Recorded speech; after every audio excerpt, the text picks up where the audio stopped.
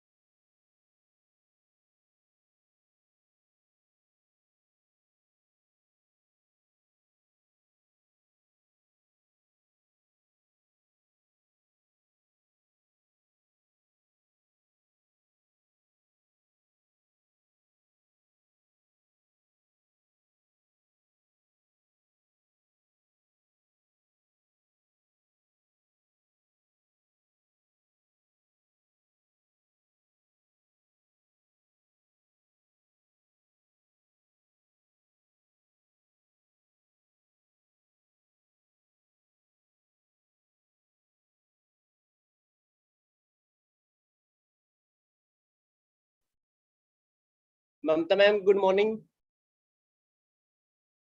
हाँ जी, good morning, sir. Ma'am, we are ready. Sir, please repeat. I'm not able to listen to you.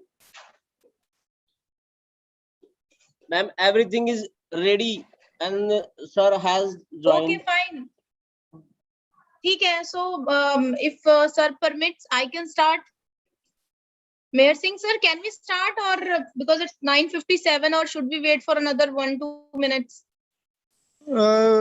I think we can wait 1-2 minutes only because Okay, sure. By how 10 many o'clock I'll participants? start, sir. Yeah. Because Okay. right now we have only 52 participants, and Yes, within sir. 1 or 2 minutes it will increase. Then you can start. Yes, sir, definitely. And otherwise, timings is also 10 o'clock, na? So we can wait for another 2 minutes. And विशाल जी, आप थोड़ा सा ये बताएंगे कि अभी जैसे ना कुलदीप जी वहाँ गए हैं. हाँ जी सर. कुलदीप जी अभी वहाँ गए हैं अपने ऑफिस में. हाँ जी. तो ये अगर अभी वो मेरे मोबाइल से अटैच है जो यहाँ को होस्ट बना रखा है. अगर मैं कोई प्रॉब्लम नहीं है, मैं हैंडल कर रहा हूँ. ठीक है. फिर हाँ, मतलब बीच में कोई मिस तो नहीं होएगा ना कुछ? कोई प्रॉब्लम नहीं है. ठीक है, तो आप थोड़ा अभी हैंडल कर लेना, क्योंकि थोड़ा हो सकता है एक बार कुछ हमारा एक फैकल्टी क्लब का भी है तो वहां ना हम एंगेज हो जाएं. ठीक है ना? हेलो. हाँ विशाल जी.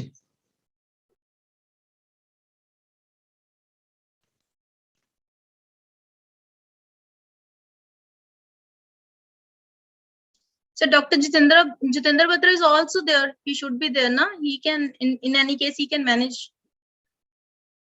Dr. Jitendra is there? Right now he hasn't joined. Should I call him?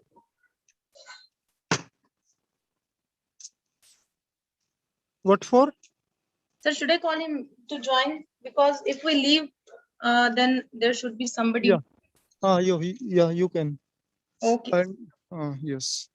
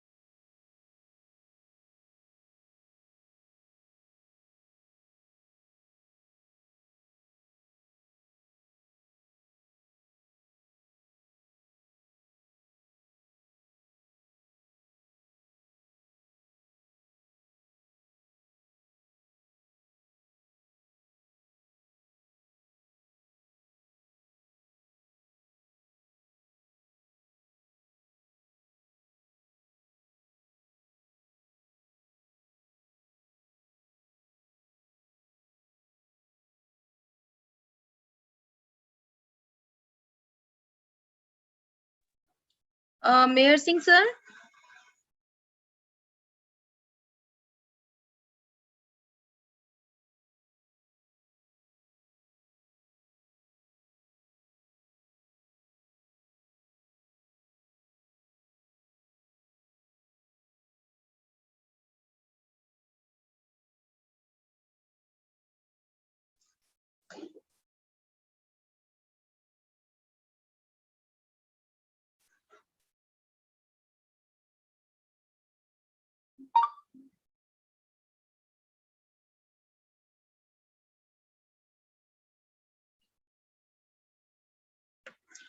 Mayor Singh sir, are you there?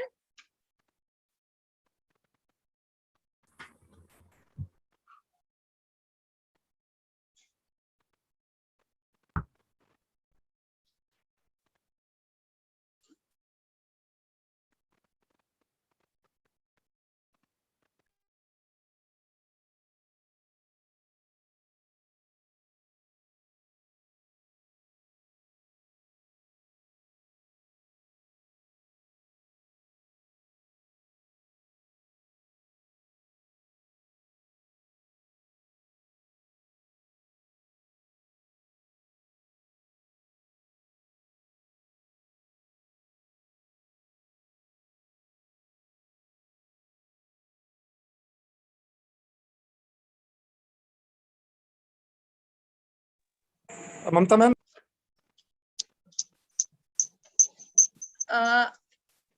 Dr. Ajay Kumar, sir, can we start? Sure, ma'am, sure. Okay, thank you so much, sir. A very good morning to all of you. I, Dr. Mamta Bhagat, once again welcome all of you on the 5th day of this 1 week online short-term faculty training program sponsored by AICT. So today we have with us Dr. Ajay Kumar, a very renowned, very eminent, very resourceful person among us. So we welcome you, sir, in this FTP.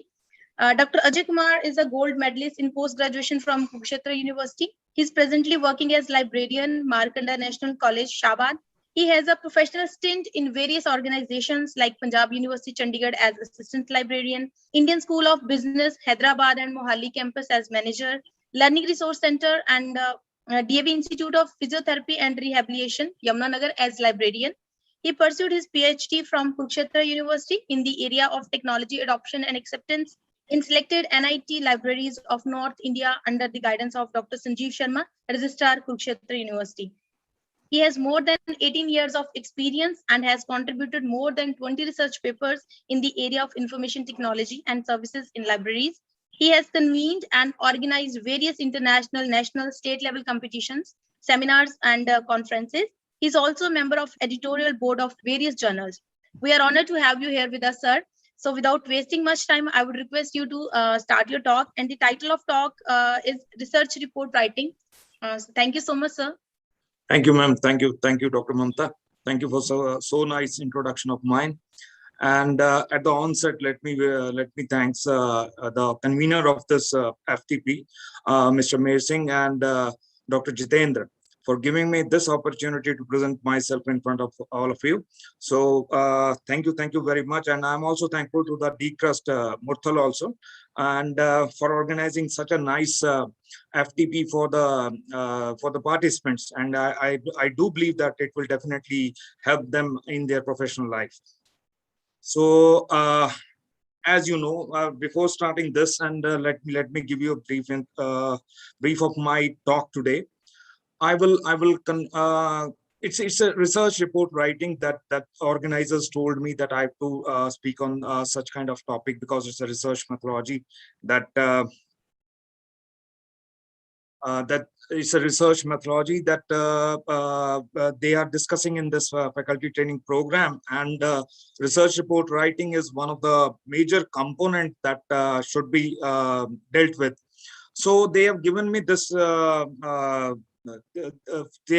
this chance to represent myself, because I have completed my PhD and rather some of the papers also. Let me begin with this thing, that when I started my PhD, I was very good at my content part. I collected various things. I used information technology. I visited various places. Things were very normal and good for me. And when I started writing about it, all of a sudden I was blank. Writer's block was there. I was unable to do anything. So then I approached my supervisor. I told him that, sir, I'm facing such a problem in my writing. Then my supervisor told me that the thing is that in your mind itself, you have various ideas. You are blocking yourself with those ideas. It's a systematic progress that you have to show in your writing. That's it, nothing more than that. So he gave me that idea that time, and then I started looking after all these things, that how to write research reports, how to write about the PhD thesis. And then I got to know, yes, it's another area, it's another art. Though it's a science. Science means certain principles, certain standards you have to follow, but it's an art also, that you have to present certain arguments in it, but you have to neglect also certain aspects. So let me start my talk, and let me share my screen with you.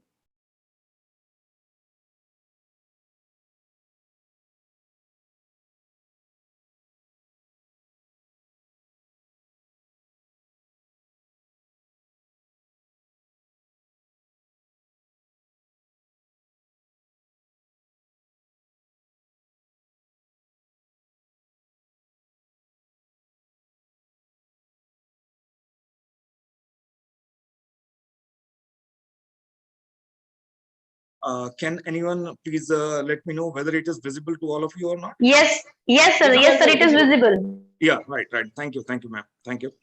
So I have to start about the research report writing, and first let me begin with the part where we belongs to. We belong to India.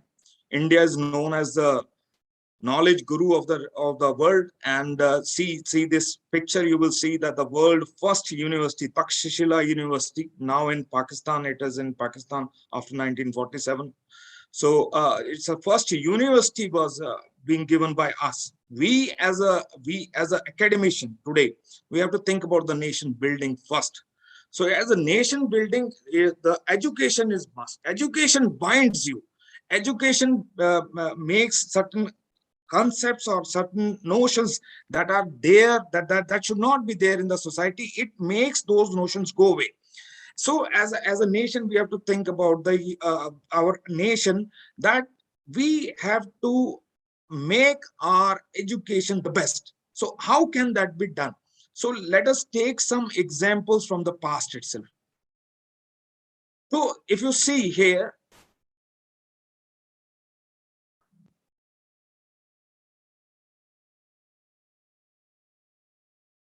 so if you see here, if you see from the knowledge from the past, so how the knowledge was gained earlier. Knowledge was gained by 3 steps earlier. First was Shravana, hearing.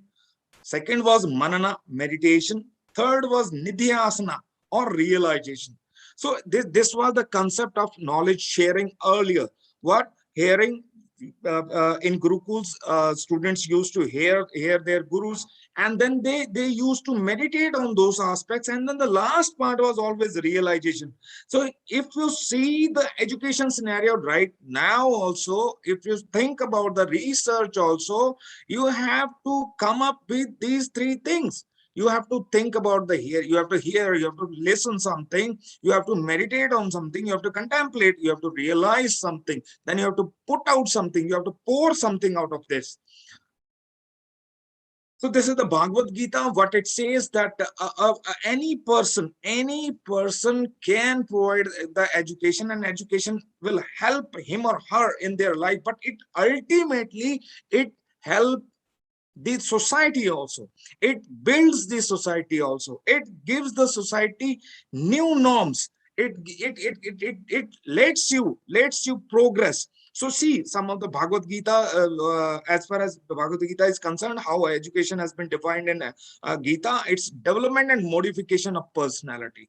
It's the adjustment in individual and social aims, development of internal consciousness, development of intellectual and reasoning ability, establishment of importance of duties in life, and development of virtual knowledge. So if you see all these aspects, if a person is going through these stages in their life, in their academic life, so the outcome, see the outcome, what the outcome will be, it will be the best thing. So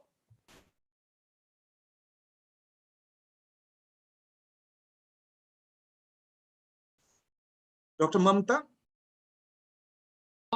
Yes, sir. Yeah. You're audible, sir. Okay. I thought that I am not audible. So No, sir. It's working fine. okay. So as far as knowledge gaining is concerned, so see from the past itself, see the meaning of knowledge is there, object of knowing is there, a subject of knowing is there. This is the three things that Vedanta told us. Meaning of knowledge, you have to describe something, description. Object of knowing, you have to reflect upon something, you have, it's the reflection. Then the subject of knowing is contemplate. Contemplate means that you have to discuss about that thing, then the things will come out of this. Objectivity is there, subjectivity is there, even the description is there, meaning is there. So see, this is from the past, the education from the past itself. Now the question arises, where is our research now? Where our research is now, where India stands now in the world. So see, some of the grim picture I'm going to show you, but my objective is not to show you the grim picture. My objective is to motivate you, just as to see the things, and then we have to work on that part. Being an academician, it's our duty to make our country the best. So how it can be done, that we will discuss and see. So this is the underlying principle of knowledge as far as the past is concerned, and as far as today is concerned. Knowledge is power. So you have to think about that. Knowledge shared is power multiplied. See this line.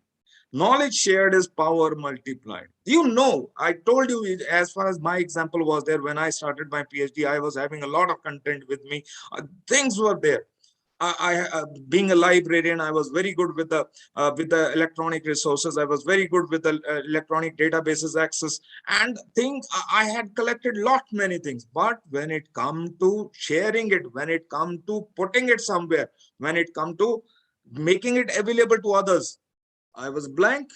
I was not having anything with me. So it's the knowledge is power. We know this thing. Without knowledge, we cannot progress. But knowledge shared is power multiplied. So here, my whole topic, my whole concern for this FTP is, I'm not going here and there. I'm not going to touch all the aspects of research. I've been told that my purview is research report writing. Then I will focus on that part itself. So here the thing started. Now knowledge shared is power multiplied. So these are some of the grim pictures I'm going to show you. Research in India. So research in India is, if you just see, I have given you a figure here. The total investment in research and innovation has declined from 0.84% of GDP in 2008 to 0.69% in 2014. This data is a bit old one, but see, our investment in research and innovation is getting declined. Less than 0.5% of Indian students pursue PhD or equivalent level of education. Only 0.5% of people are coming for the research. People drop down ratio at school level is quite higher, even if the 23% of the people are coming for the higher education. And see, out of the whole population of India, 130 crore people are there, 0.5% of Indian students are pursuing PhD. So number of students pursuing research is very less in India. So what national education policy says about the research? National education policy, this excerpt is from the national education policy itself. It's not my own. You just see what the government has also admitted somewhere, that according to the World Intellectual Property Organization, China made as many as 13,38,503 patent applications, with just 10% being made by non-resident Chinese. Out of these 13,38,503, only 10% were non-resident Chinese. In the US, about 6,05,571 patent applications had been made by people. But in what's the scenario in India? Only mere 45,057 people applied for the patents, and out of that 70% people are non-resident Indians. See the scenario, see the research and innovation scenario of ours. It's very grim. It's very grim. So again, see this this part that research in India is concerned. So see, in India, we are spending zero. This is the survey, economic survey of India to 2017-18. So see, 0.7% of our GDP we are spending on research. See the other nations. See the Israel. It's a very, very small nation, and they are spending 4.3% of their GDP on the research and innovation. See their agriculture. See their weapons. So they are spending a lot on this. So let me go ahead with that part. So as far as researchers are concerned, out of per lakh population, only 15 people out of lakh, 15 people are coming for the research. Our total patent application is 45,057. See the other nations' applications. So this is the PhD degree. Now you will say in the previous slide you have shown us some other figure. Now here see how many people are from 2012 to 2017. The figure has gone has gone above. So you see that in 2012 total 23,630 people enrolled themselves for the PhD or awarded PhD. So in 2017 34,400 people got awarded. So here the figures has gone up, it has risen. But where is the underlying problem? See here. Here is the problem. The percentage of PhD, it's not my wording. See, I've given the source also. It's the UGC report. UGC report of 2019. It says the percentage of PhD enrollment shows declining trend in state public universities. See this declining trend in state public universities, Institute of National Importance and central universities, whereas it is on rise in deemed private universities. Our people are running behind the degree, the paper. We are not into research. It has been admitted by government. This may have a reflection on quality of research produced at the doctoral degree level. So that's why our quality is deteriorating. We are unable to file out for the patents because no new invention is happening up.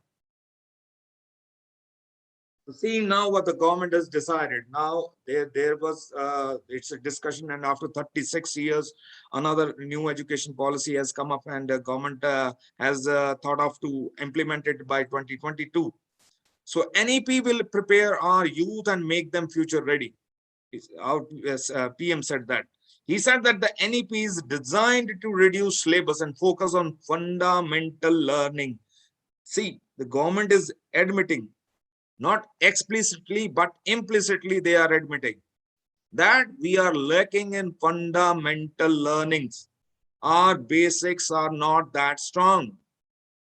We are running ahead, but we are not looking back.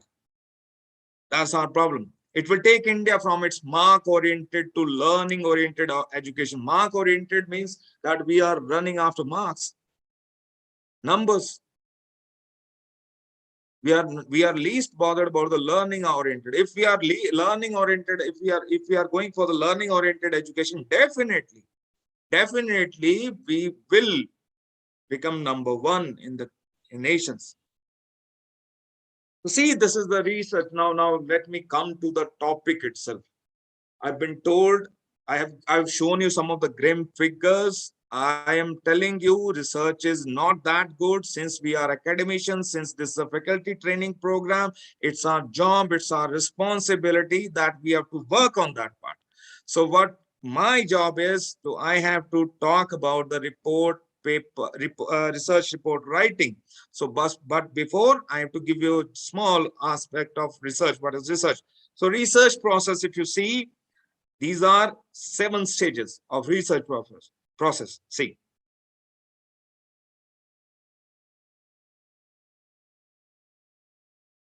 So first we have to discuss about the, we should be very clear about the topic. Our topic should be very clear. It should be with all the limitations that is required, and it should be relevant. It should not be irrelevant. It should be according to the need, what is required. It should be according to the audience required. There should be a problem, and that problem should be given a name, and that is topic.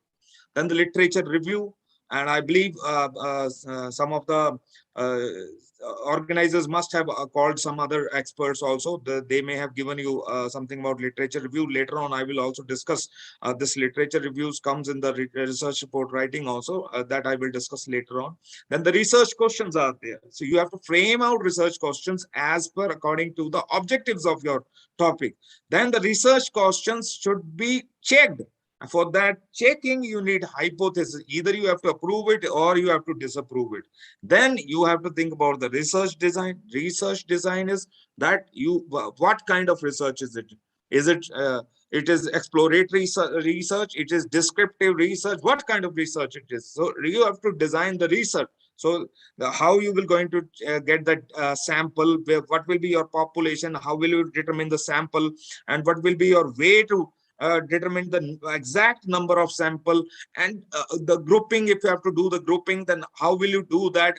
Which software are you going to use for your data analysis part? That all you have to discuss in the research design process. Then comes the data collection part. Data collection is that after finalizing all your questions, all your research designing, it comes the data collection. Data collection means the method you are going to use, how to collect your data. Either you are going to use some experiment, either you are going to use some questionnaire or some other ways, where data may be qualitative, data may be quantitative. That all depends. That's a separate thing. I'm not going into the detail. So then comes the data analysis and interpretation. So in data analysis, you will analyze the data, whatever data you have collected, what information came out of it, that you have to discuss. And in the last, all the 6 things, it will sum up in the research report writing process. So this I'm going to discuss with all of you. So as far as basic operations of research are concerned, the 3 things are very important whenever you are conducting a research. First is data collection part. So you should be very aware of how you are going to collect the data, what instruments you are going to use, what methods will be used by you, and that's the data collection. Your validity, your reliability, that all comes with the data collection part. So data analysis. So then you have to analyze the data. So you are doing grouping, you are doing percentage method, you are doing median method, you are using statistical test or not. That all comes under data analysis. Then comes the report writing, all the interpretation, all the things from the topic to the interpretation of yours to the recommendations of yours. You have to make a story. That story should be pure. That short story should not be given some other aspect because of your biasness. That is report writing. So what are the goals of research? So if you see, the research is basically either you are going for the exploration, either you are going for some description, you are describing something, or the causal explanation. If cause and effect relationship you are going to show through your research. And then the prediction also. Forecasting is there, that is the prediction part. So this prediction, these are some of the things that you do through your research. Exploration, you are exploring certain things. You are describing something. You are showing cause and effect relationship. You are predicting something. Then comes the research approaches.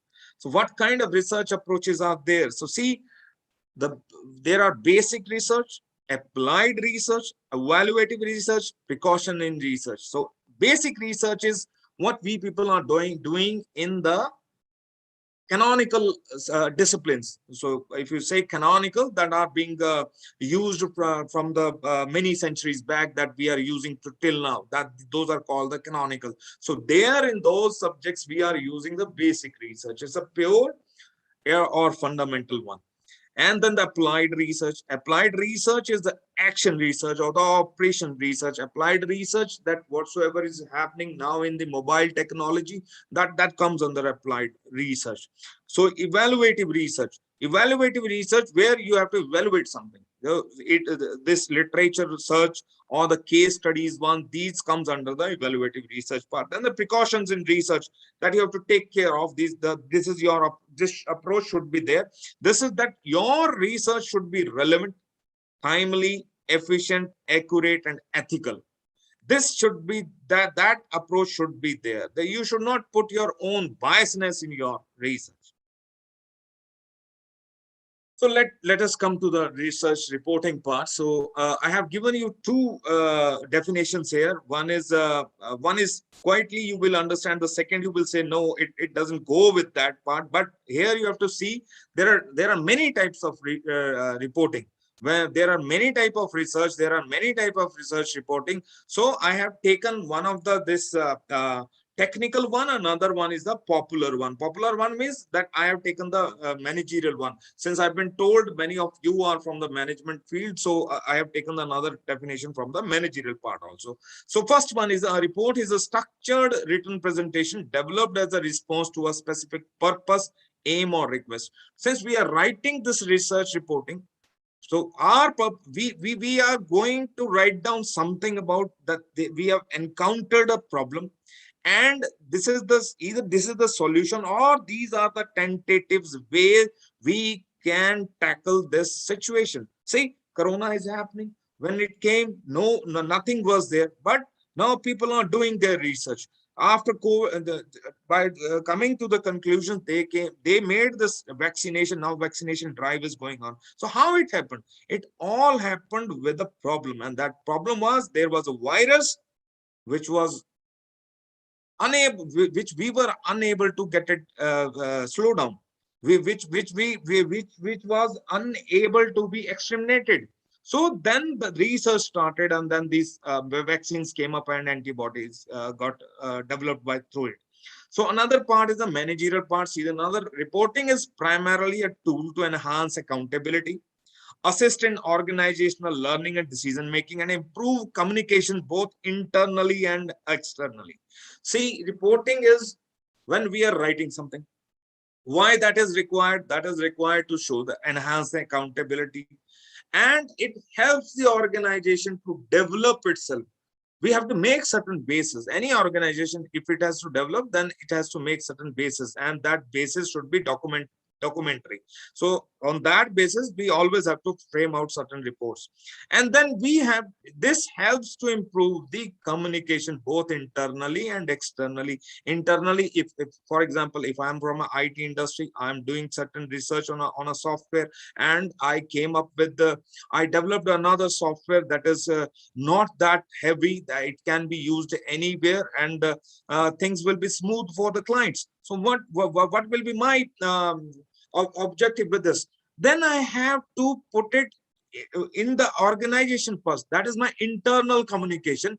Then if my research is being used by my company, then I have to put it to the whole world also. Then that is called the external one. So this is the basic of report. And let me give you in simple terms. A report is a written presentation of factual information based on an investigation or research. It's a scientific study. Don't take it anything or anything you are going to put it up and that will be considered as a report. No, it's a scientific study. When proper scientific principles are being adopted, then you are going to write down certain facts, and those facts and information are based on an investigation, and it forms a research. So anything written presentation of factual information is a report. So reports are why these reporting is required. So reporting is required that it helps to solve the problem, and it helps to take decisions.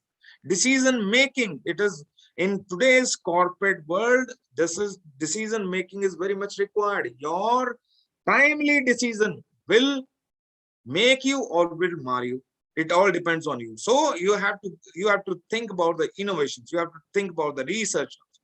Then comes the length of reports. The reports may be short or may be long. Short means which are less than 30 pages. It's called memos, and which are more than 30 pages. Those are called the long reports. Types of research report writing. So as far as research report writing is concerned, we have many types of research reports. One is the vertical and lateral report, proposal reports, functional reports, information and analytical reports, formal and informal reports, periodic reports, long and short reports. So out of these, let me give you a brief of these. The internal and external, I told you, when in an organization we are making reports, that comes under internal and external. Vertical and lateral. Vertical means that when perpendicular means from the boss to the from the boss to the blue collar employee, and from the blue collar employee to the boss. So it's a vertical reporting. And when it comes to lateral reporting means when from one unit to another unit you are sending certain for example, let me give you an example of the Colgate. The Colgate was working on their toothpaste. So one of their employee working in a production house, what he or she suggested that you just that the hole that there was there on the tube itself, if you just increase the tube by a minuscule centimeter, it is definitely going to increase the sale of the Colgate. It happened. So this report went to the higher authorities first, and then they discussed about that, and then they increased the size of the hole, and they have seen that the sale of the Colgate increased. So this was the internal report that helped them to achieve an objective. So proposal report, as you all know, when we are putting up some proposal to somebody, that's called proposal report. Functional reports are there. Functional reports are there. So when you have to discuss about certain functions, that are the functional reports. This informational and analytical reports. When you are analyzing something, when you are giving a description about something, when you are giving a description, analyzing performance of an employee, when you are analyzing a performance of an organization, that comes under information and analytical reports. Now, I am going to discuss about the academic part. So this academic part, it comes under formal and informal reports. So the formal reports, it comes under the academic reports. These are the academic reports, and the formal and informal report. Informal reports, when it's just a report and we just want to discuss it with others. Periodic reports, after certain time, certain reports are coming up. If you see that an organization, if it is working, and after a quarter they are coming up with certain reports, that are called the periodic reports. So long and short reports, I told you the reports which are less than 30 pages are called the short reports, and the reports which are more than 30 pages are called the long. So now these research reports can also be discussed on two parameters. I told you earlier also, some are technical one and the popular one. So as far as technical one are concerned, so it is having certain aspects, certain parameters on which we have to write down the research. And on popular report outlining, that are being used by the other reports that I have discussed in my previous slide itself, those may contain these of the parameters. So some of these are, one is the nature of study, methods used, data, presenting findings, result summaries, conclusions, bibliography, technical appendices, and indexes. So these are the technical reports or the academic reports. These parameters should be there in that reports. And then comes the popular report outlining. Popular report outlining, that is being used by the organizations, and that may be internal, that may be external, but it is not having all the aspects that has been discussed for the technical one, but it covers some of these aspects. These are the technical techniques used, what are the results, technical appendices, objectives of the study, recommendations for actions and findings and their implications. So what makes an effective report? So research report writing, when it comes to research report writing, you should know what makes an effective report. Your report should be very clear. You should write down only those aspects which is relevant to the report, and you should not mention all those things which are irrelevant to the report. It should be concise. Brevity of words should be there. It should be less words, and your impact should be higher. And accurate one. Accurate results are very much required. If you are biased, if you are manipulating, if you are unethical, then that report will damage your career first, and it will damage the reputation of your country first. right? Then the second is easy to understand. Your report should be very easy to understand. It should be appropriate for the audience. Here you should know one thing: when we are writing something, when we are working on something, you should think on this part: who is your audience, for whom you are writing down your report. You should not write down your own technical terminology if the audience is not that much proficient. You see for whom you are writing down your report. So audience should be kept in mind. So well structured with headings. It should be very structured. It should not be gibberish. You should not put anything in that. And the format should be proper and should be with headings. What is the purpose of research report? It is a formal statement of the research process and its results. The purpose of a research report is you have done a research and you have to put it down in certain statements in a formal way. You have to put down its results for the public, for the people to know. So it's a formal statement of the research process and its result. It narrates the problem studied. It tells you that a problem has been studied and certain methods were used and the outcomes were this, and then the study concluded, and this should be a part of the report. And it suggests a recommendation based on the study for further validation. It also suggests that there are certain gaps are there. My research report is having limitation. I have worked on this area and this whole area has not been touched by me. So this area is blank one. So anybody else, the other researcher, they may work on that part. So it suggests that thing also, that the recommendation based on the study for further validation. Now, characteristics of a report. Your report should be narrative one. Narrative means there should be a narration should be there.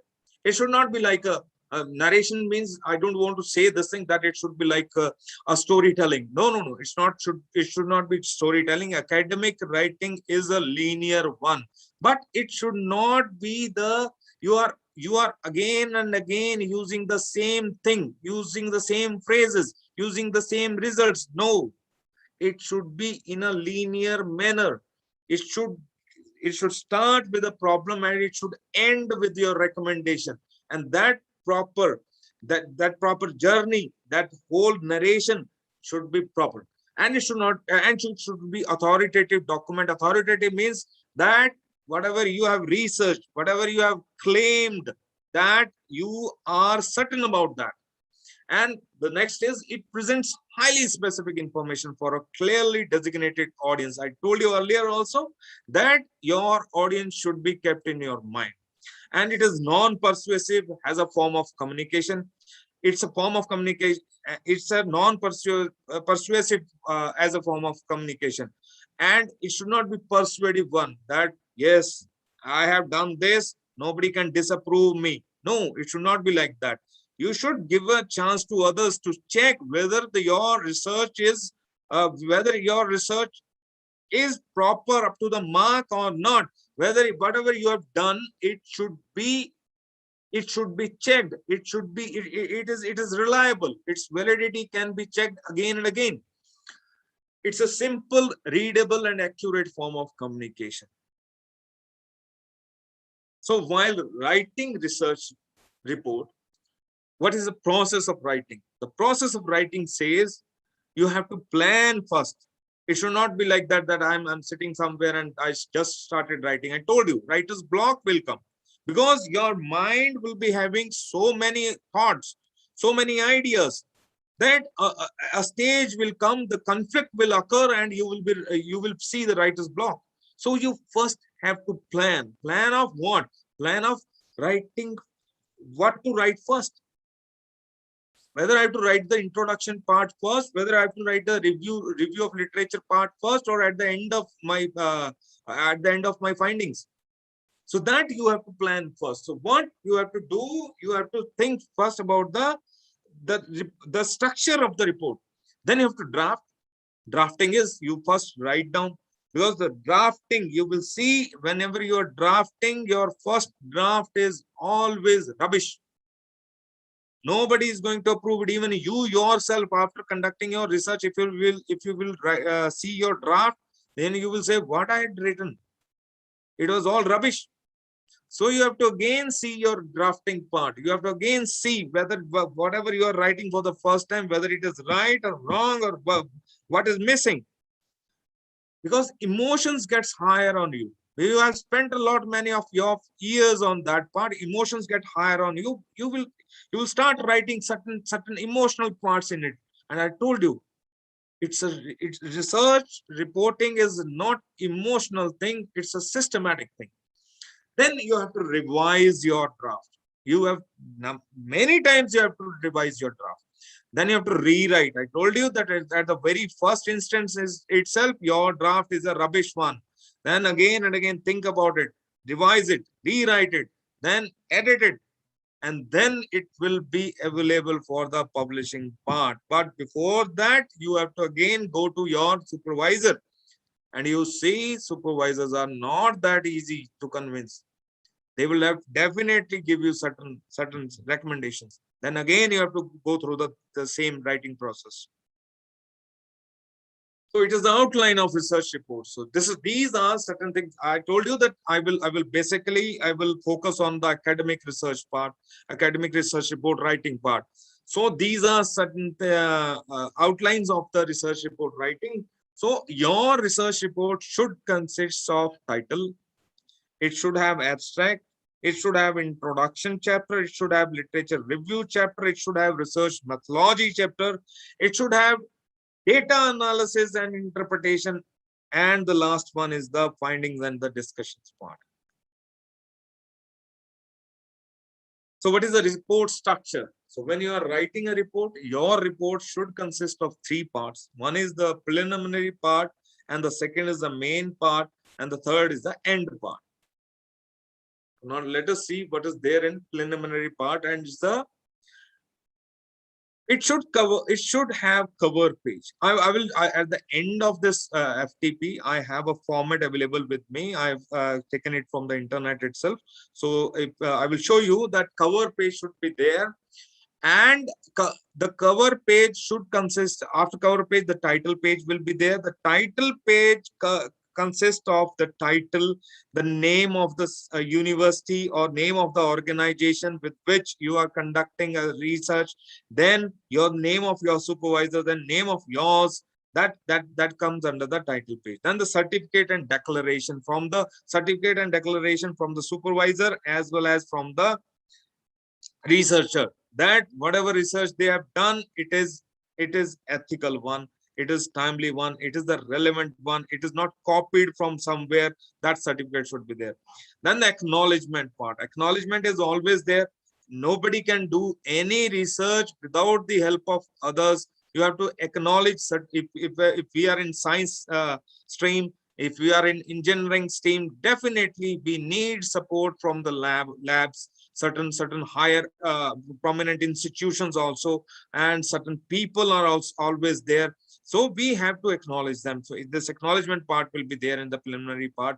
And then comes the preface one. Preface is always written by the researcher. So researcher will write down that how it started and why it started and what problems they have encountered. This is the preface part. Then list of figures and tables. So the list and figures and tables that you are going to use in your research, that should be given in with the list. And we have to keep this thing in mind that it may be longer, and sometimes certain figures and this tables might not come in the chapter that's called the data analysis part or the findings part. So where you are going to put it then in that case, at the end part, as an appendices, we will, as an appendix, we will put it up there. So this list of figures and tables should be there.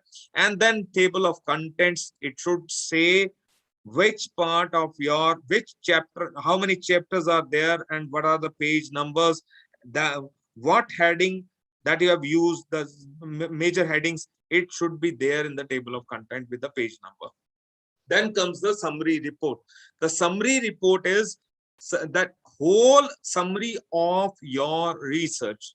It's a separate, although it's not a part of your research report, but we always make it and we always provide it. Whenever academic report writing is concerned, we always provide summary report with the major report. Then comes the main text part. So main text is the what we are going to discuss in this is the whole research that we are going to present to the outer world. So it covers, the first thing is introduction. So I will later discuss what should be there in introduction and what we can leave, so that I will discuss later on. But introduction should be there, introduction about your topic, introduction about your problem, and then the statement of objectives, why you are doing this research, what outcome you are expecting out of your research. That statement of objective should be there. And then the methodology and the research design. What methods are you going to use? How the research has been conducted? What type of instruments has been used by you? What is your research design? What type of research is this? That you have to discuss in this part. And then comes the data analysis. Data analysis, in this chapter, we are not going to give any recommendation or findings. We are just going to show in tables and figures and charts what our data says. It's a visualization of data that comes under data analysis. Then comes the findings. Findings is our data has come up with this result. So this result is our finding, and what is our conclusion and recommendation, that comes as the last part of the main text. Then comes the end part. So end part is, what is there in end part is, basically I have mentioned many things, but basically it covers, as I told you earlier, certain copies of forms used. I've discussed about a medical research about the COVID-19. If that research would have started, if the scientists would have reached out to someone, don't you think they must have taken certain consent from the patient that if this medicine that we are going to inject out in you, if it is going to show you certain reaction, then you yourself will be responsible for that. Don't you think so? That will be there. Yes, that will be there. So whenever medical research are concerned, certain consent forms are there. Whenever social research are conducted, there are also certain consent forms are required. So these copies of the forms used during any research, that should be part of the end part, that you have to show to the world that we have asked for this kind of information from all of our respondents. Then comes the tables not included in findings. I told you, if the tables, if the figures are too bigger, too higher, then where to keep them? And if able to give a space in the main text, if you are unable to give it a space in the whole research report or itself, but you think this table must be known to the people, then that will come in the end part. And obviously, if you are conducting a social kind of research, and if it's a descriptive kind of research, then a copy of questionnaire will be there. So that copy of questionnaire will also be appended with in the end part.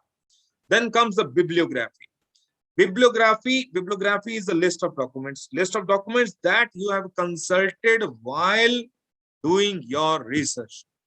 What magazines, what kind of books, what kind of resources, what kind of journals you have read, what kind of reports you have gone through. That whole scenario, that whole resources should be given a part in your bibliography. No research can happen without first getting the gap. You must have read someone. You must have acknowledged a gap in the knowledge domain. Then only you will start. So first you have to read first, so that whatever you have read, that part should come in your bibliography.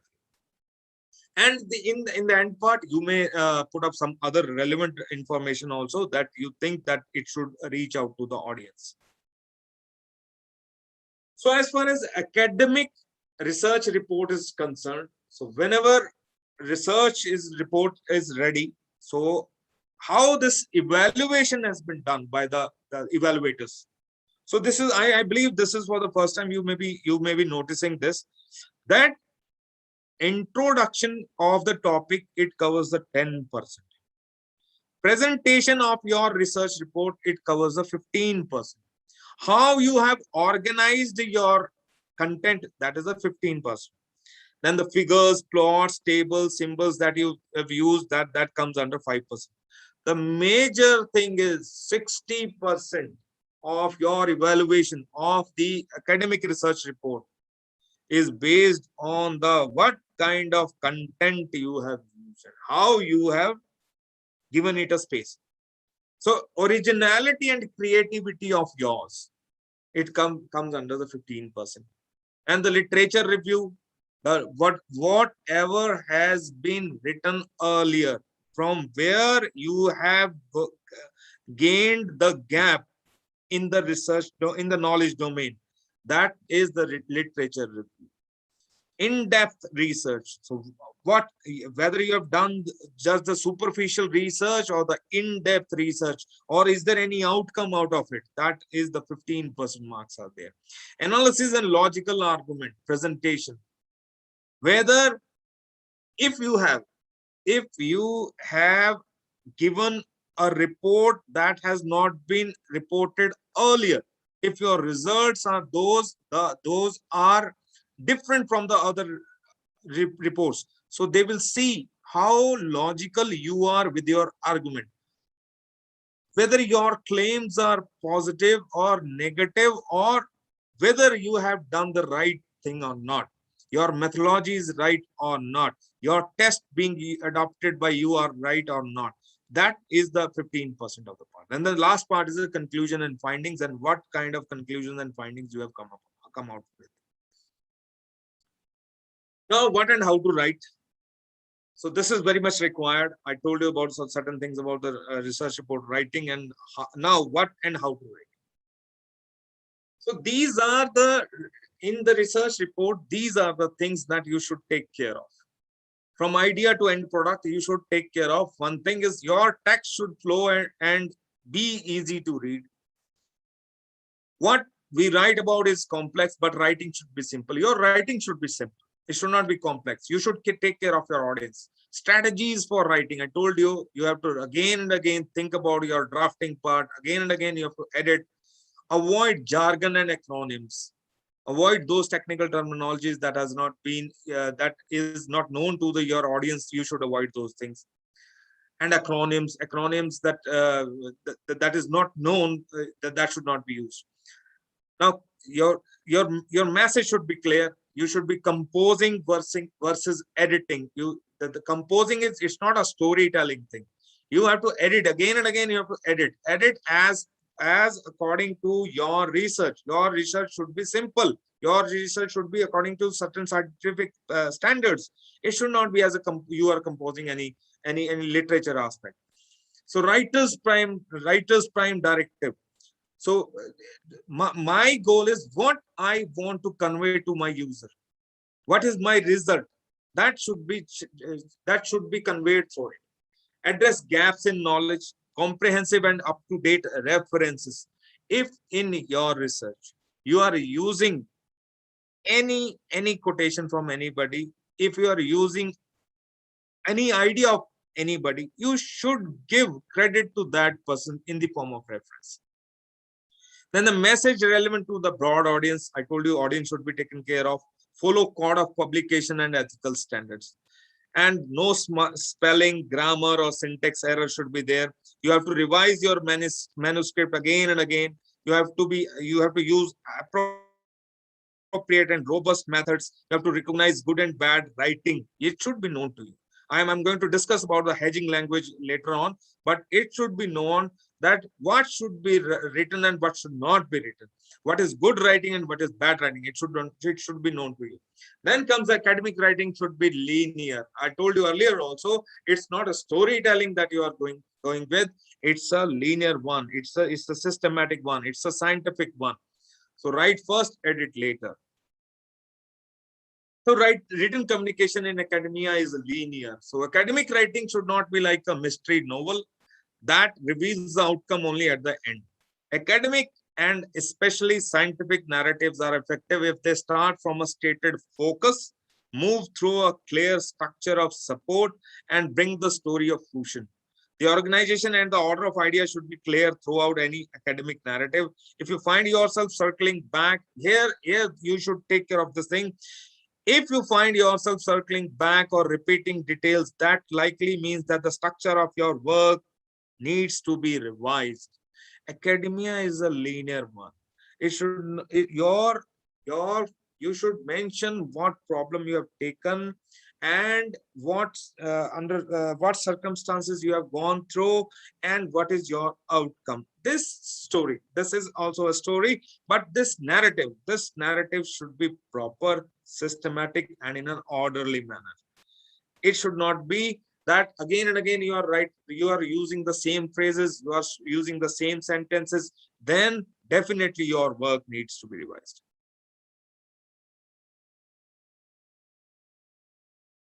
So now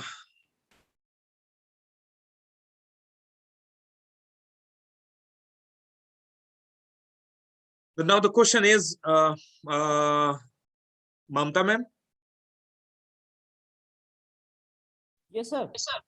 Kuldeep ji. Yes sir बोलिए. कुलदीप जी, ये ऊपर ना ये जो ये आता रहता है ना आपका ये chat and news share, how मैं इसको कम कैसे कर सकता हूँ, इसको हटा कैसे सकता हूँ, because I am not able to see my the sir इसको डाउन कर दीजिए सर, स्क्रॉल डाउन कर दीजिए. Okay, right, thank you.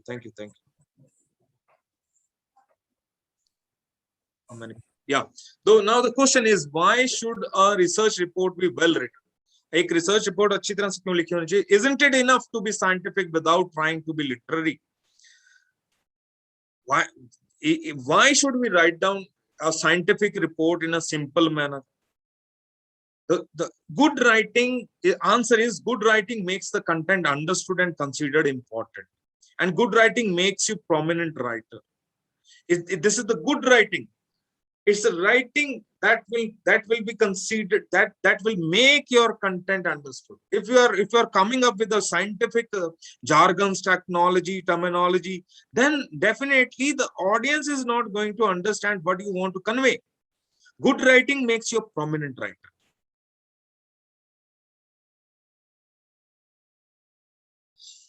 Now, I told you earlier also, whenever you are writing, when you start writing, then there comes a moment when your head is full of ideas that have emerged from your analysis. It's not with me, it's with everyone. So this author has also repeated the same thing that I faced.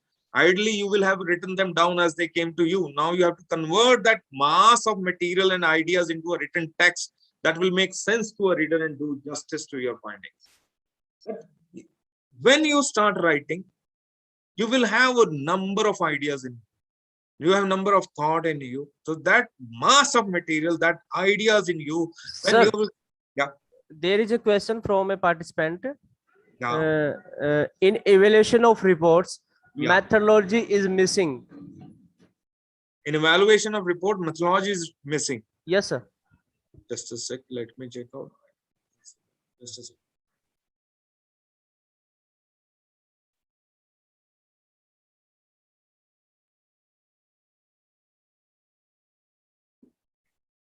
So here, this mouse is available to you or not?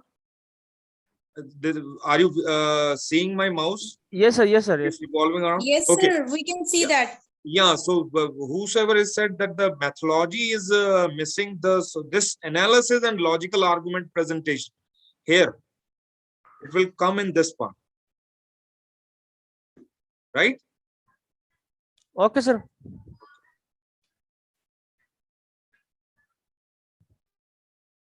One more thing, sir. I'm sorry, Yeah. I'm interrupting you in between. Can participants ask questions in between, or should we wait for the wind up? Can we wait when I'm going to finish it Sure. up, please? Yeah. Okay, sir. Thank you so much. Great. Participants, you can ask questions at the end of the session, not Yeah, in yeah. between. Thank you so Definitely, much. I will give you time for that. Ji. Yeah. So whenever you are writing, there is one thing is there. This is the what you have to think about is your receiver. Who is at the receiving end? For whom you have written down this research report. So receiver, for that receiver, your language or language of your reader. Now you have to decide whether you have to put your language or you have to put the language of your reader. So who is going to read your language should be according to your audience. Then you have to keep in mind the future implications. Then you have to keep in mind your reader knows less about your research than you do, but they also want to know everything. So whenever we are writing something, we have to think about this, that first my reader is first. Then I have to keep in mind the future implications also. The theory of relativity, till date people are using it. Einstein's theory of relativity. So we have to keep in future. In future, maybe your research will be so prominent one that people will read that time. It should be simple. It should be clear. It should be concise. Brevity of words should be there. Your readers knows less about your research than you do, but they also don't want to know everything. You do not have to put each and everything there. You just put it up that which is very much required.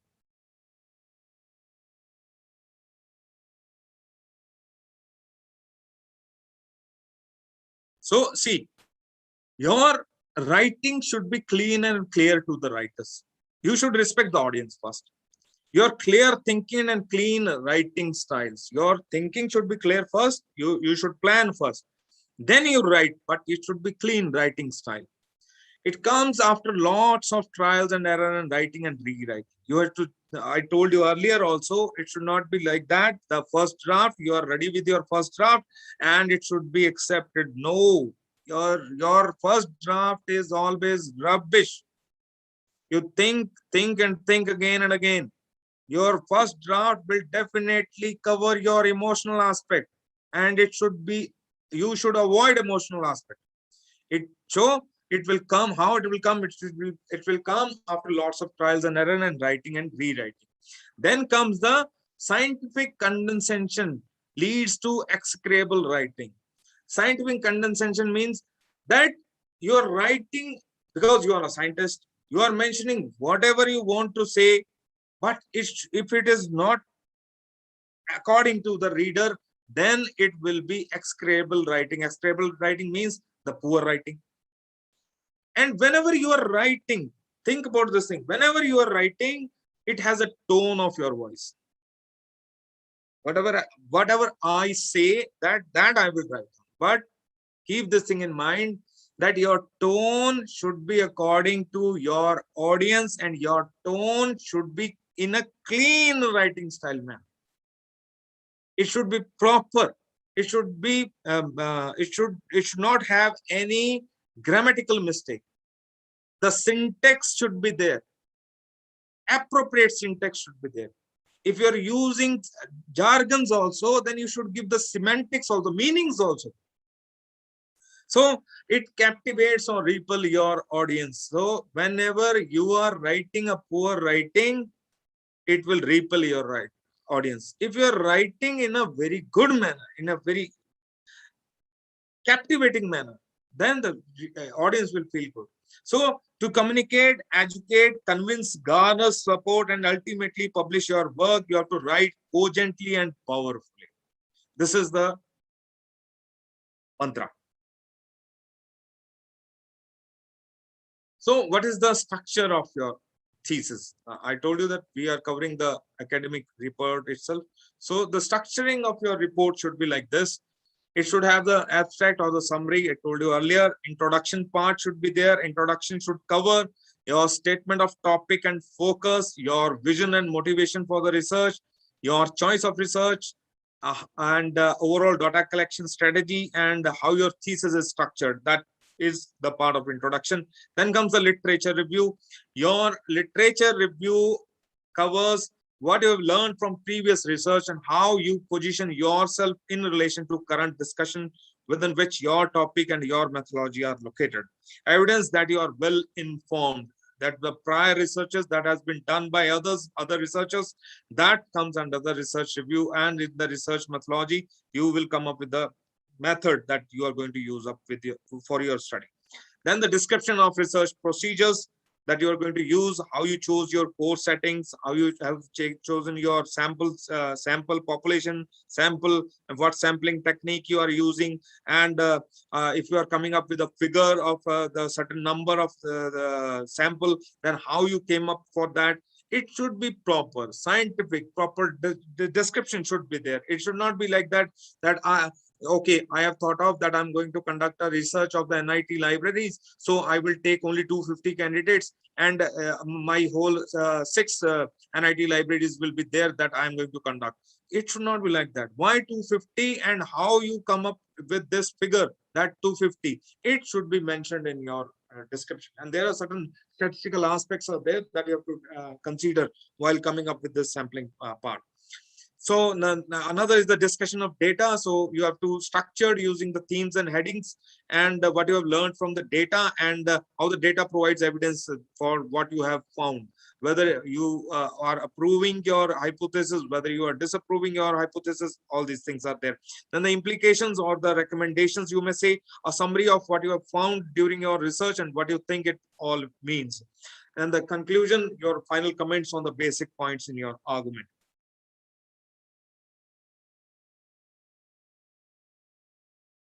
So in the introduction part, so for the very first chapter, introduction, what it shall cover? It shall cover the orientation of the journal statements, that is why your topic is important, and what background information you have taken, and reference to some of the previous studies you have to mention.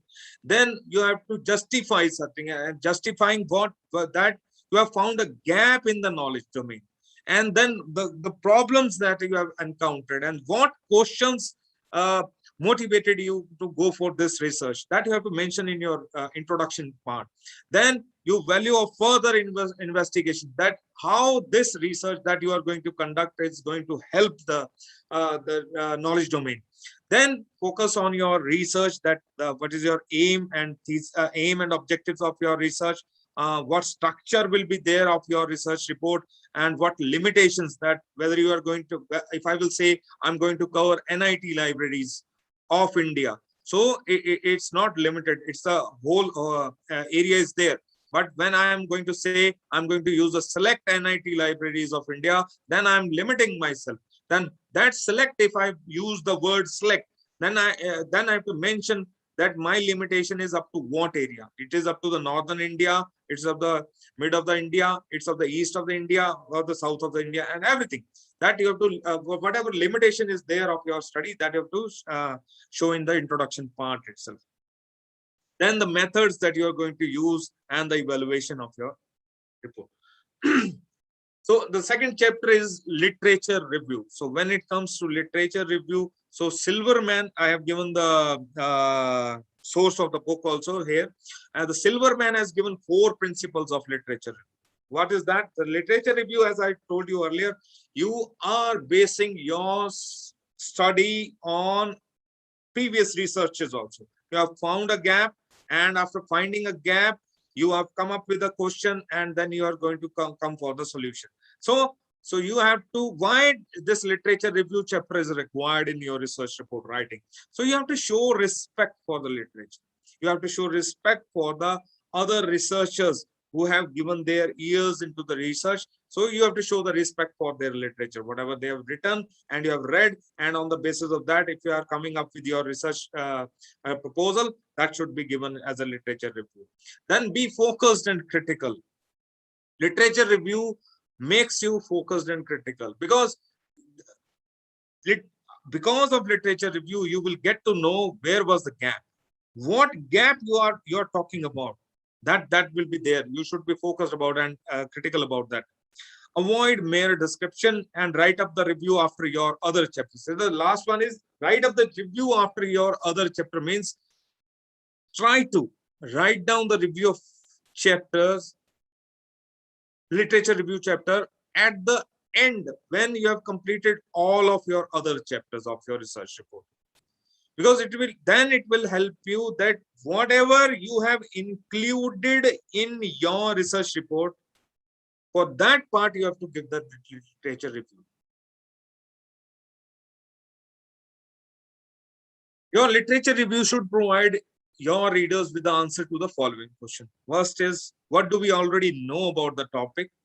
What do you have to say critically about what is already known? Critically is positive and the negative. Both things are there when we are talking about the critically. So if you are saying that in the previous research, certain thing was missing, or the researcher, if he or she would have taken certain variables, this or that variable, whatever, if they have included those variables, the outcome would have been different. So this is the critical aspect of mine. So has anyone else done anything similar or related to what you propose? This literature review of yours will tell that if I'm evaluating somebody's second chapter literature review, then I will get to know whether this report that is in my hand, it has already been done by others or not, whether this researcher is ethical or not. So this you can also get it from the literature review chapter.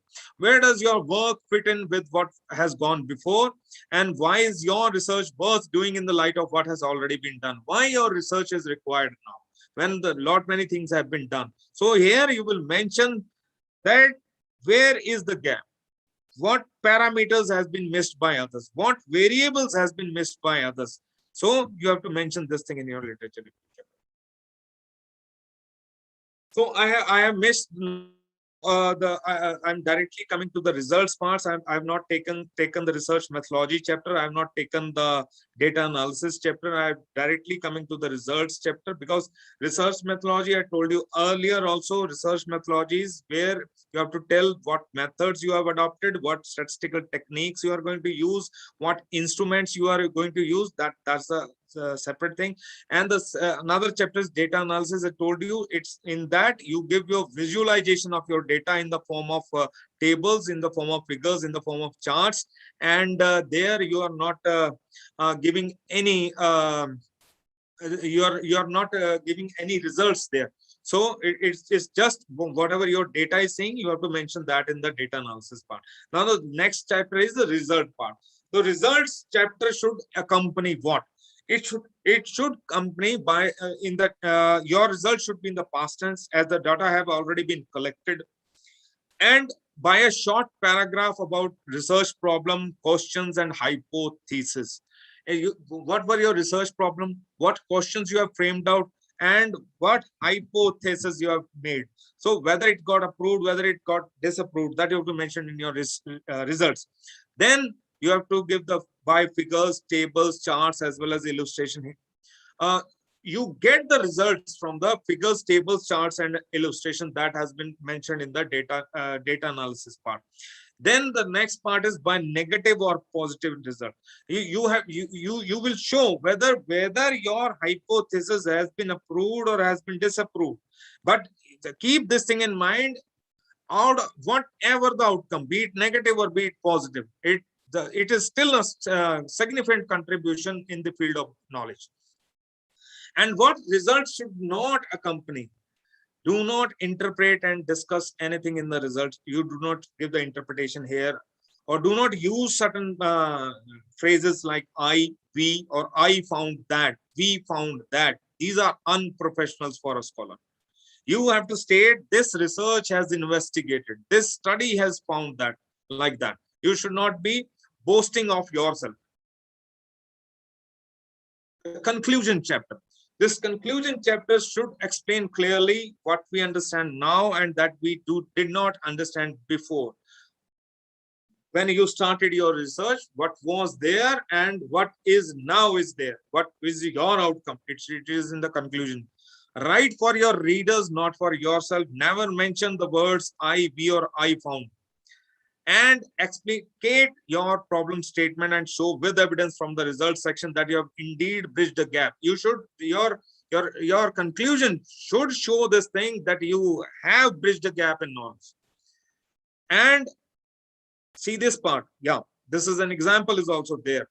Show how your hypotheses are proven or otherwise and their significance. Don't worry if your results are negative or positive. I told you earlier also, whatever the outcome, be it positive, be it negative, but your study is significant in the knowledge domain.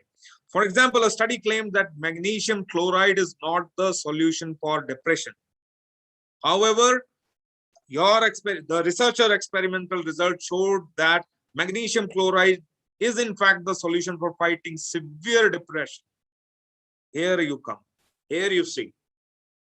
Certain studies claim that magnesium chloride is not the solution for depression. But when the researcher did the experiment, he or she came out with the result that shows that magnesium chloride is in fact the solution for fighting severe depression. So here the researcher, what he or she has to do is, they should support their hypothesis and findings. They should start reading the literature where it has been mentioned, where in references it has already been discussed by other researchers that yes, they have also come up with this. Then you have to defend your outcome. Now discuss the significance of your contribution as a result of your investigation. And lastly, do not forget to be concise and precise. This you have to take care in the whole research report writing. Brevity should be there, less words should be used, concise, condensed form, and precise. So as far as overall research is concerned, so research must pass scientific tests and those concerning it. I've given some of, if you will see, I'm not going to discuss much into all this part. This is the whole research part. But see, you have to take care of your methodology. You have to give the logical answer to your, what is your validity of your research? Well, how reliable is your measurement aspects that you have taken up, beat the whatever instrument you have taken, how reliable those are, whatever method you have used, and without unbiased conclusions. Your outcome should be unbiased, accurate one.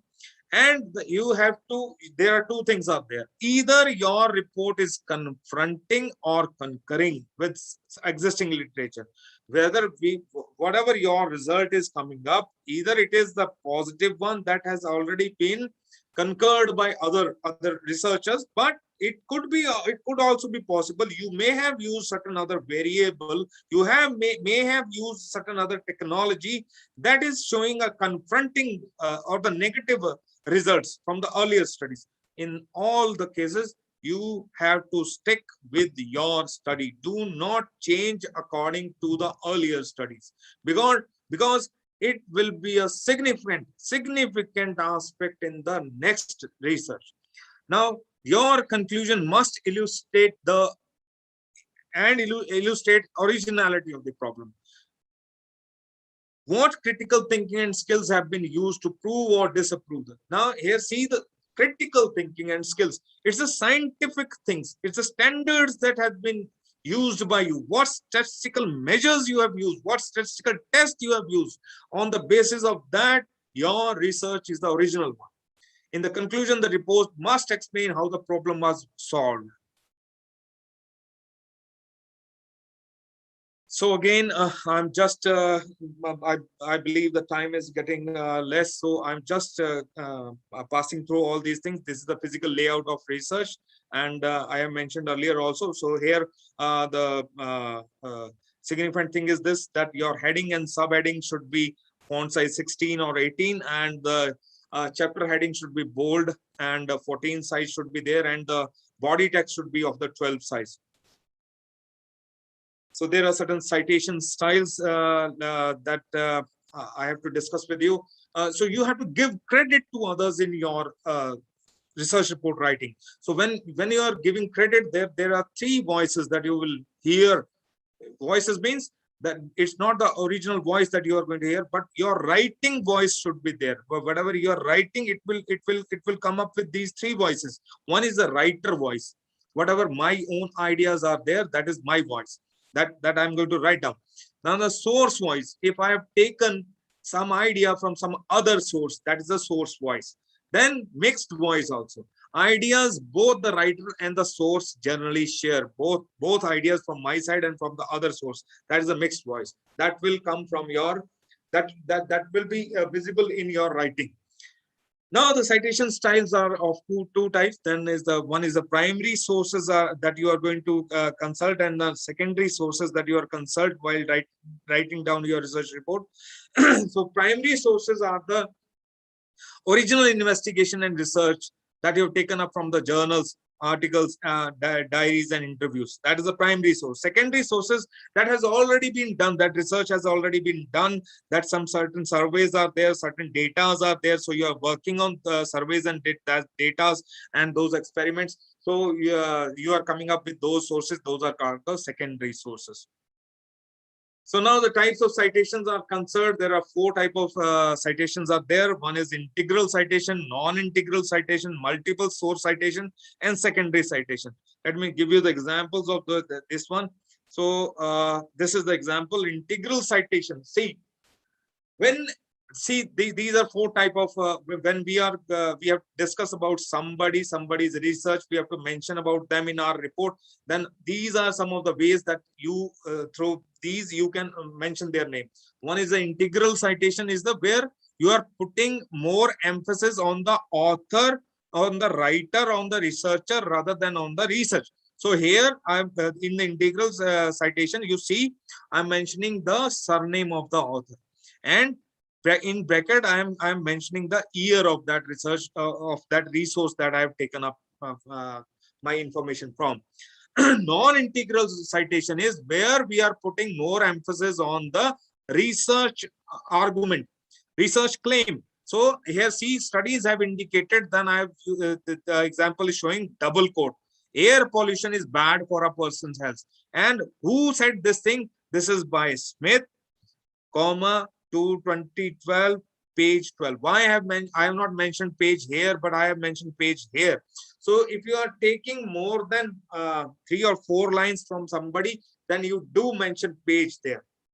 Then comes the multiple source citation. Means the multiple researches, multiple articles have mentioned this thing in their research. So you are coming up a phrase in your own language. You are coming up with a sentence in your own language, but you are giving the due credit to those researchers. So this is the way you give the multiple source citation. Then comes the secondary citation. Secondary citation is, I have read a book, and in that book itself, that author has consulted some third author, and that third author has mentioned a very brilliant line there, or very brilliant information there. So how will you mention that author in your study? So this is the way secondary citations are being given in our studies. So see, in Lee 2016, this reference I have given in my study, cited in this study of Smith 2019. So this is another one of the last part that I have to discuss with you. This is the hedging language. So hedging language is this is the academic writing. Academic writing means that you are giving up your claim with a certainty. It should not be like that. You are not giving a fact. You should give claim. It should have this in a very cautious manner. You are delivering certain opinion or argument. That means, see the example. Humans live on Earth. This is a fact. But a claim is there. Humans will likely destroy the planet. So here, 2 things are there. Either I may be right or either I may be wrong. Humans will likely. I am giving the claim. So whenever while writing academic information, you should mention it. It's a hedging language that you should use. Hedging language means that you are coming up with a fact, but it should be a claimed one, but it may be proved wrong by others. So you have to write down like this. So humans will probably destroy the planet within 150 years. And the second part is, it is possible that humans will destroy the planet today. So see, here the second part is the second example. B example is a fact, but the A part is the claim. You have to write down in the form of claim that may be proven wrong by others. That if somebody has to prove wrong to the B researcher, it's why it's right after today itself, the researcher B will be proved wrong. But for proving the researcher A wrong, then you have to wait for another 150 years. So human will probably destroy the planet within 150 years. So this is called hedging language in academics. So you should use the hedging language. Yeah, you should come up with a claim. You should be confident about your claim, but it may be proved wrong by others. See, this is the thing. So some of the reporting verbs that we generally use, I have mentioned here, and I in the next slide also I will give you that part also. So you should be very cautious whenever you are coming up. You should be very confident. For confident part, certain reporting verbs are there, so you have to use those verbs. Let me give you an example here also. See, reports that, and questions whether, argues that. So these are some of the reporting verbs that you should use while giving citation or while using your studies. So see, these are some of the weak reporting verbs and some of the neutral reporting verbs, and I'm sure many of us are using the neutral reporting verbs. You should use the strong reporting verbs. So these are some of the strong reporting verbs that has been given in this slide, so I'm not discussing more about this. So these are some of the discipline scientific reporting verbs, specific reporting verbs that you may use in your disciplines. Since I've been told that some management faculty members and scholars are also there, so I have taken up some of these, and even social sciences one are also given in this. So these are the importance of hedging language in research writing. So it gives you, whenever you are writing, you are giving academic standards to your speech and writing, and it reduces the possibility of being proven wrong by others researchers, because when you are giving your confident claim one, then proving yourself wrong is quite not easy. I told you earlier, in earlier example, it will take another 150 years to prove this wrong. To demonstrate accuracy and critical thinking when reporting research, showing that a study's methodology may not be 100% accurate or its results completely trustworthy. So through hedging language, you demonstrate the accuracy and critical thinking also, and politely also, somewhere you are, if you see a flaw in your information, that has also been approved by you or conceded by you through the hedging language. So what shall be done? So here UGC report again, UGC has said that research writing skill is deficient among us, and peer reviewing classes should be developed in the universities and colleges to promote the research. So thank you so very much, and I have if the organizers permit me, then I will also would like to show you a performer, if you have time with you. Dr. Manta.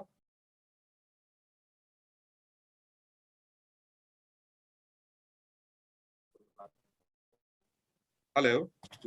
Excuse me. Hello. Yeah. Yes. Dr. Manta, please. Where are you? Hello, Mamta ma'am. Okay, we will wait for Mamta ma'am. Right now, sir, am I audible? Yeah, Yes, you sir. are Yes, quite sir. audible. So I just have to show a performer. If you please allow me, I believe I Am I audible? my time is Okay, over. sir. Okay, sir. Am I audible? Am I Yes, sir. Yes, sir. audible, sir? Yes, sir. Yeah. Audible. Okay. Kuldeep ji, my screen is visible or not? Yes, sir. Visible, sir. So what are you seeing in that? Please Sir, tell me. here is a link https dot. Okay. Just a second.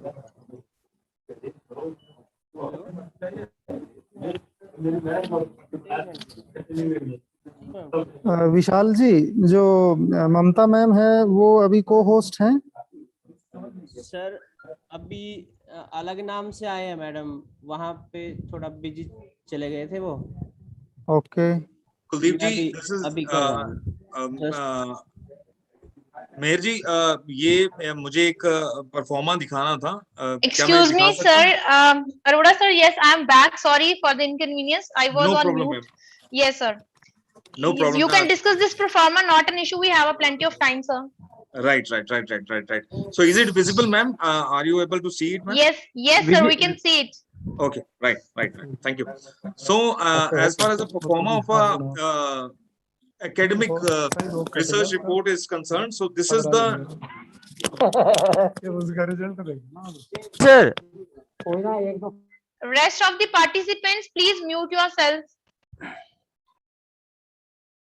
so this is the title page that you are going to use. It's the title of the project report you will mention, and a project report, and you will give the title here, submitted by the name of the candidate in partial fulfillment for the award of degree of whatsoever degree. It may be PhD, doctoral degree, it may be master degree, it may be MPhil degree. So you have to mention, and in which branch of study this study has been conducted, that you will give there. And giving a logo, it's an optional one. If your university or the institute provides you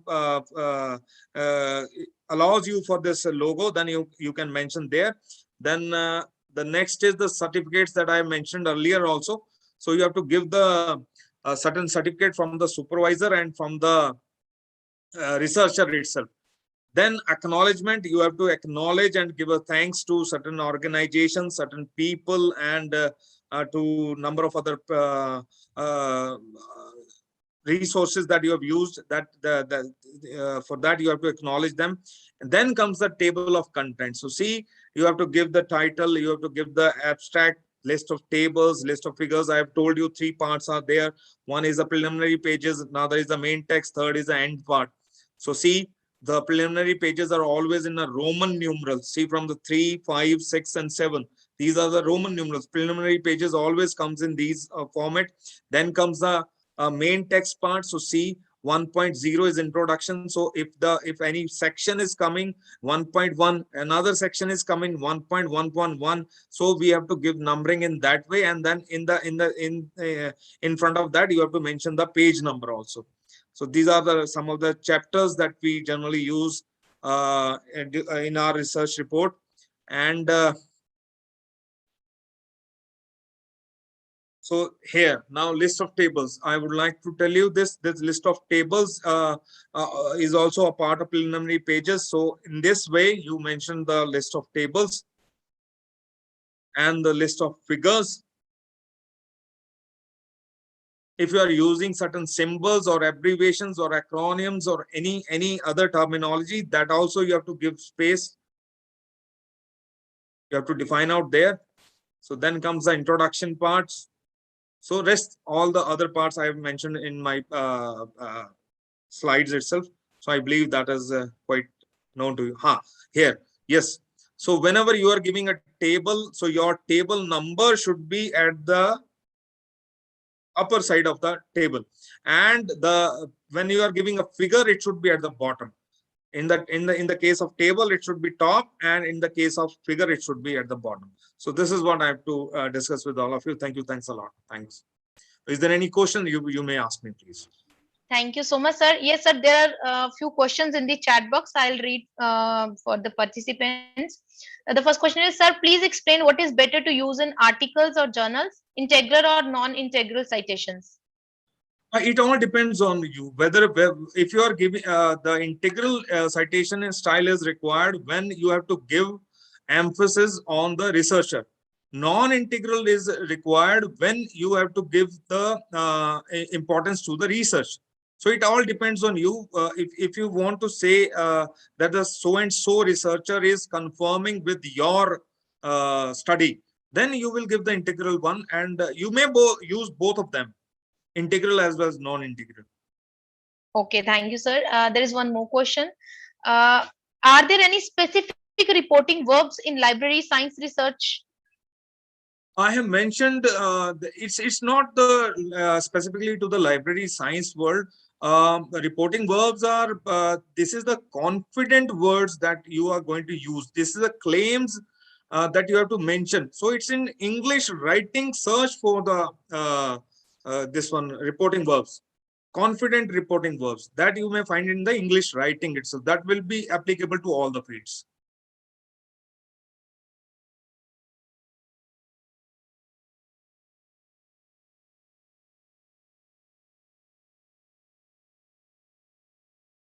Sir, there is one more question by Sandhya Bhattacharya. Yeah. For Hindi medium, how can they improve their writing? Give some tips on communication.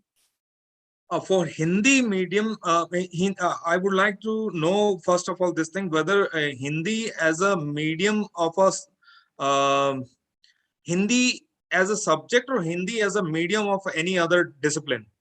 So if it is, Yes, sir. May I ask Sandhya ma'am to ask question directly? Sandhya Bhattacharya, are you there, ma'am? Actually, this question was written in the chat box, so I was just reading from that. also, no, she has mentioned that Hindi students. So she's asking for the Hindi students. So see, I'm not sure about, I'm really sorry for that part, since being in a discipline of English, whenever you're writing a research report, I have written my research report and articles in English, so I'm not that much sure about a Hindi one. So for I believe you should visit some of the experts in the field of Hindi. They will definitely tell you how to write down a research report. Okay, thank you, sir. We have some international participants also. There is one more question from the same participant. Sir, where Okay. is possible to find more words, examples, ideas for hedging language? I told you, it's in English language itself. You go to the English language labs itself, or to the courses itself, you will find out these strong positive reporting verbs there. It's not specific to certain disciplines. I do have mentioned in my slides, but it's the base of all these this hedging language or any language that we are discussing. It's the English language. So in the English language literature itself, you will get it.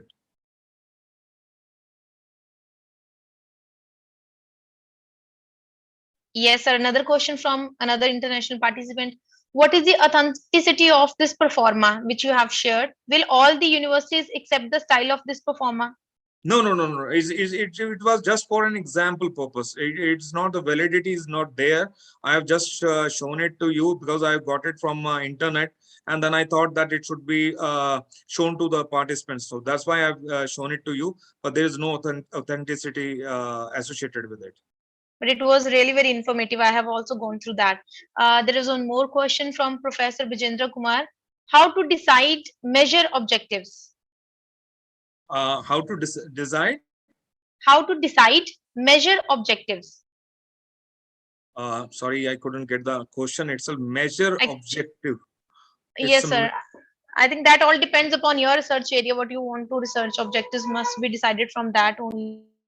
There are certain things, there are certain, these are SMART is one of the things that it's acronym, but how to measure objectives, I'm not sure. I cannot answer that part. Okay.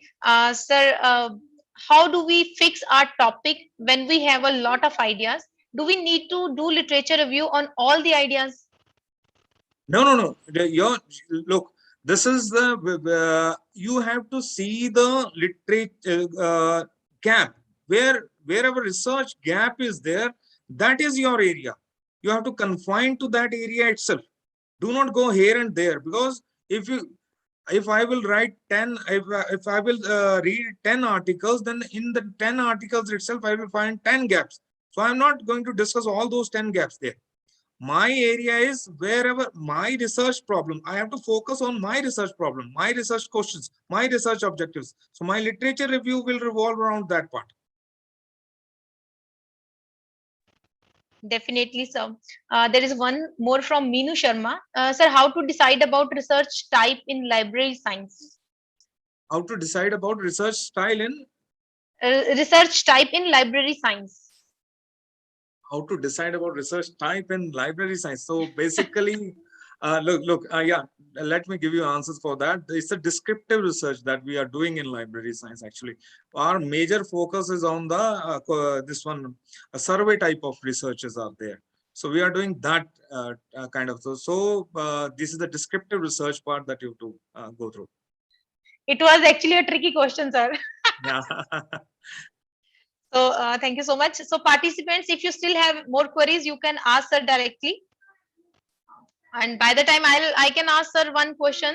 Suppose Yeah. we are writing a review paper, and sometimes we are we are studying almost 80-90 papers, and you are finding that there are 10-15 papers where you have a very good information, or you can say pictorial diagrams are there which you want to refer, and sometimes we take those with permission and we publish it in our article. So does it give a negative impact? Suppose you are using 7 to 8 mechanisms, principles, and pictures you are putting in your paper, and your with permission, with due permission.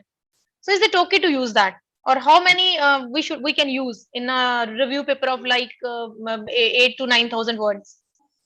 So there are two types out there. One is the description part. If you are describing certain area of research, if we are giving a description, then definitely we require certain information from other researchers also. Then we may use their figures. Then we may use it with their permission. That is quite allowed. But if you are focused on your experiment, then using too many other documents from too many information from other resources, that will give a negative impact. Okay. Thank you so much, sir. There is one more question from Nitesh Singh. Sir, in librarian information science, maximum research are based on questionnaire. My Yeah. question is, which is test we take to prove hypothesis, and please explain where can we take null hypothesis. Look, yeah, this is out of the scope of my today's talk, but let me give you the answer for that, since you have asked from the library science field itself. So let me, there are various methods and tricks are there. Not the tricks are not there, methods are there. So when you are using, when you have to use the statistical test, first you should be aware of that. There are various types of statistical tests, parametric tests are there, non-parametric tests are there. So basically, when the researcher starts, so he will go through the other reports that are lying in their department. So it's a chi-square test people are using too often.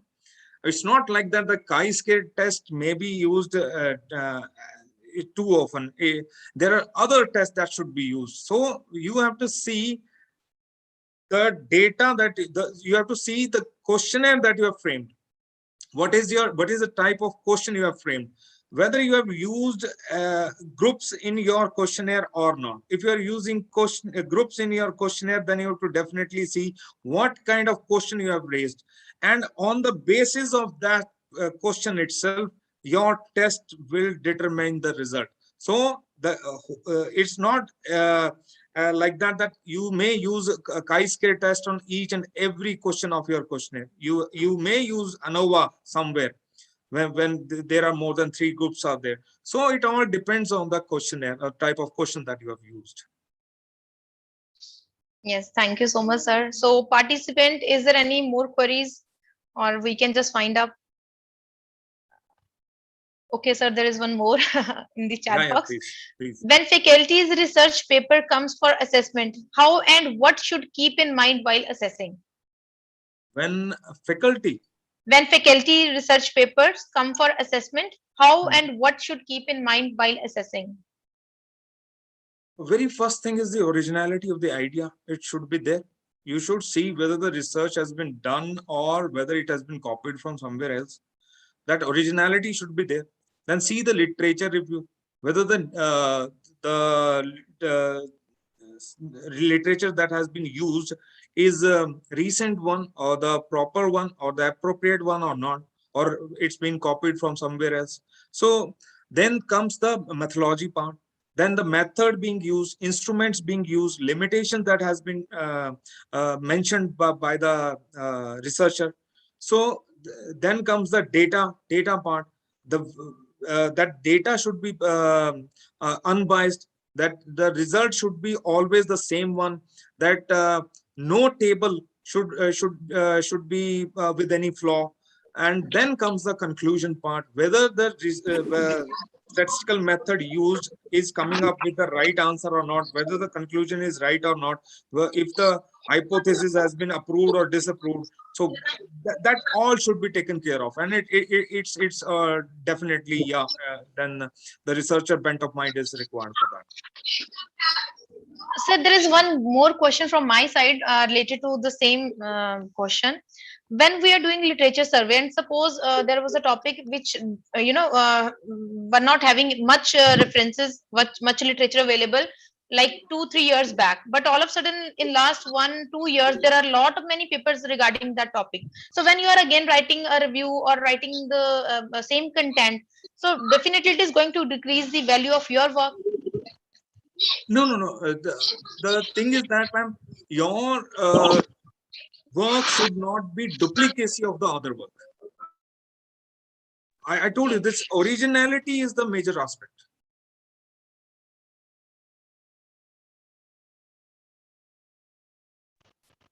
Ji. Okay, thank you so much, sir. So now I don't have more questions in the chat box, so I think it is time to wind up. Sir, we are really honored to have you with us in our FTP. It was really a very informative, very interactive session, and amazingly, delivered. So thank you so much for sparing your valuable time to be a part of this FTP. So Meher Singh, sir, if you want to say something, I can hand over to you.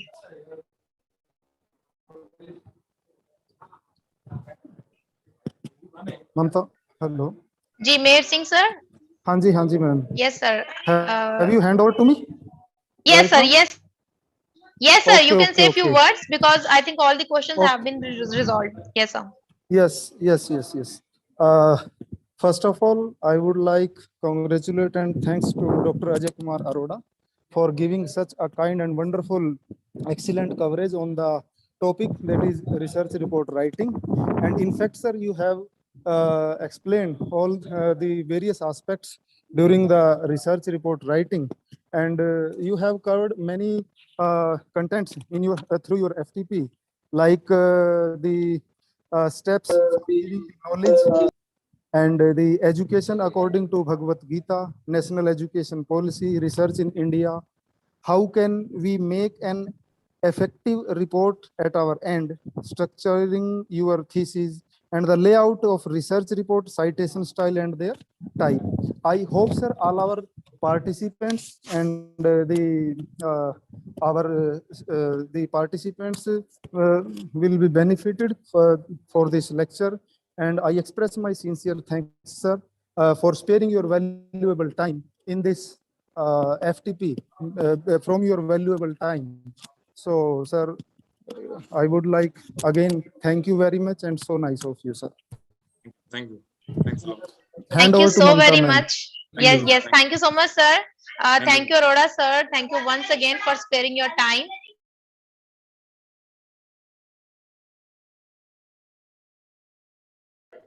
Sir, you can log out if you wish.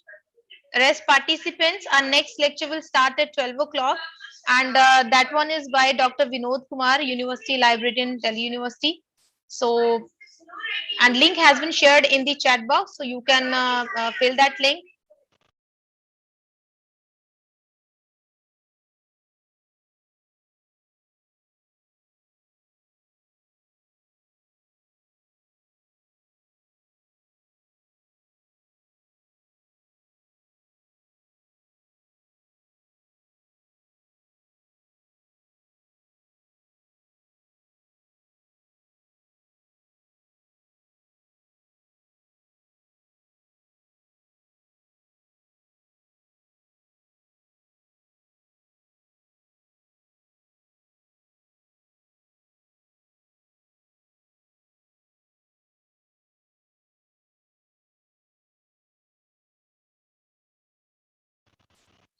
We have shared the feedback link in the chat box. You can fill, and we'll reconnect in 10 minutes.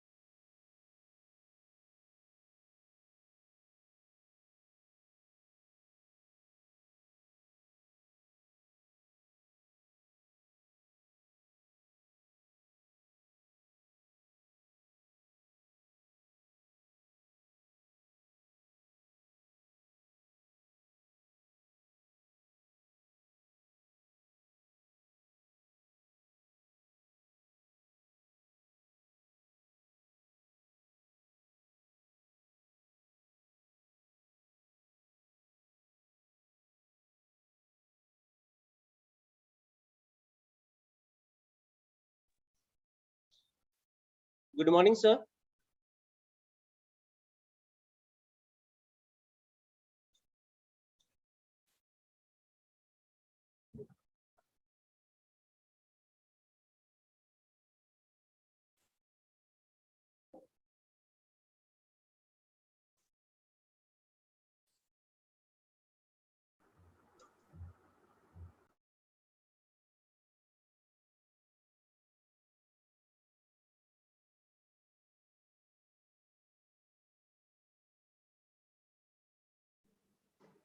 Hello, Good afternoon, sir. Good afternoon. Kuldeep Singh ji, कैसे हैं आप? बढ़िया sir, बढ़िया। अभी कर रहे हैं sir joining. जी, Good afternoon, sir. Good afternoon. Sir, can we start? Yes, Okay. Good afternoon, participants.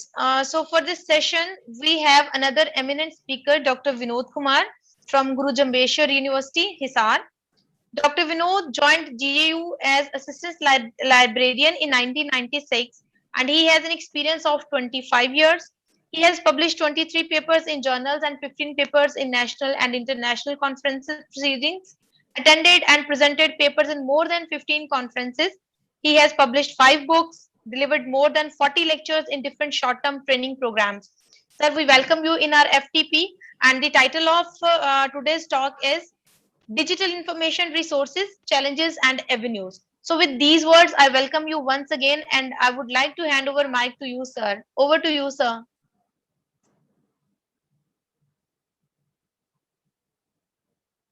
Thank you madam. Am I audible? Hello, Yes, sir. Yes, sir. Yes, sir. Visible. जी जी।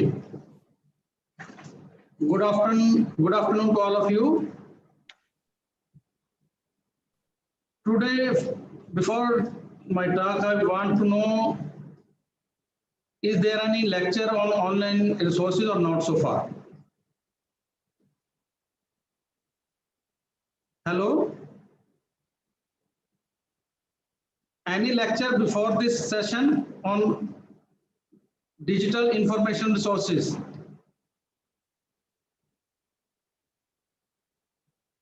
Hello, friends. Dr. Mamta. Dr. Mamta. Yes, sir. Yes, sir. Extremely sorry, sir. I was got unmute by the host. Yes, sir. There hasn't been much information shared on this, so you can carry on with your topic. Okay, okay. Yes, fine. sir.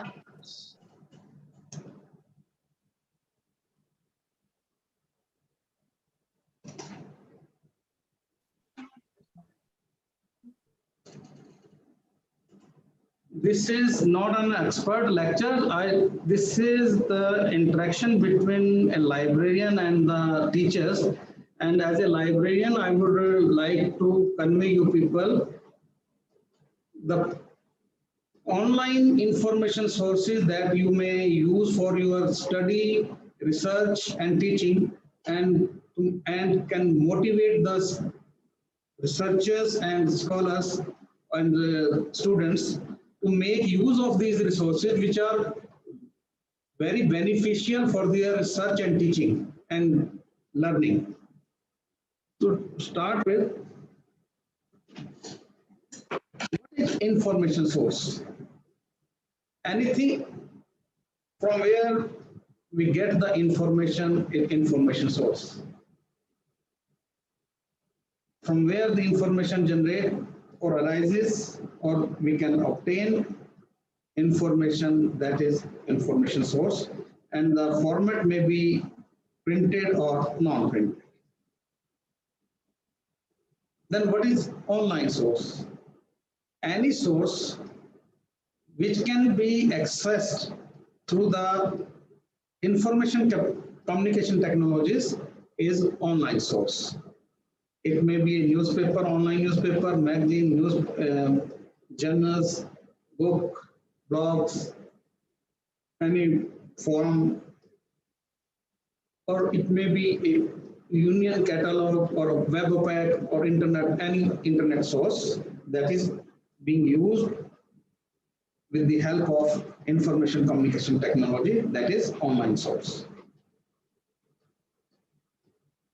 But there are computer centers and other computing departments. What is the need of library in such an environment? Actually, their motive is to research, research and teaching, whereas the role of library is to cater to the informational requirements of all its stakeholders or users. Whatever the informational requirement, the library is supposed to provide those resources within provided budget. To meet these informational requirements, library procures, preserves, and disseminate information sources to the users. The advantages of digital information sources are round-the-clock availability from any corner of the world without going to any other place. You can use the information at the place where you are. Better storage and retrieval. You can store a huge amount of information in digital format, and the problems with regard to binding, shelving, storage, maintenance, etc. is almost eradicated. This is the beauty and the main reason for using digital information than printed information. Excellent searching and retrieval techniques.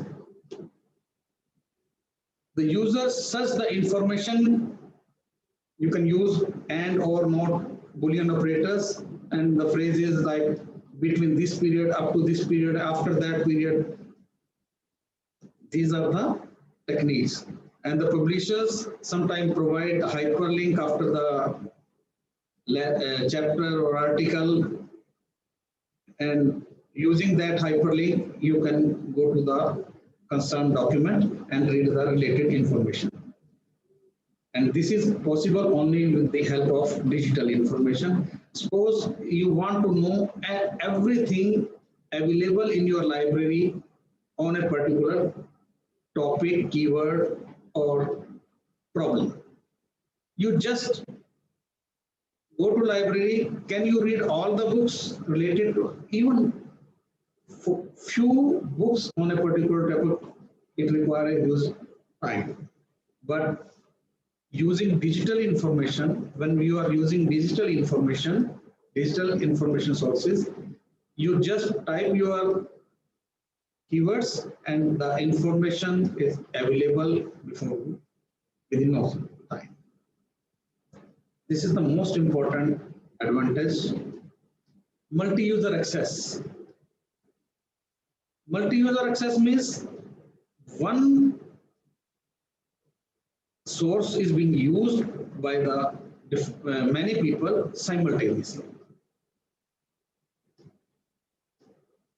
One source is being used by many people simultaneously. And the problem of reservation of printed material in traditional library is now no more in this version of the library. Collaborative scholarly work. Researchers communicate with colleagues, experts, authors, co-authors, collaborators, editors, etc. for so many reasons. And the main objective of this communication is to carry out or improve the joint research work, maybe in national or international level. When your text is added with audio and visual, it will definitely enrich the context. So when audio, video, and text is added, then it is multimedia technology. And definitely it increases the quality and its users go on the higher side. Resource sharing. If right now, if you want any document from my library from a digital library, I can just download it and send it to you through email, on WhatsApp, or any other social media, or through email.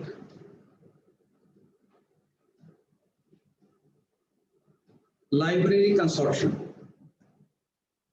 A consortium consists of a number of libraries, preferably with some homogeneous characteristics like subject on a particular subject, or institutional affiliation and affiliation to funding authorities. They come together to achieve the common goal. Then it is library consortium. These are the advantages of digital or online information. Now we have some challenge or disadvantage on the other hand. You know, reading from a book is very easy. You can move, you can sit, you can lay down and open, flip in many ways. While in electronic context, this is not possible. You have to keep your eyes on the device. And electronic devices are very expensive. I'm talking about the devices, not the content. And when you want to use the information communication technology, you require some skills, or you must have some experience, and you have to spend for acquiring this infrastructure. And presently, what we are accessing on the devices may not be compatible with the resource, with the infrastructure facility or software or hardware that will come in future. Floppies and CDs are almost nowhere. Many resources are typically produced to be compatible with certain software. And since e-resources are dependent on other equipment, you cannot see the content without a device. To access the digital information, certainly you require certain hardware, software, or uninterrupted supply. Unless these are available, the electronic resources are inaccessible. So you require hardware, internet connection, content from the publisher or available over internet, and the consistent power supply.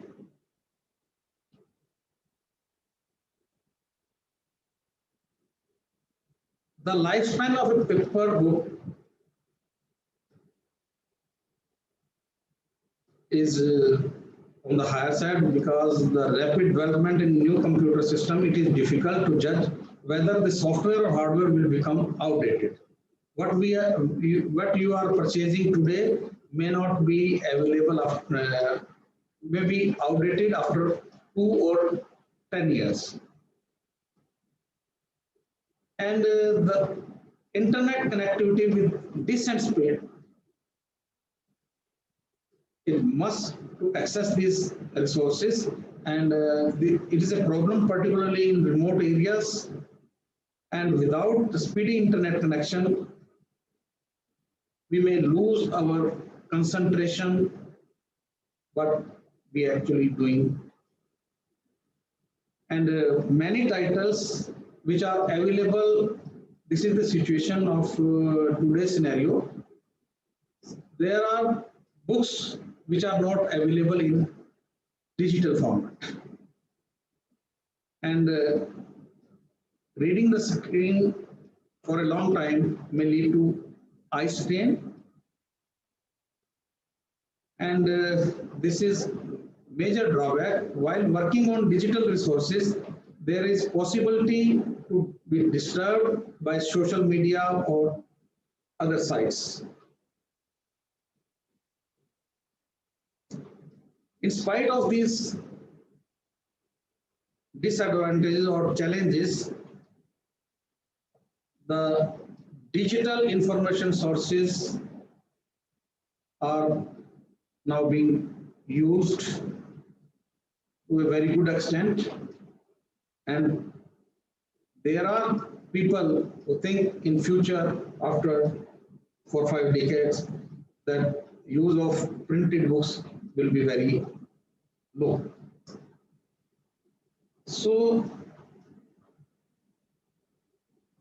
before I go to the practical session, I would like to give some information on the information sources from InflibNet, that is Information Library Network,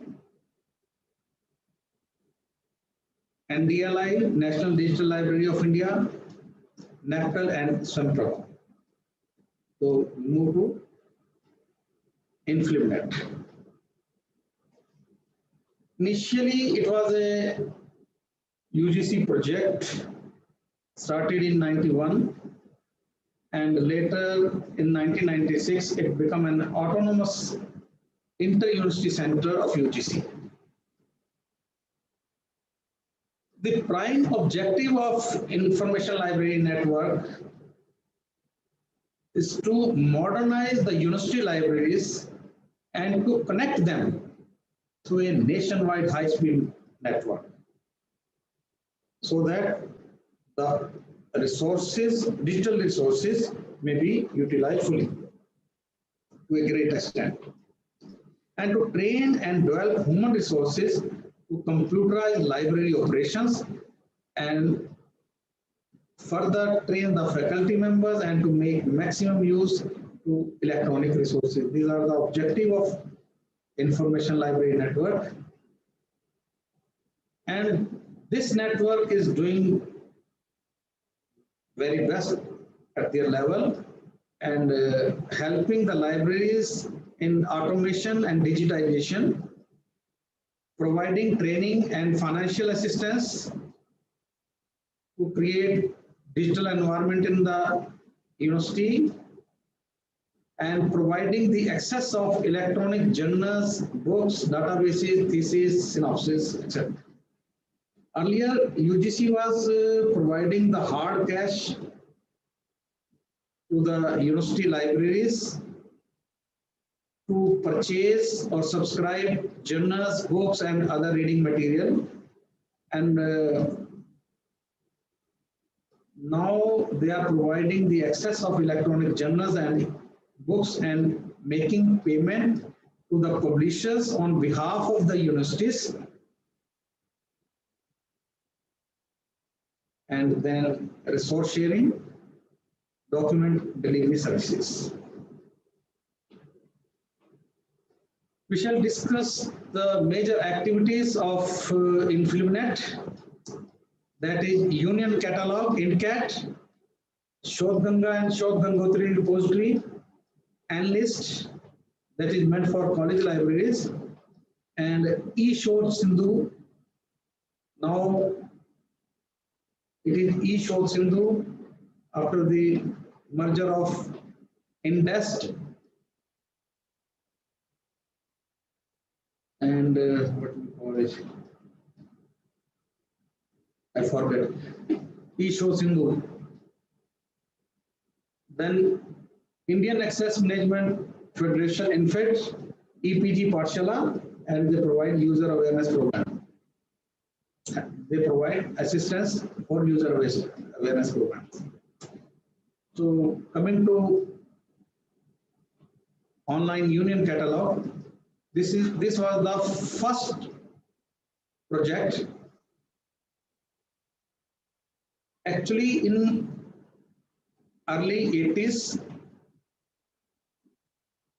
there were several rounds of meeting of educationists and scientists with the problem why the research being done in the country is not at par or at the level of the research being done in advanced countries. This was the major problem. There were many reasons, but one common reason they observed that was the research available in the journals, means the journals, availability of journals, research journals was not good in the universities and the institutions of higher learning. This was the major drawback. So it was decided that the journals should be provided in the universities or other institutes of higher learning. And it was decided to provide the access. Excuse me, sir. Dr. Vinod, sorry to interrupt you in between.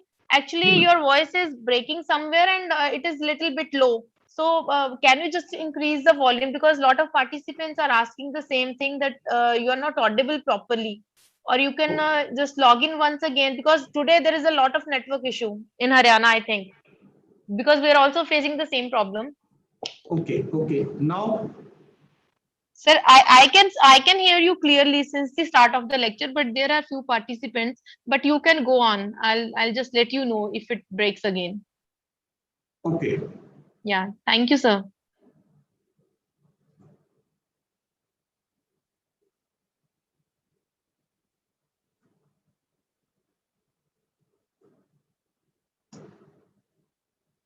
So they decided to provide the access of electronic journals in the universities. But in the university where the access is to be provided, then they decided this work can be done in the university libraries. And for that purpose, they provide technically and financial assistance to the libraries and training at their end, just to convert their card catalog to online catalog. This was the first project in CAP.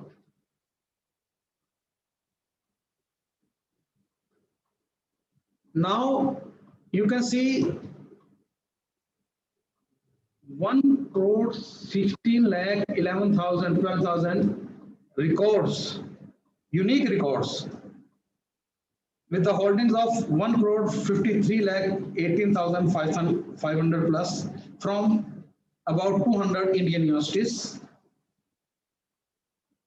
and record of 35,000 plus journals from 229 institutions, and thesis record of 4 lakh 41,300 plus thesis from 444 universities. These are the records, catalog records, and here you can just get the bibliographical details, not the source itself. This was the first project in CAT. I will show you.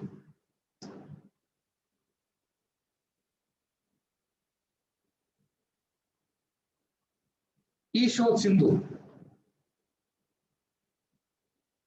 This is the project the Ministry of MHRD has formed E-Shod Sindhu Consortium to provide current as well as archival access to more than 10,000 peer-reviewed online journals and other databases from very reputed publishers and aggregators to centrally funded technical institutions, universities, colleges, and that covered under 12B and 2F sections of UGC Act. If the universities are covered under 12B, they can apply for Isho Sindhu resources. And the major objective of Isho Sindhu is to provide quality digital information sources by negotiating with the publishers. And the negotiation are made at national level, which is very helpful for the librarians working in the universities and colleges, because they need not to call quotations or tenders, and benefit of huge bargaining is also provided to end user library. So under this eShow Sindhu project, they provide the access of electronic journals and databases. Then Shodh Ganga. Shodh means research. Ganga means holy river. Shodh Ganga, the term is derived from Shodh and Ganga. The UGC notifications of 2009 and 16 mandates submission of electronic thesis and dissertation along with the hard copy of the thesis. All the users are supposed to submit the digital thesis or electronic thesis along with the hard copy of the thesis in the universities where they are enrolled for research. And this digital version of the thesis is supplied to the InfluNet, and they host on their server for the use at the national and international free of cost.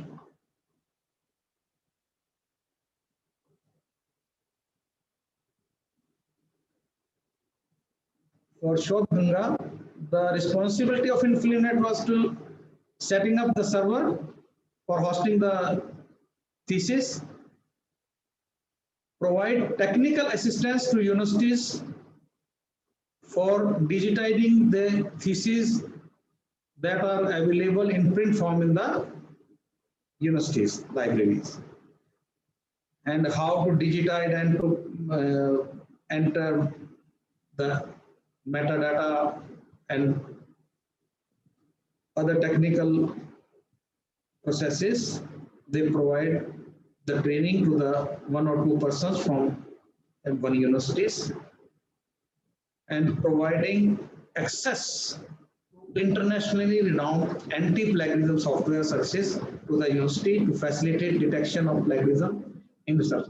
All the universities which undergone this MOU with the InfluNet for submitting the thesis in their repository, the InfluNet is supposed to provide anti-plagiarism software to detect the similarity index among the research work being done in the universities.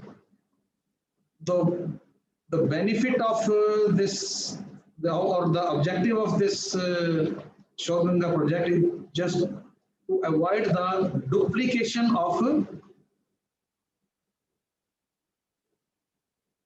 research, or to provide the open access of thesis to academic community and easy access to electronic information sources around the clock. And you can decide your topic after going through the various thesis submitted in the repository, and you can have some idea for the research you want to do.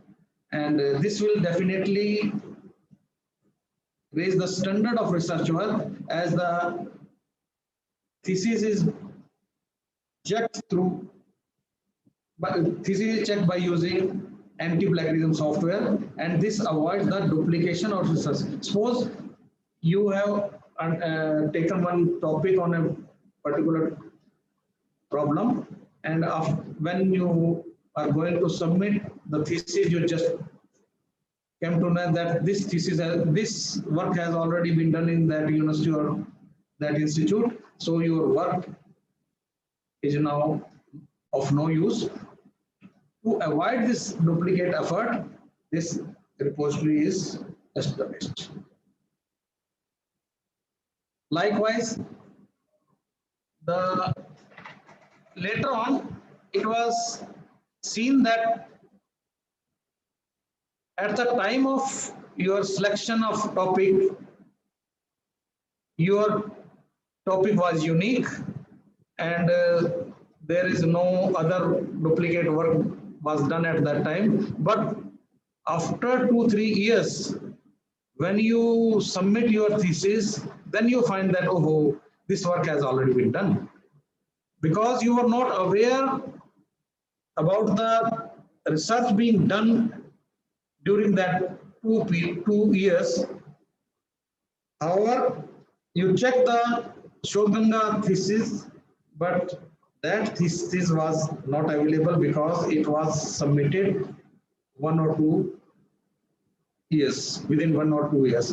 So to avoid that problem, they started another repository called Shodh Gangotri. Shodh Gangotri means research from where research one side, and Ganga, a place from where the Ganga originates, means from synopsis. Your research starts from your synopsis.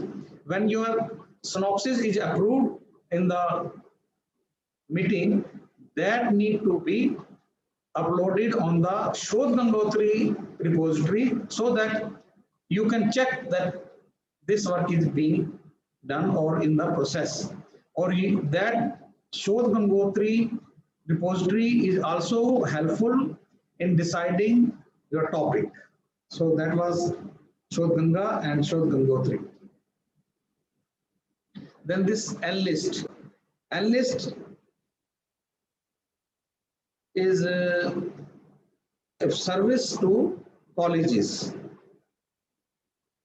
Under eShod Sindhu, you almost the journals and database are provided to universities, whereas the under NList program,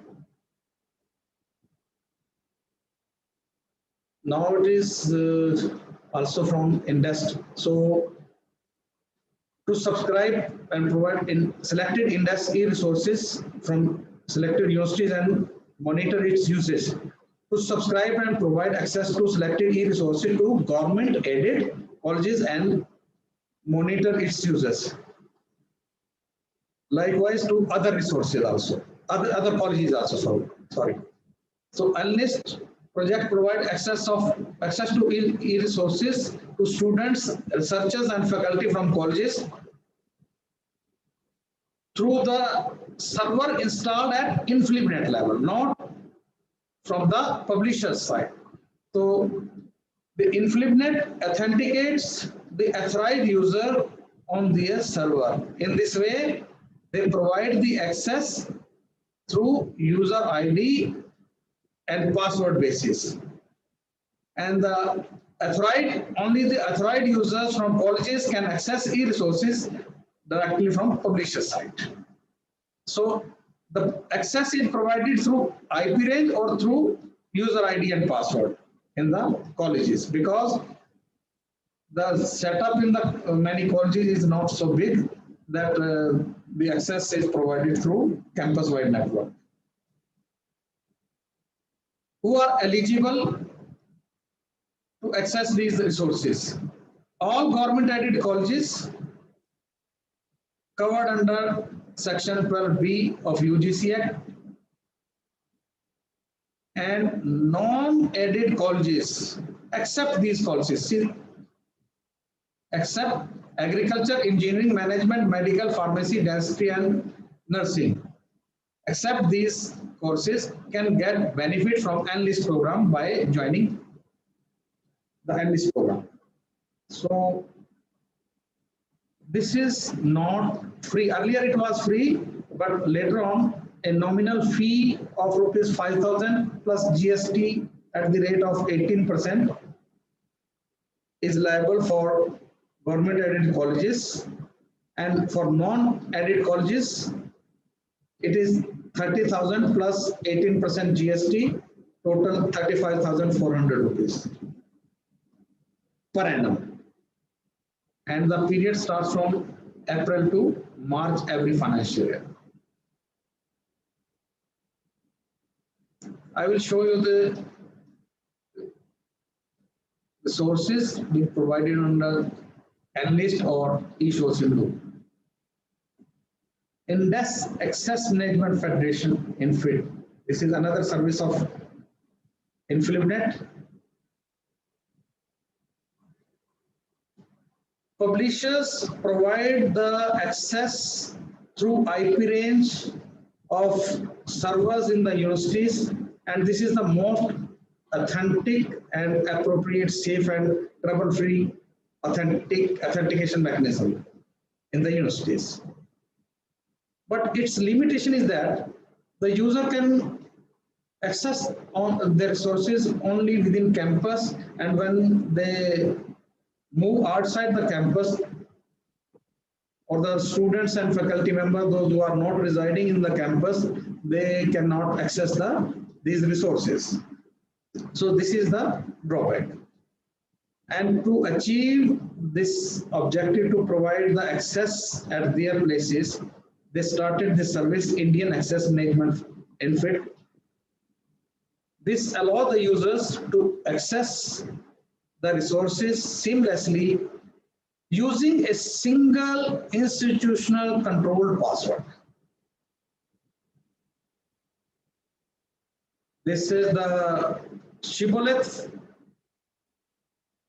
in the software that used to authenticate authorized users and provide them access to e-resources from anywhere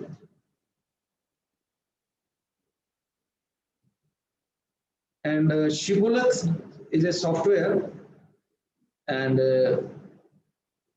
it provides the access to multiple resources.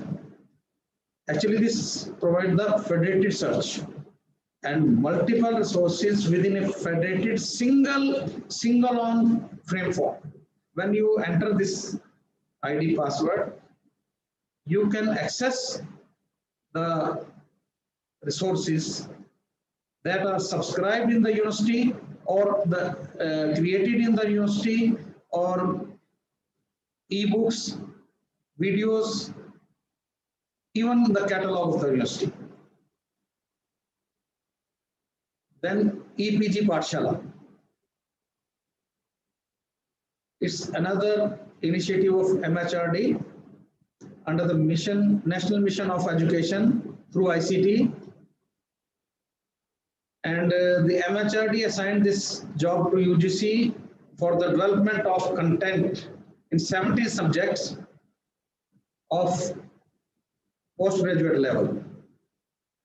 And the beauty of the content is its quality, and curriculum-based interactive content in various subject areas of social sciences, arts, fine arts, humanities, natural and mathematical sciences, linguistics, and languages. All these are being developed under this EPG Pathshala project. These are the 4 subjects, and about 22,000 modules, including text and videos, have already been developed, and 19,000 videos, 20,000 plus text, and these are developed by 3,200 plus experts.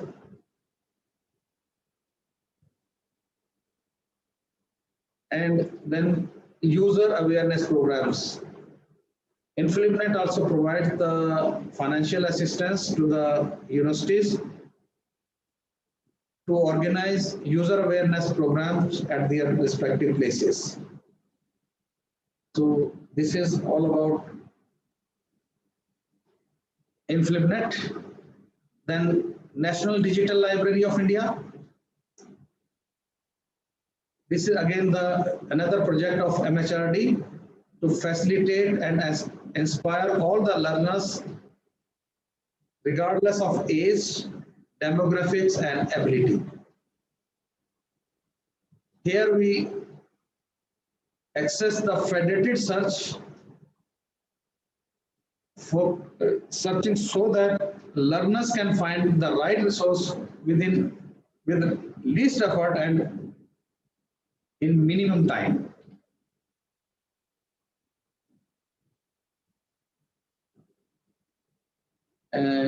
It is designed to hold content in many languages that provide interface support for 10 most widely used Indian languages.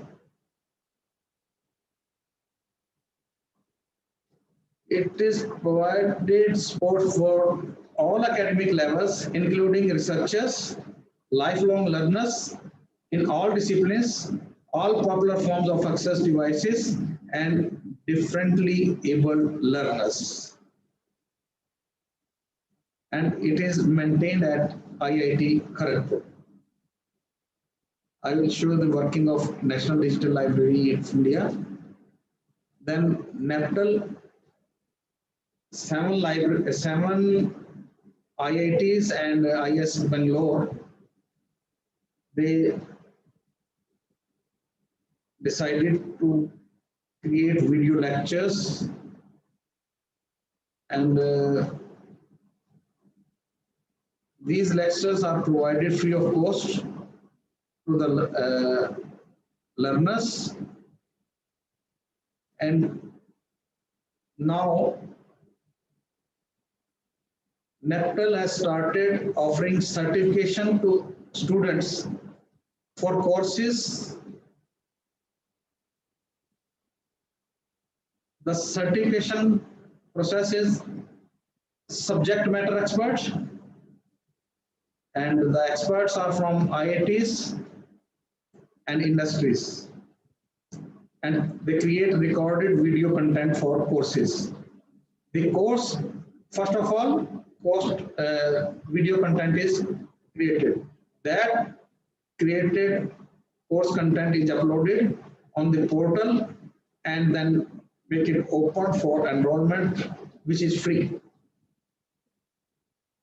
And every week, those who have enrolled, every week about 3 hours of video content is released along with an assignment to the students, which is evaluated and provides the student with a score. That assignments are evaluated and the score is provided to the students. And the teaching assistants and faculty members support the discussion forum, answering questions and clearing doubts. This is the process of certification. If someone wants to get a certificate from IITs or IS after doing the course, they should register themselves in person proctored certification exam that is conducted in more than 100 cities of India in collaboration with the exam partner. And the certification is not free, but has a nominal fee of rupees.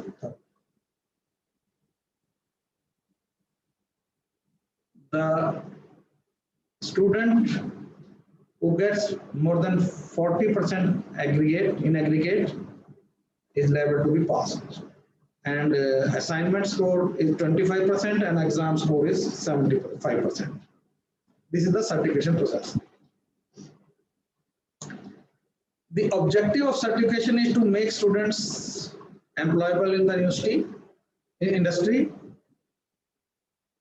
and through an online portal 4 weeks, 8 weeks, or 12 weeks online courses on relevant topic relevant to the students in all years of higher education, along with basic core courses in sciences and humanities, with exposure to relevant tools and technology are being offered.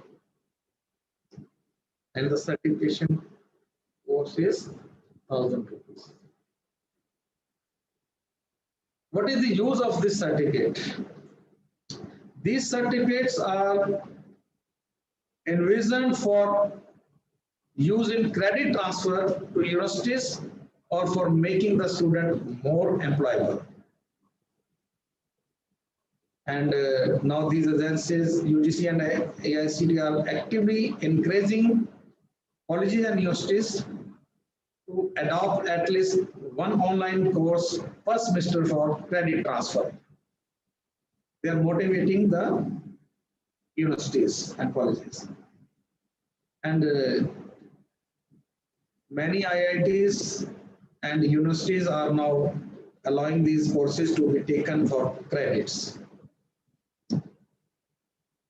And NAPTEL, any institution can create a local chapter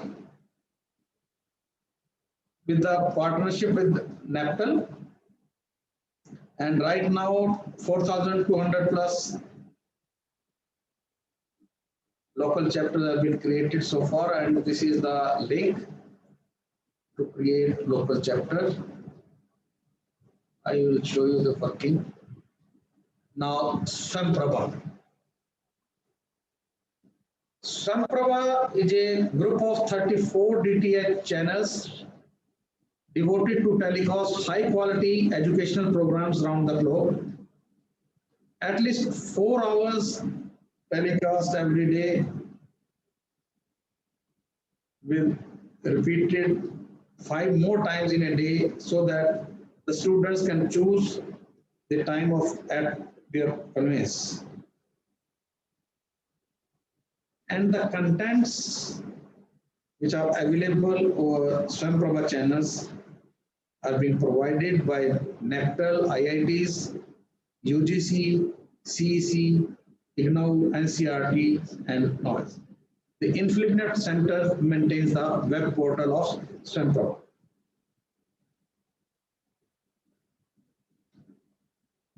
This is at the level of higher education, school level, and lifelong learners, and assisting the students of class 11th and 12th to prepare for competitive exams. The coverage of these DTH channels.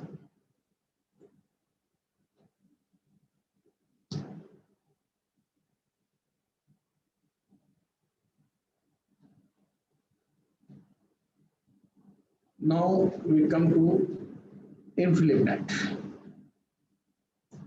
So these are the major activities that I would like to share with you. The eShodh Sindhu, Shodh Shuddhi.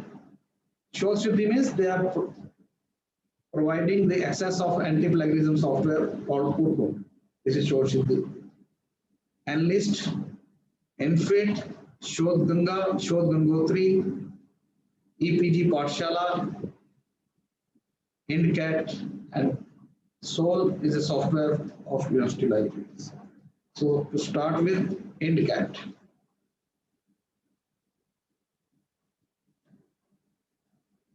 This is the union catalog of the material available in universities and college libraries in India. So simple search, advanced search, you can do here for books, thesis, serials. You can enter your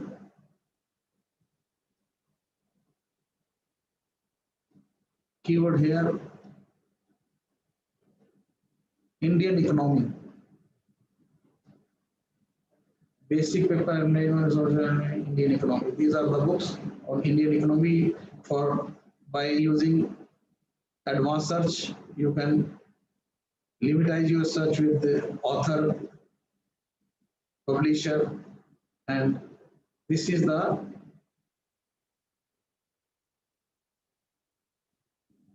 catalog, and you see this book is available at Mohanlal Supadia University, and you can search. You can send a request to the librarian for interlibrary loan. Yeah, this is the INCAT. This is books, serial journals. You can ask for a copy of article from a journal. Likewise, you can check the thesis, title of the thesis available in the universities. This is an INCAT, Service of Influent.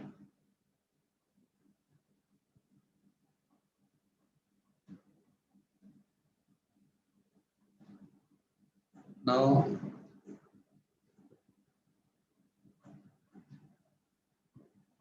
Ishod Sindhu.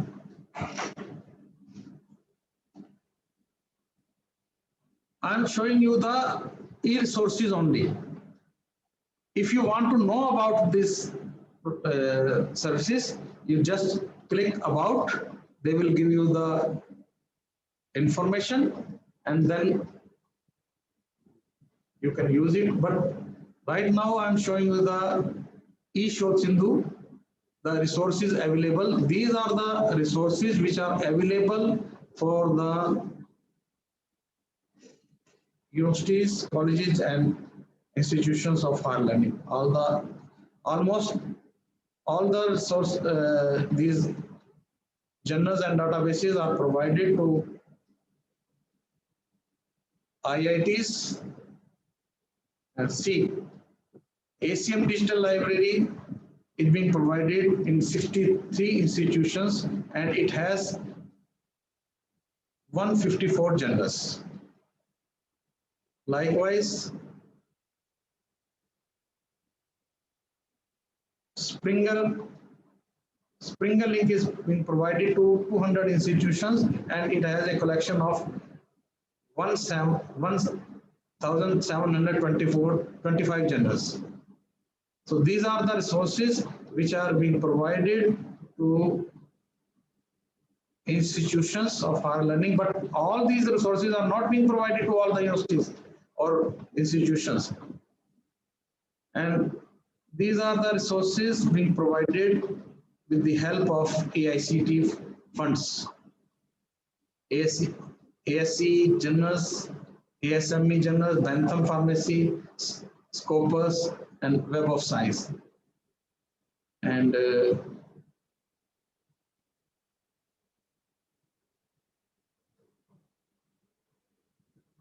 now they have not given the criteria here, but earlier they divided all the universities in 4 segments. First 50, next 50, next 50s, and rest of the universities. Now they have their own criteria, which is not been shown here. On what basis they provide the resources to different universities. So these are the resources. Suppose you want to see the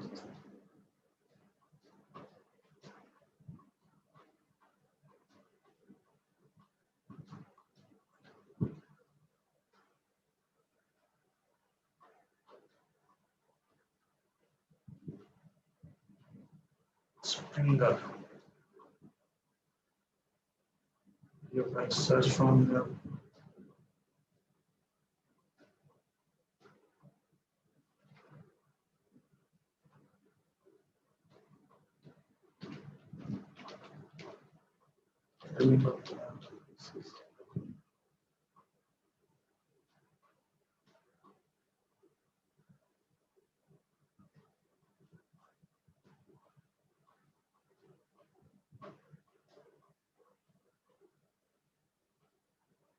article.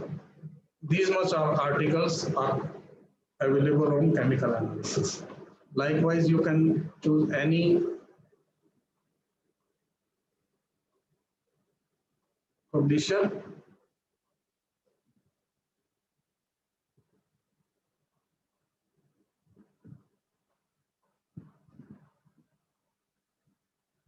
Visual Studio, resources.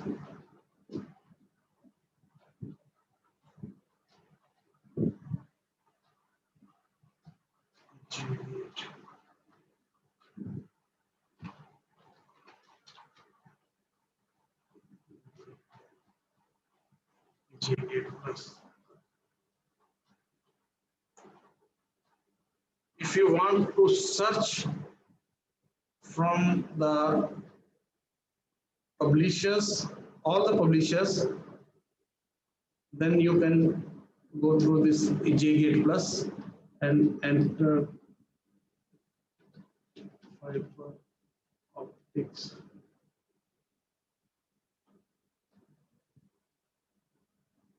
You can limitize your search at this point.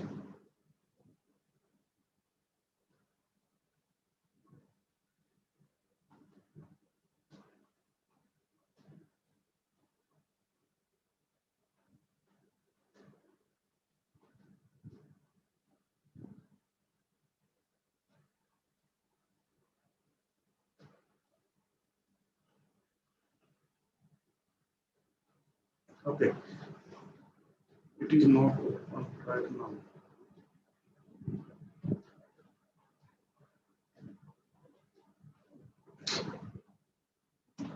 Now we move to another service of InfluMnet. Show दूंगा sir.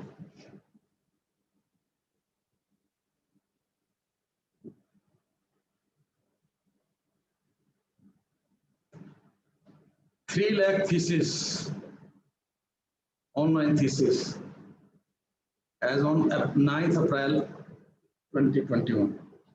So you can search here, advanced search, subject search, Google search, advanced search, subject search. I'm sorry, the internet speed is very slow here. What happened?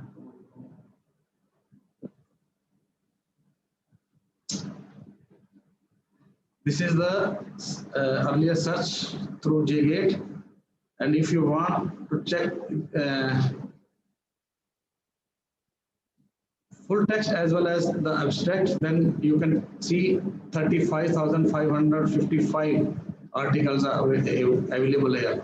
But if you want to check the full text journal only without abstract, just click this one and you can open any article here.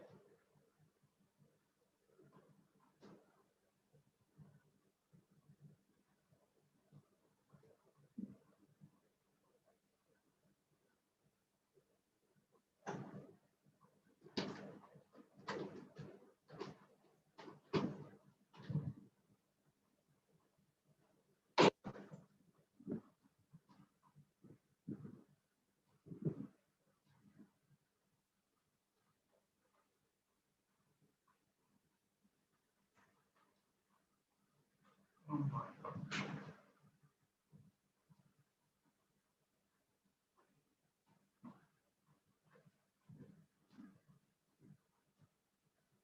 This is the abstract, and click this one, PDF.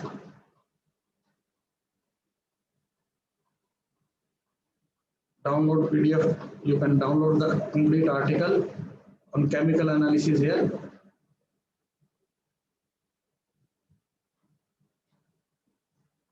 This is search through JGate.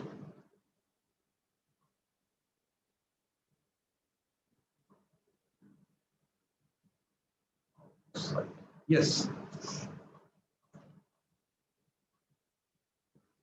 Full text thesis today 3,11,419, and synopsis 7,940 from 476 universities, and 582 universities has signed MOU so far. So these are the 10 main contributors: University of Madras, University of Calcutta, Aligarh Muslim University. These are the universities.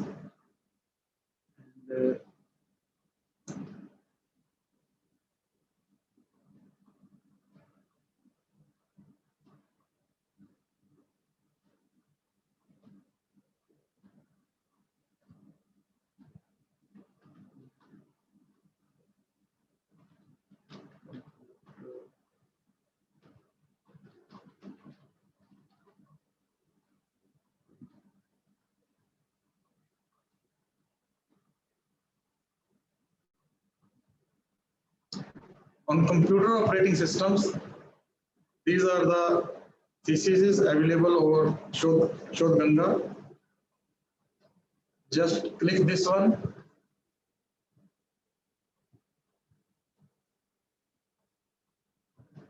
This is the citation detail, and these are the chapters.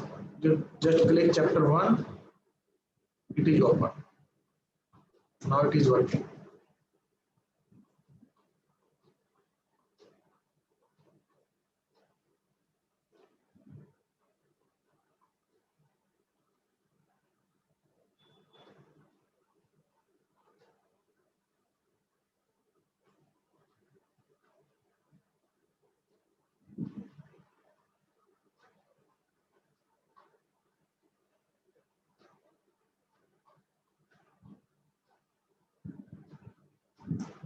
These are the theses which contain Guru Jamreshwar University at text.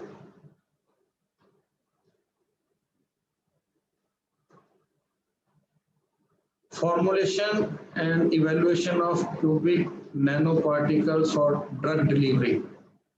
The researcher is Purnima, guide is Manisha Ahuja, submitted in 2015 Department of Pharmaceutical Science from Guru Jamreshwar University in Finland. This is the Shodh Ganga.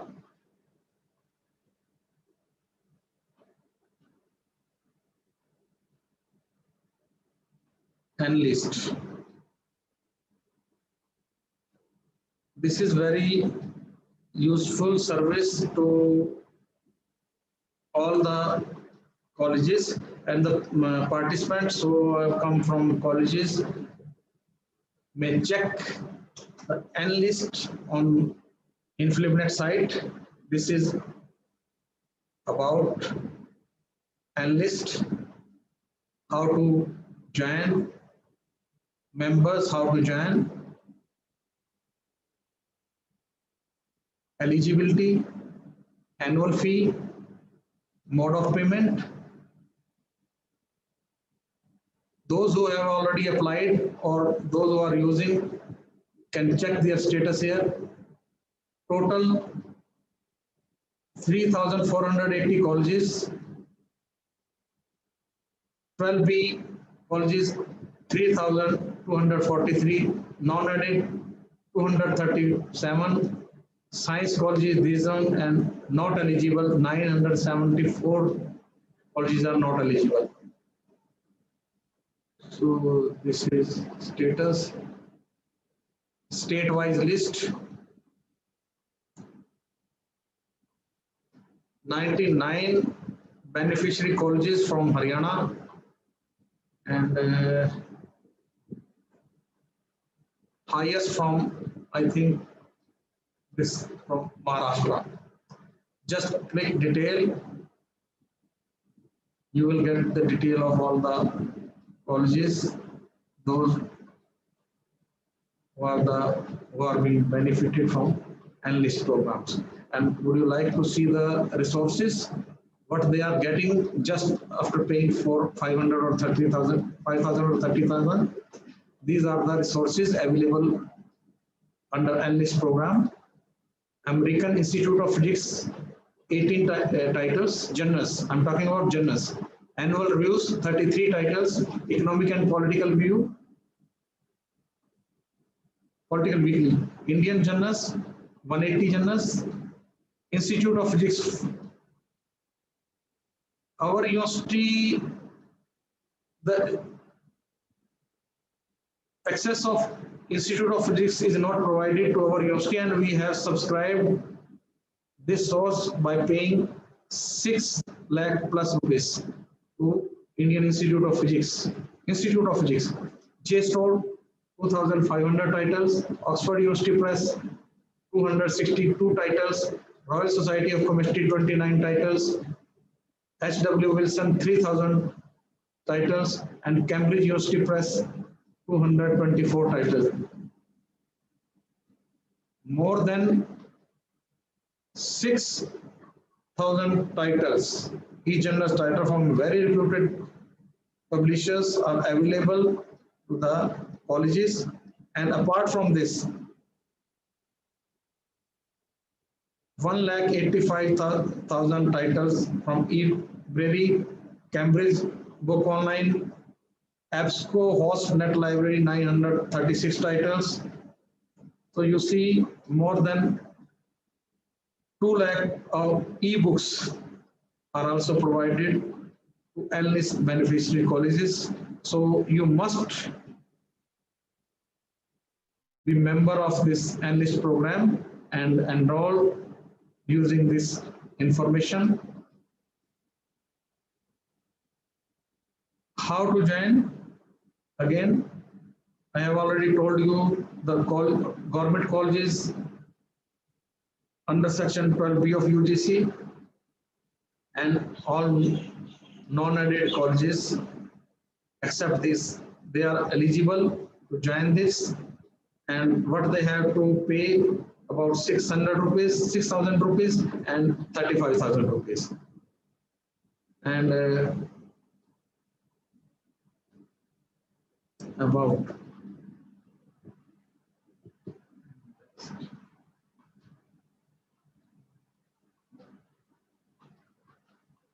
register.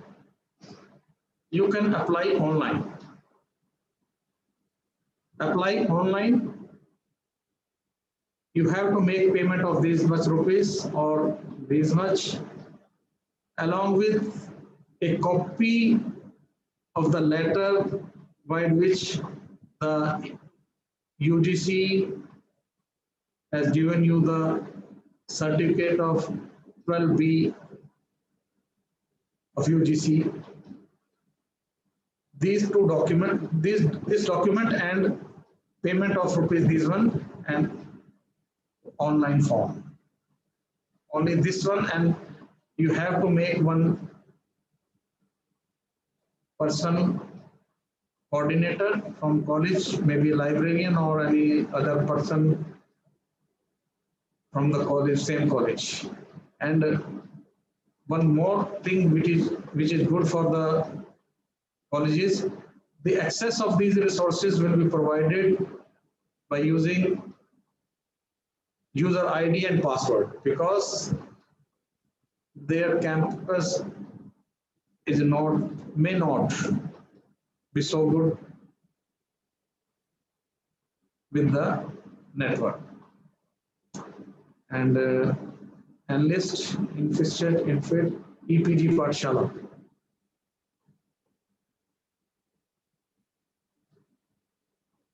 These are the 22,000 modules from 70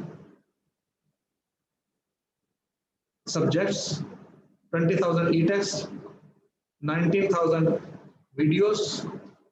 You can choose of your subject. Suppose this is mathematics. Select algebra.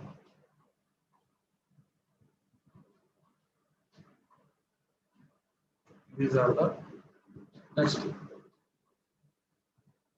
These modules are developed by senior experts and have very authentic value. So you can make use of these resources for your teaching and research. This is from EPT Pathshala. Videos are also required.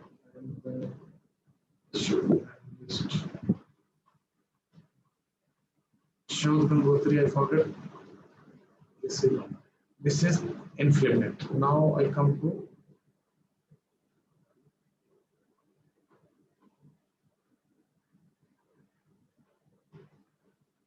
National Digital Library of India. This is the URL page, and you see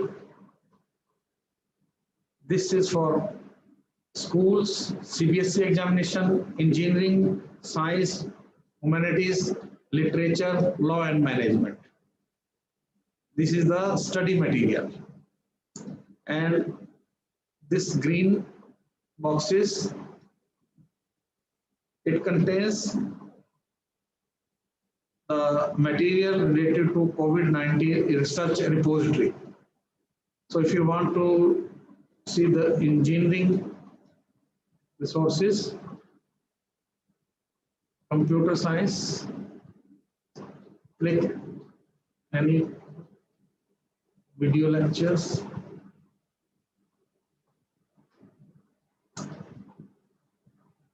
artificial intelligence, just click, and this high quality, high resolution video lecture of about 55 minutes before you.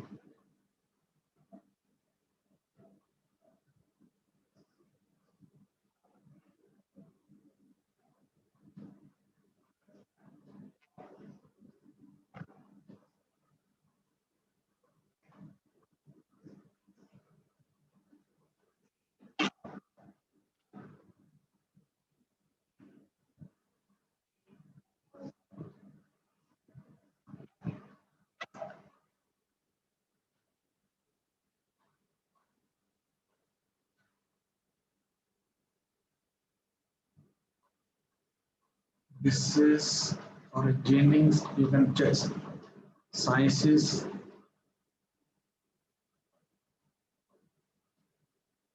engineering sciences, humanities,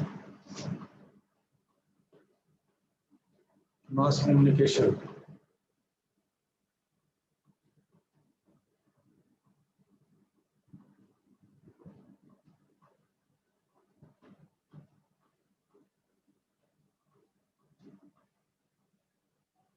This is open again. So these are online resources that you can use for your research, teaching, learning, and you can also direct the students to use these resources, which are created by experts in their fields.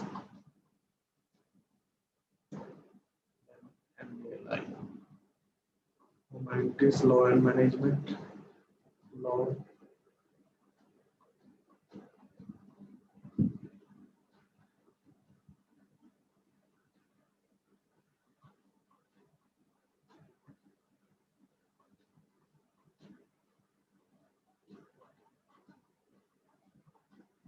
See, all the resources from National Digital Library of India are almost free, and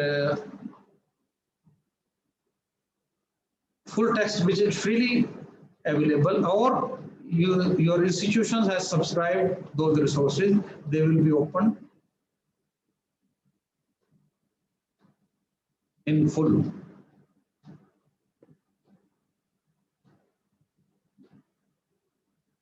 It includes more than 6 lakh of ebooks.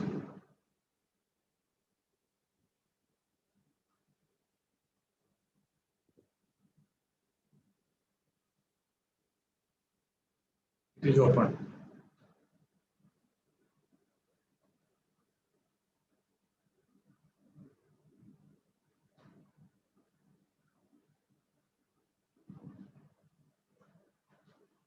Or you can enter your keyword here.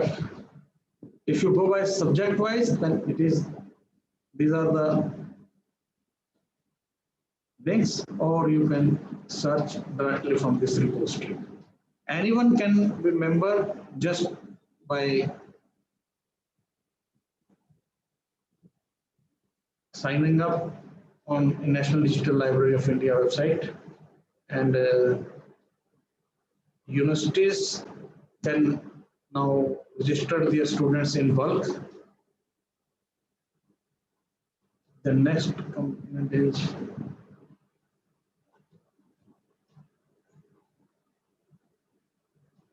NAPTAL. This is NAPTAL. NAPTAL resources. See, These are current week live session. If you click here,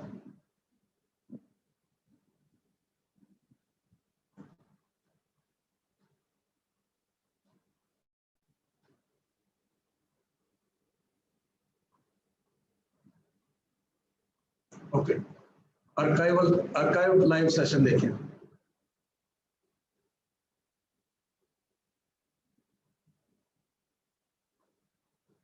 These are the video lectures.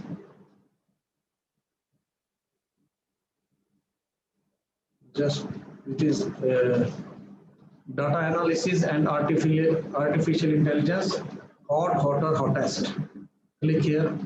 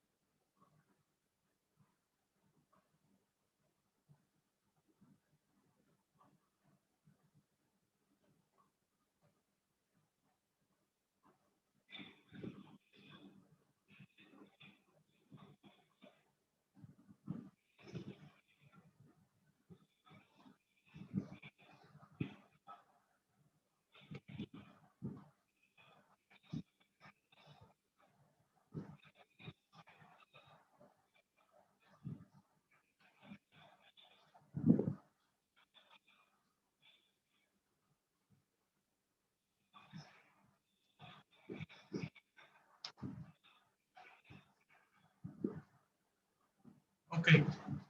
The problem with the NAPTEL is their data is not structured.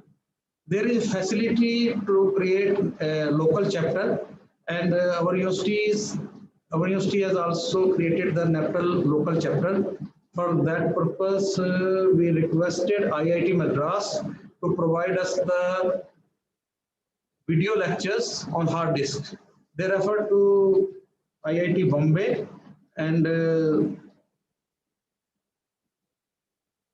after several times of reminders, they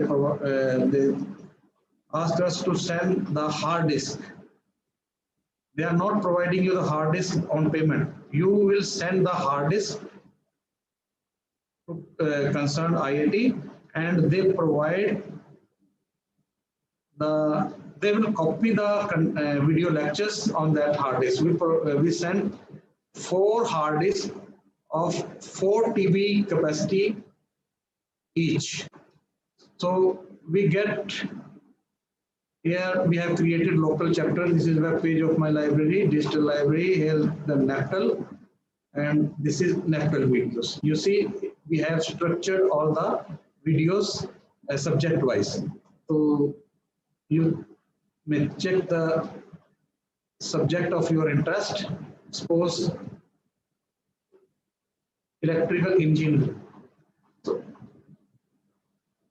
on the subject electrical engineering, we will find the following papers, following topics. Suppose power systems by this person, and Singh, IIT Kanpur, has the following video lectures. Just click on any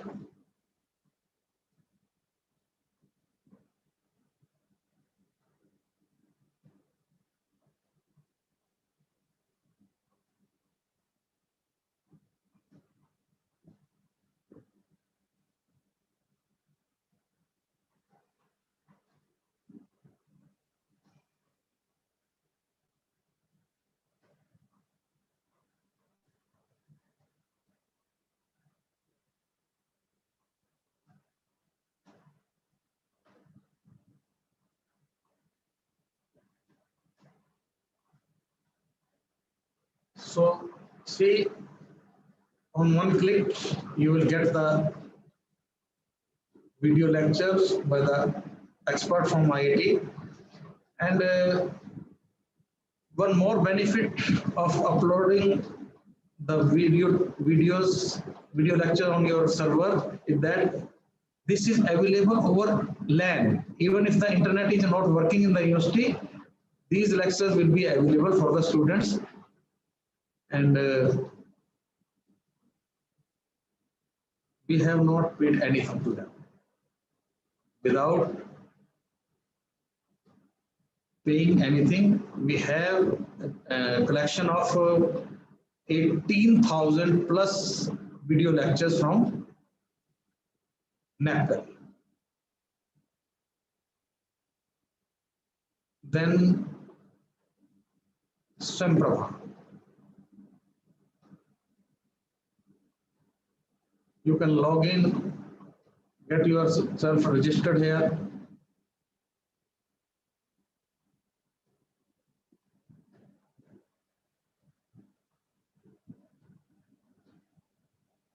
This is Samprabha. Suppose I want to check humanity, history, culture, philosophy, social sciences.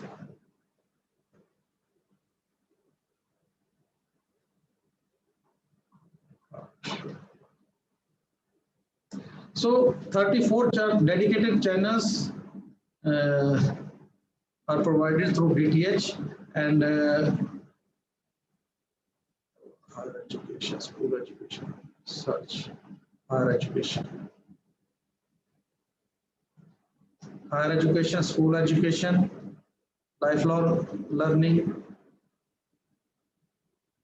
It is current, upcoming.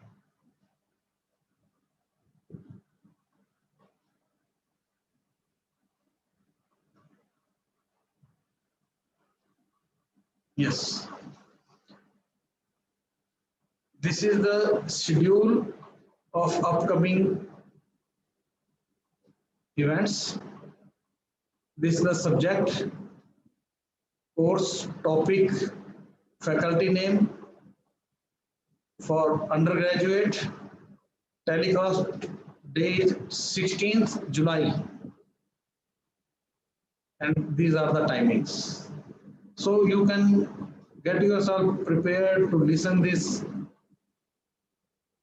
video on channels, DTH channels. You can download all these scheduled telecast, 100 entries per page in Excel.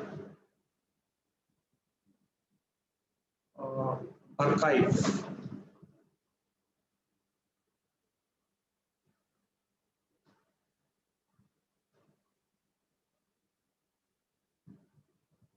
Archive means those who have already telecasted. If you could not see on their schedule time, they have put on in archive, and you can see later on.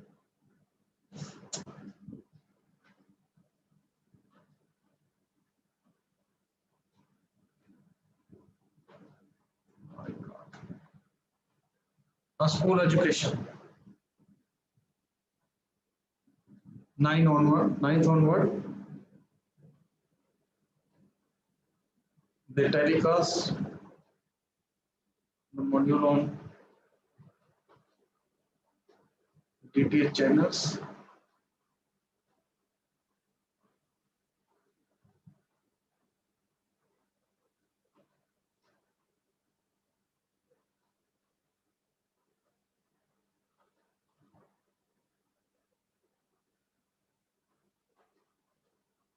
It is a little bit slow.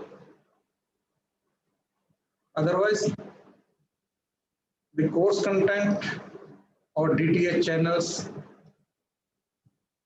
is very good.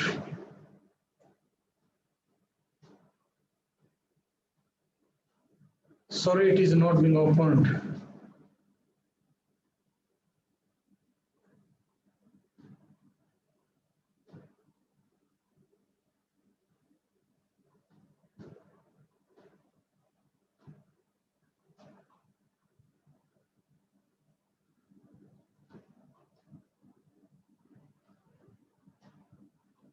Okay, so you see,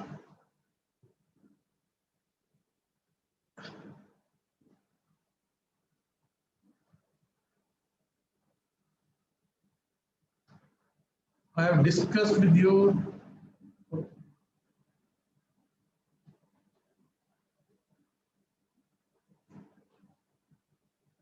the information, online information sources available over InfluNet, National Digital Library of India, NAPL, and Swamprabha.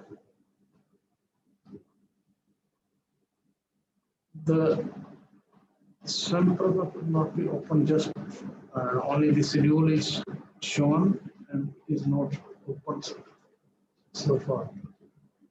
So there is a problem either with my internet connection or this site comes.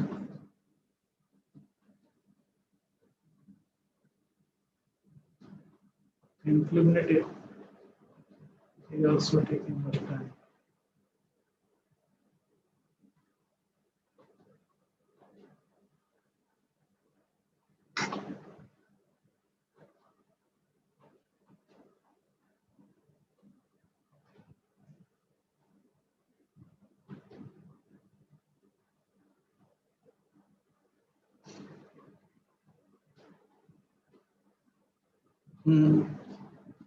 Sorry, gentlemen, the pages from Samprabha is not opened, and I could show you the information sources from InfluNet, National Digital Library of India,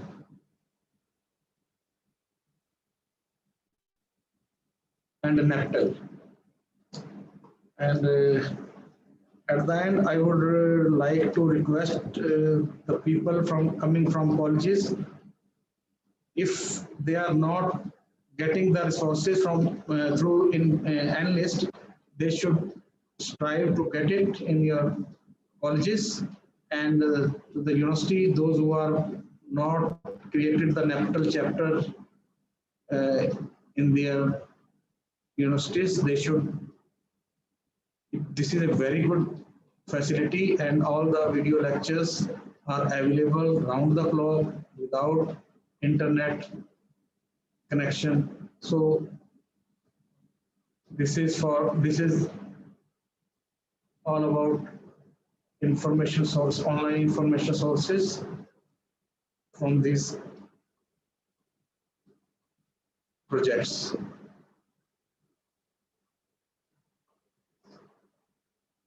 Now you can ask any question. Thank you so much, sir. There are already 2-3 questions in the chat box. I can read for you. The first question is from Anu Chopra. Can an individual access these resources for free, or only institutes can? Okay, very good question. I have discussed 4 agencies. Samprava is totally free. NAPTEL is totally free. NAPTEL is also providing certification. So these resources are totally free. All the resources from Information Library Network, other than subscribed sources, are free. Now, again, please see, this is a very good question. And InfluNet, these are the major activities.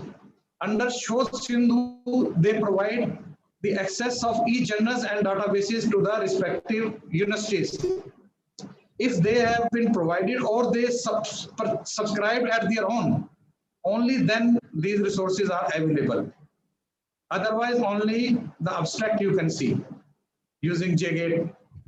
And should those who have undergone with MOU with the InfluNet for submitting the thesis for posting on their servers, they can get the anti-plagiarism software under this Shuddhi program. And list all the colleges who are registered under Enlist only they can get the access.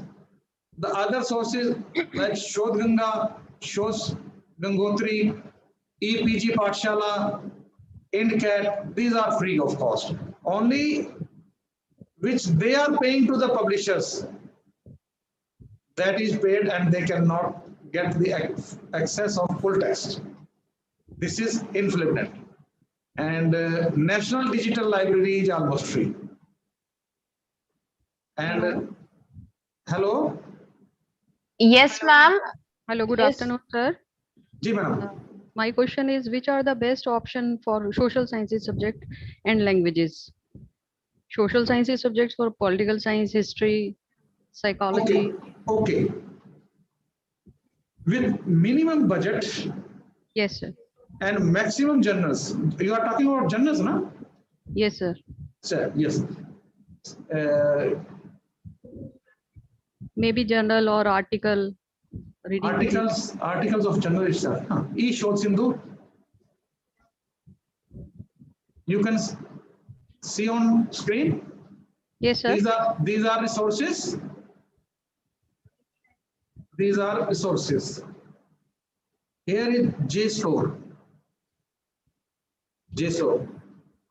Can you see? Yes, sir. JSTOR. This database of journals is provided to 212 institutions, and it has a collection of 3,165 journals. Okay. Okay, sir. And it costs, I think, less than 3 lakh rupees. And this is the cheapest source, covering maximum social sciences and humanities. Okay, sir. And what about language subject, sir? Language it also covers, and language. Some sources from Oxford University.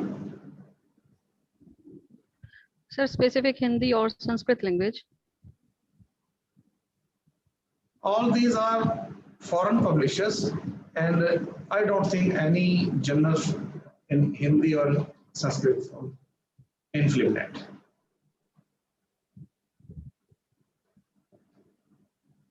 Okay. On social sciences, again, Springer has a good collection. Taylor and Francis has a good collection. JSTOR is a very good collection, particularly in the field of social sciences and humanities. Okay. Okay. Thank you, sir. Economic and Political Weekly, it is. Sir, I am also a subscriber analyst from InFlipNet. Analyst, then Yes, sir. you are getting, if you have the access of analyst, again see analyst.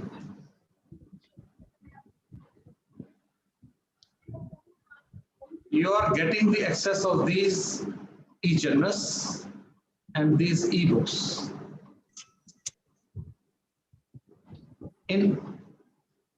Among e-books, analyst is much richer than e-Shodh Sindhu.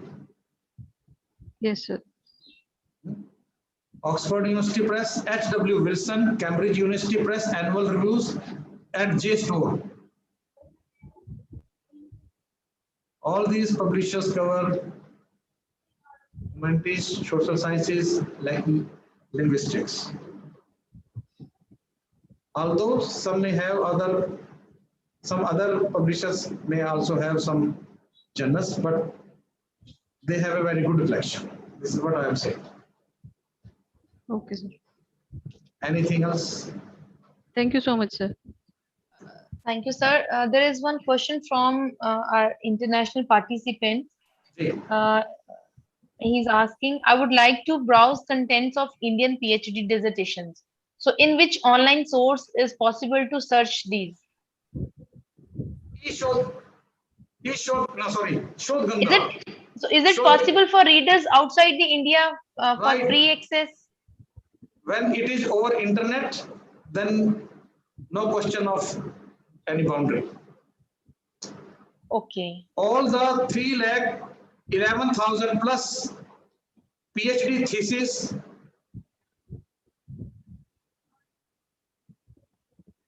One minute, please.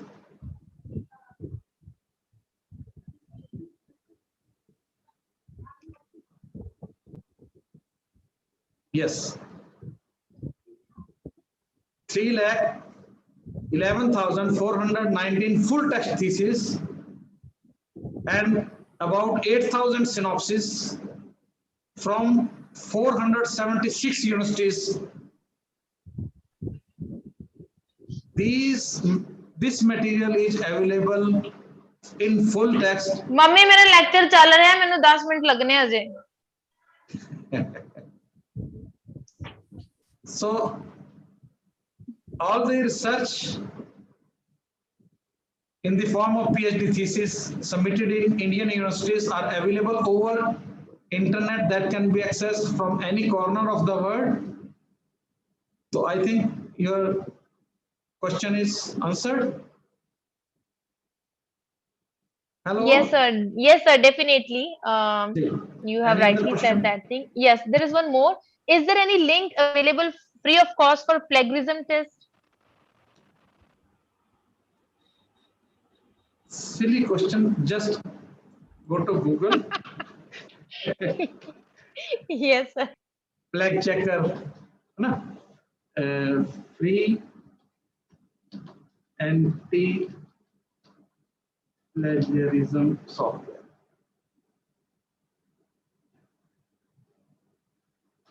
Plagiarism checker.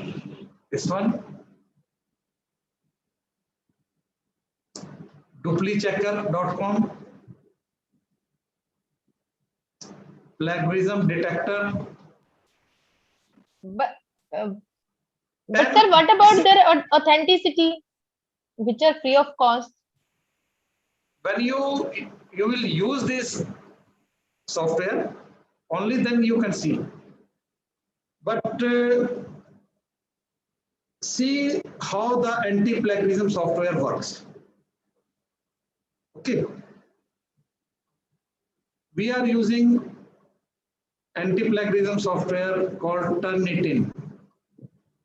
Yes, sir. However, we have been provided the access of Urkun from InflibNet because we have signed MOU with InflibNet.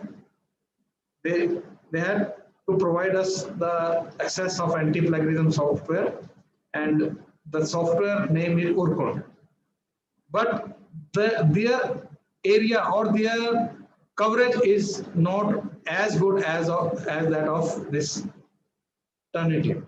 All the freely available anti-plagiarism software, they don't pay any single penny to any publisher. Suppose someone has taken from Science Direct journal,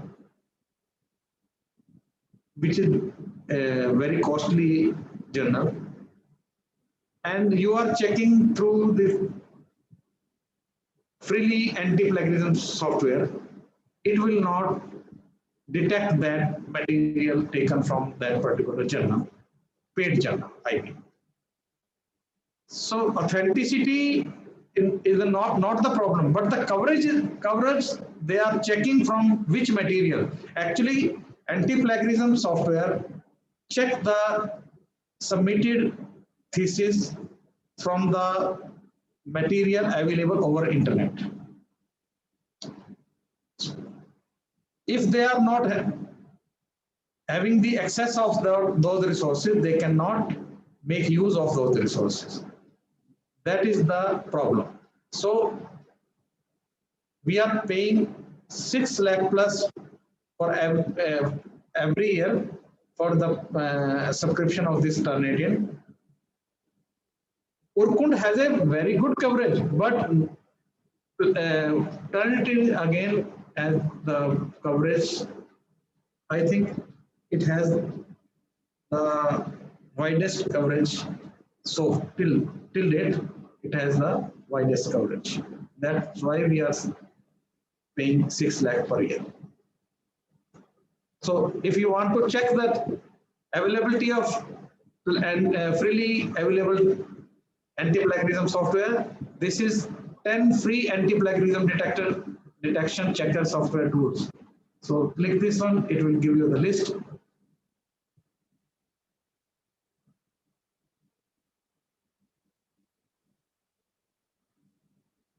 These are the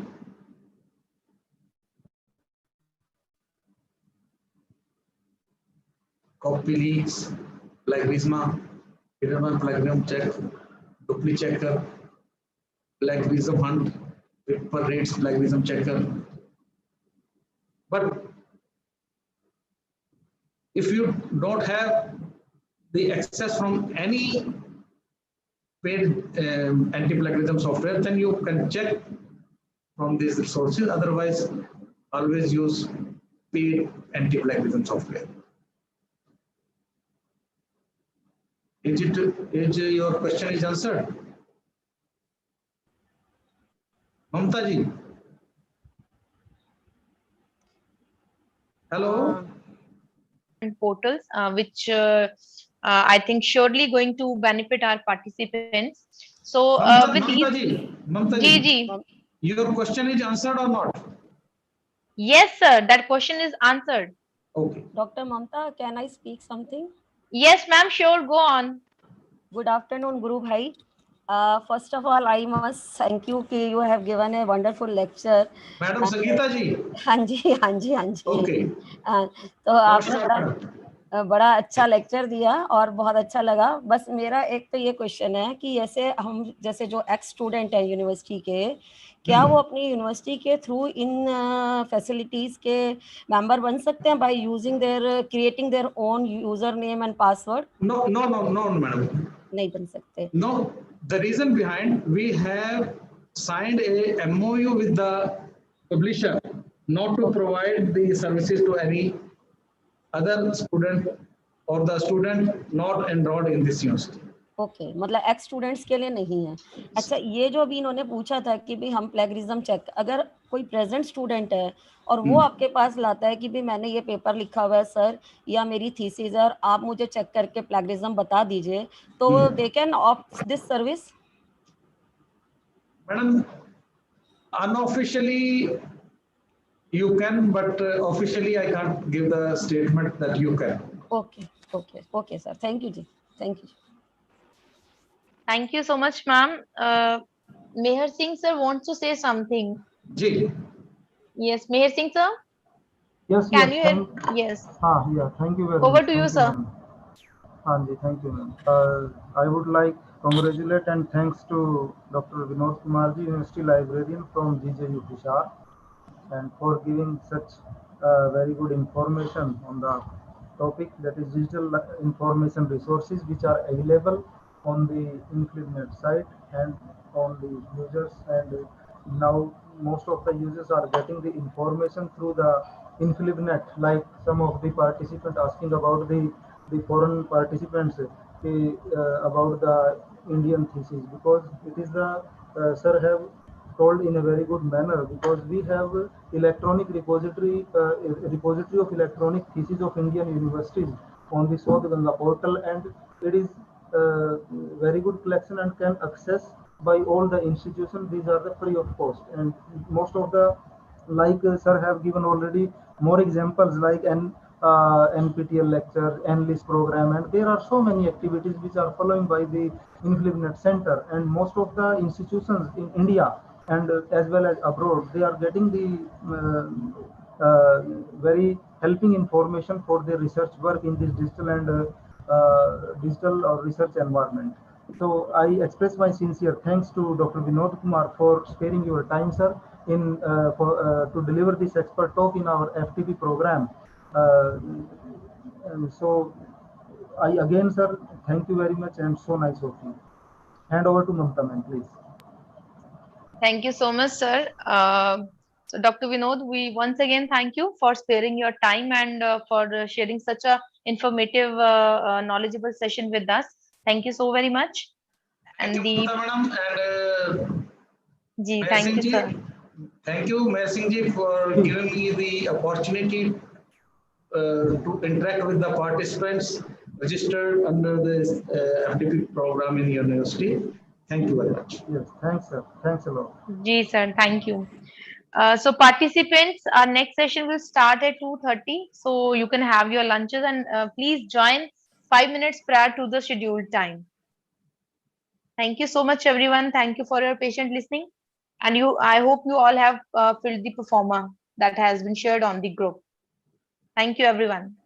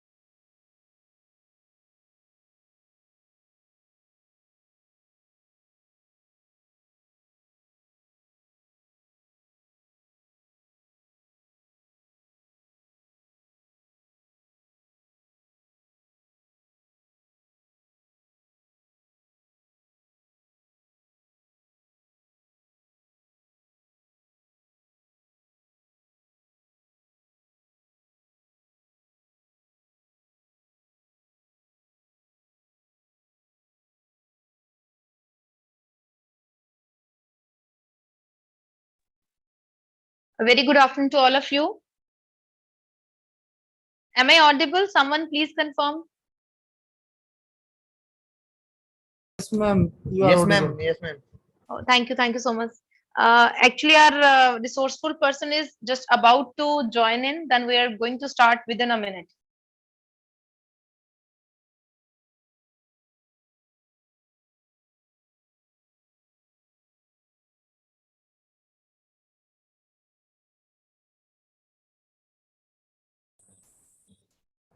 Hello, am I audible now? Yes, sir, you are audible. Oh, fine. Sorry, I could not connect in time, but it's a limitation of the technology. This is a boon as well as a problem. So my before I start it, it's okay, fine, fully audible again. I was. Sir, I'll go through your CV. Then I'll ask you to start. Just give me one moment, please. Okay, you do it, please do it. Yes. So thank you so much, sir. Welcome once again, dear participants. For this session, our resourceful person is Dr. Dharamveer Singh. He is presently working as Professor SRM University Librarian. Prior to joining SRM, he has served as University Librarian in University of Delhi, as librarian at prestigious Shri Ram College of Commerce, University of Delhi. So he was the president of Indian Library Association from 2010 to 13, which represent India's library profession. He has also served as ILA as senior vice president from 2007 to 10 and general secretary from 2010 to 2002 to 2007. He is member of National Book Promotion Council of Department of Higher Education, Government of India since October 2011. He is an active member of well-known Rajaram Mohan Library Foundation. At Bureau of Indian Standards, New Delhi, he was a member of Documentation and Information Sectional Committee from 2001 to 7 and also member National Committee for Word Book Capital. He has published 19 research papers on various subjects relating to digitization, automation, IT and multimedia application, management and transformational leadership in libraries. Apart from being editor-in-chief of 12 volumes, he was also on the board of Referred Business Journal, Business Analyst. He has authored 7 books on academic library system. He has completed his PhD on transformational leadership and change management, creating much applauded insight into how change needs to be managed in today's dynamic environment. Earlier, he did MA in Ancient Indian History from Gurukul Kangri University in First Division and Masters in Library Sciences from Kurukshetra University. As a part of his personal update program to keep abreast of the latest developments in the profession and broadening his horizon, he has completed courses in record management from National Archives of India in 1990 and then PG Diploma in Digital Library and Information Management from Tata Institute of Social Sciences, Mumbai in 2010. He was also the member of Academic Council, University of Delhi, the highest body of the university on academic matters. Recognizing his services to the profession, he was awarded Best College Librarian Award in 2000, promoter of ILA Award in 2000 again, and Gidwani Best Academic Librarian Award in 2009. He has visited many foreign countries like England, France, Germany, Italy, Switzerland during his tenure and studied 19 libraries in UK as such Oxford, LSE, etc. A very big applause for you, sir, for your achievements. And you are such an experienced and versatile speaker we have for this session. So title of sir's talk is Transformational Leadership and Change Management in Libraries. So with these words, I would like to invite sir for his talk. Sir, over to you. Okay, thank you very much for such a nice introduction. Thank you, sir. Thank you very much for that. And let us start now. My PPTs are with you. Right now, sir, I cannot see the PPT. I can see you, but not your PPT. No, I send the PPT, so I have to show for my side. Sir, yes, we have received your PPT. So should we share that or you can share that? I should show or you will show the PPTs? Sir, it is up to you. If you ask us, we can share. You show the PPTs, I'll just continue to explain. Okay, sir. Just give me a moment, sir. Technical team, Vishal sir or Kuldeep sir, you have PPT with you. जी. Info पे mail कर दीजिए एक बार. एक second.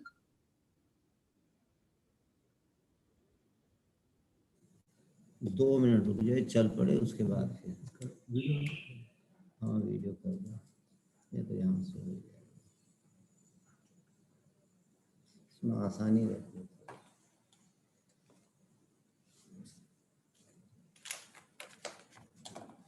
एक तो मुझे झमेला लगता है.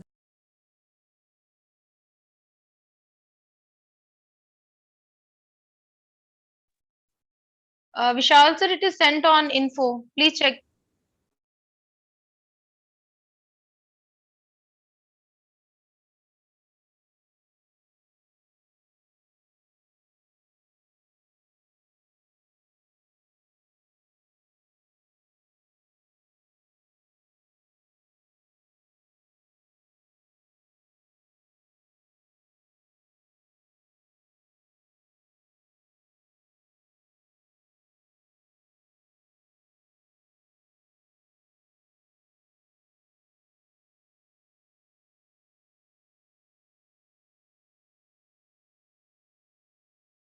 प्लीज एक बार रुक जाओ, एक बार चल जाए, मेरा कॉन्फिडेंस हिला दिया इसने.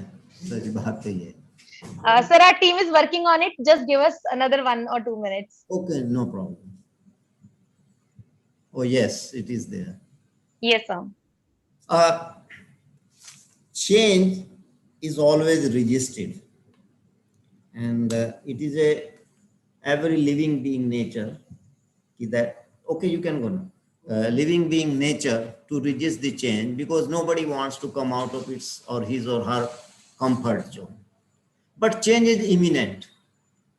ये होना ही है. You cannot do anything. It is there and it will happen. Either you accept it or you don't accept it.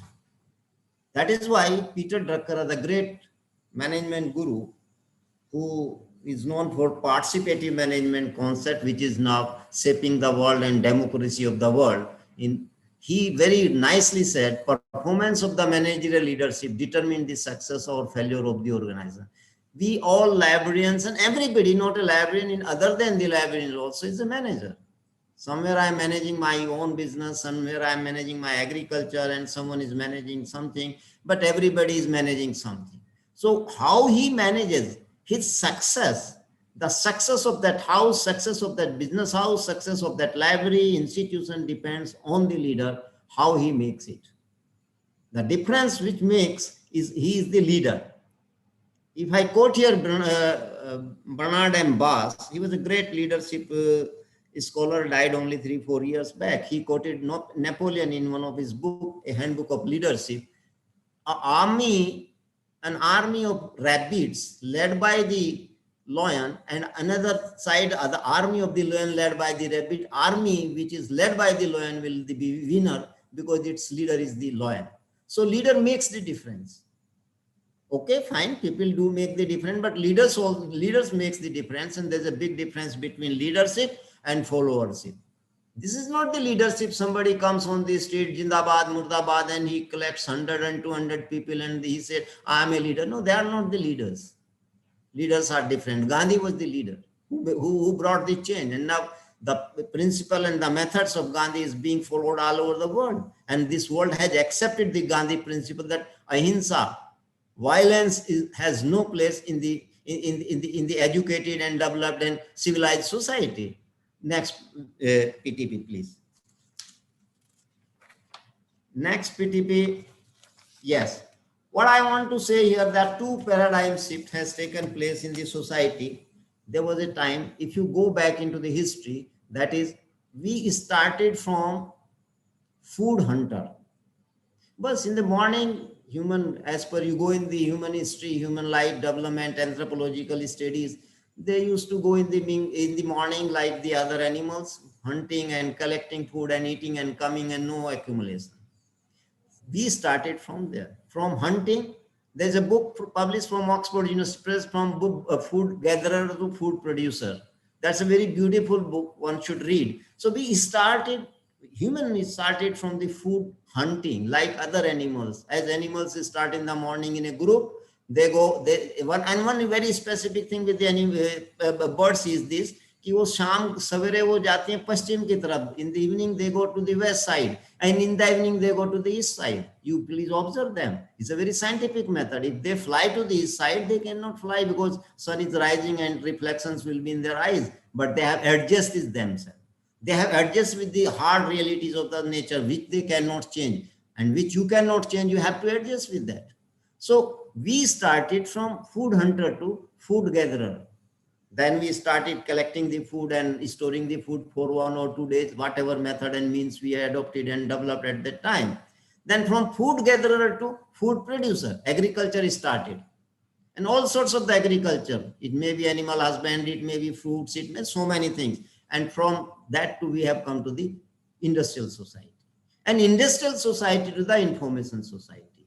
Now, if you industrial society, before industrial society, there was an agriculture society, food producing society, then the industrial society to information society. And information society to, we are talking about the knowledge society. So we started from food hunter to the information society. Today we cannot sustain unless until we adopt the information technology in toto. You will get left out. You will not be able, even a rickshawala is using it. And there's a one point of time when technology was forced upon us. Now we have become high tech and high touch. We want that. There was a national economy. Now we are talking world economy. The whole world is global economy and this and globalization and all that it is before you. Now anything releases in America the same day and the other day get released in India, available in India. Otherwise there used to be a time 6 months, 5 years, 6 years, even things were not available. We were talking about the long term, 5 years plan, short term. It was a short term planning. Now 5-year plan has gone on. It is nowhere existing. Now we are talking long 20 years planning, 25 years planning. So this is one. And there was a centralization. There was a autocracy, dictatorship. So wherever autocracy, dictatorship or Rajshahi, there is a centralization of power and decision making. But due to the democracy, we have come to the society where decentralization is very important. What to say of the nation you see in your own house? छोटा सा बच्चा भी कहता है मेरे को भी कुछ decentralize करो, थोड़ी power मुझे भी दो. And there was one time when we were sticking to the some sort of a policy that is socialist economy. In that economy, we are asking for institutional help, means from the government. Government sadak banayegi, government ye karegi, government wo karegi. Now people are not talking about that because they have seen government cannot do everything. We have to do. Now self-help concept has come. Earlier we were talking representative democracy. India is still a representative democracy. What is a representative democracy? We elect one MP, member of parliament, and they go to the parliament and take the decision. But people now talking about the participative democracy. No, in every decision, parliament cannot be sole decision-making body.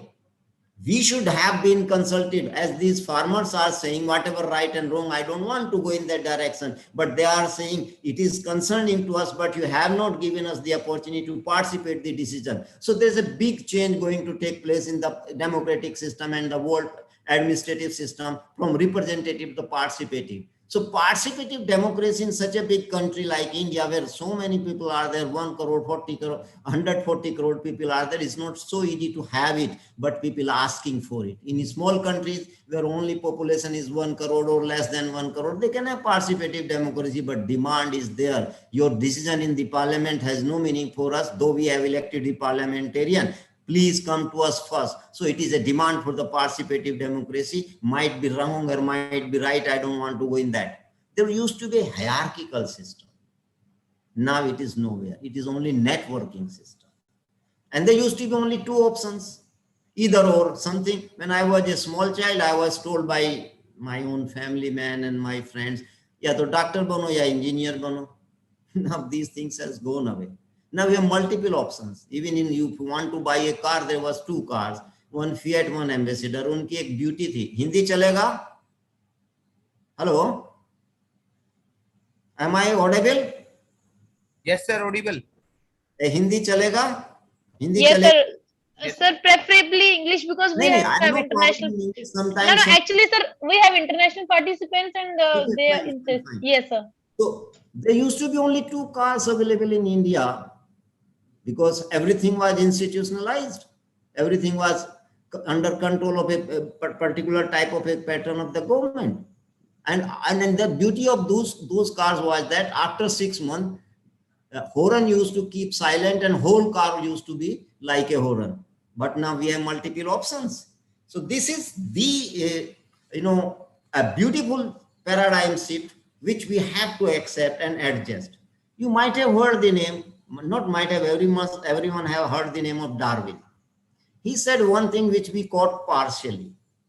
He said survival of the fittest. Who is the fittest? This is not at all. People caught this much. Those who are fittest, they will survive. But who are the fittest one? He said those who will adopt and adapt with new realities.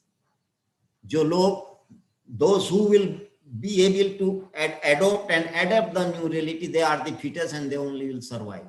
Now, winter season is coming in after 3.5 months, and you don't change, you don't adopt and adapt that weather, you will die tomorrow and after tomorrow, because the cold weather will not allow you to survive. So adaptation and adoption is a very important aspect in the developing society and a developed society. The day you deny this adapting and adopting, you just deny your existence and your survival. Next, please.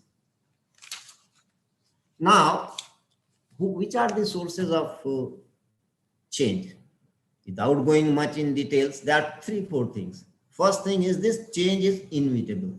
2 things are permanent in this world. Nothing is permanent other than 2. One is God, and another is law of change. The moment you may make a temporary law of change, I'll keep on talking, you will keep on listening, and there will not be any kind of a charm in life. That is why sometimes we go to take the dinner or lunch outside. Why? It's just a demand for change. So change is a very good thing, but it has certain difficulties in bringing. Who brings the change? New company, new things has come, leadership has changed, technology has changed. Now, nobody has, I think, ordinary mobile. Everybody has got a smart mobile, because technology has forced them to buy the smart mobile. So when technology, the beauty of the technology and the weakness of the technology is this: technology makes technology obsolete. Nobody else.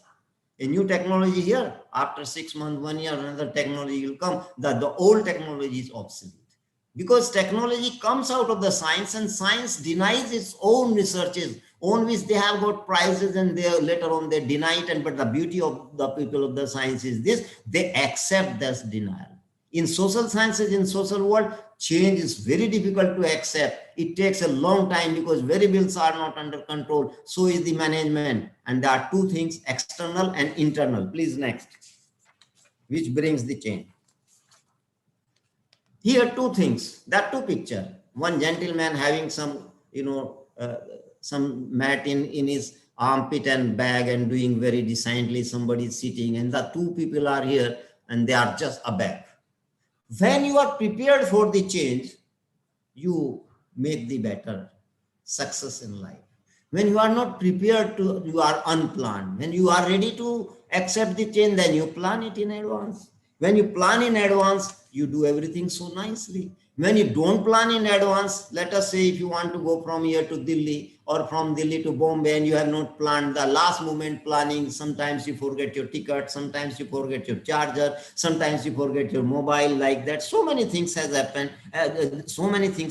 So before any kind of a change, you have to plan in advance.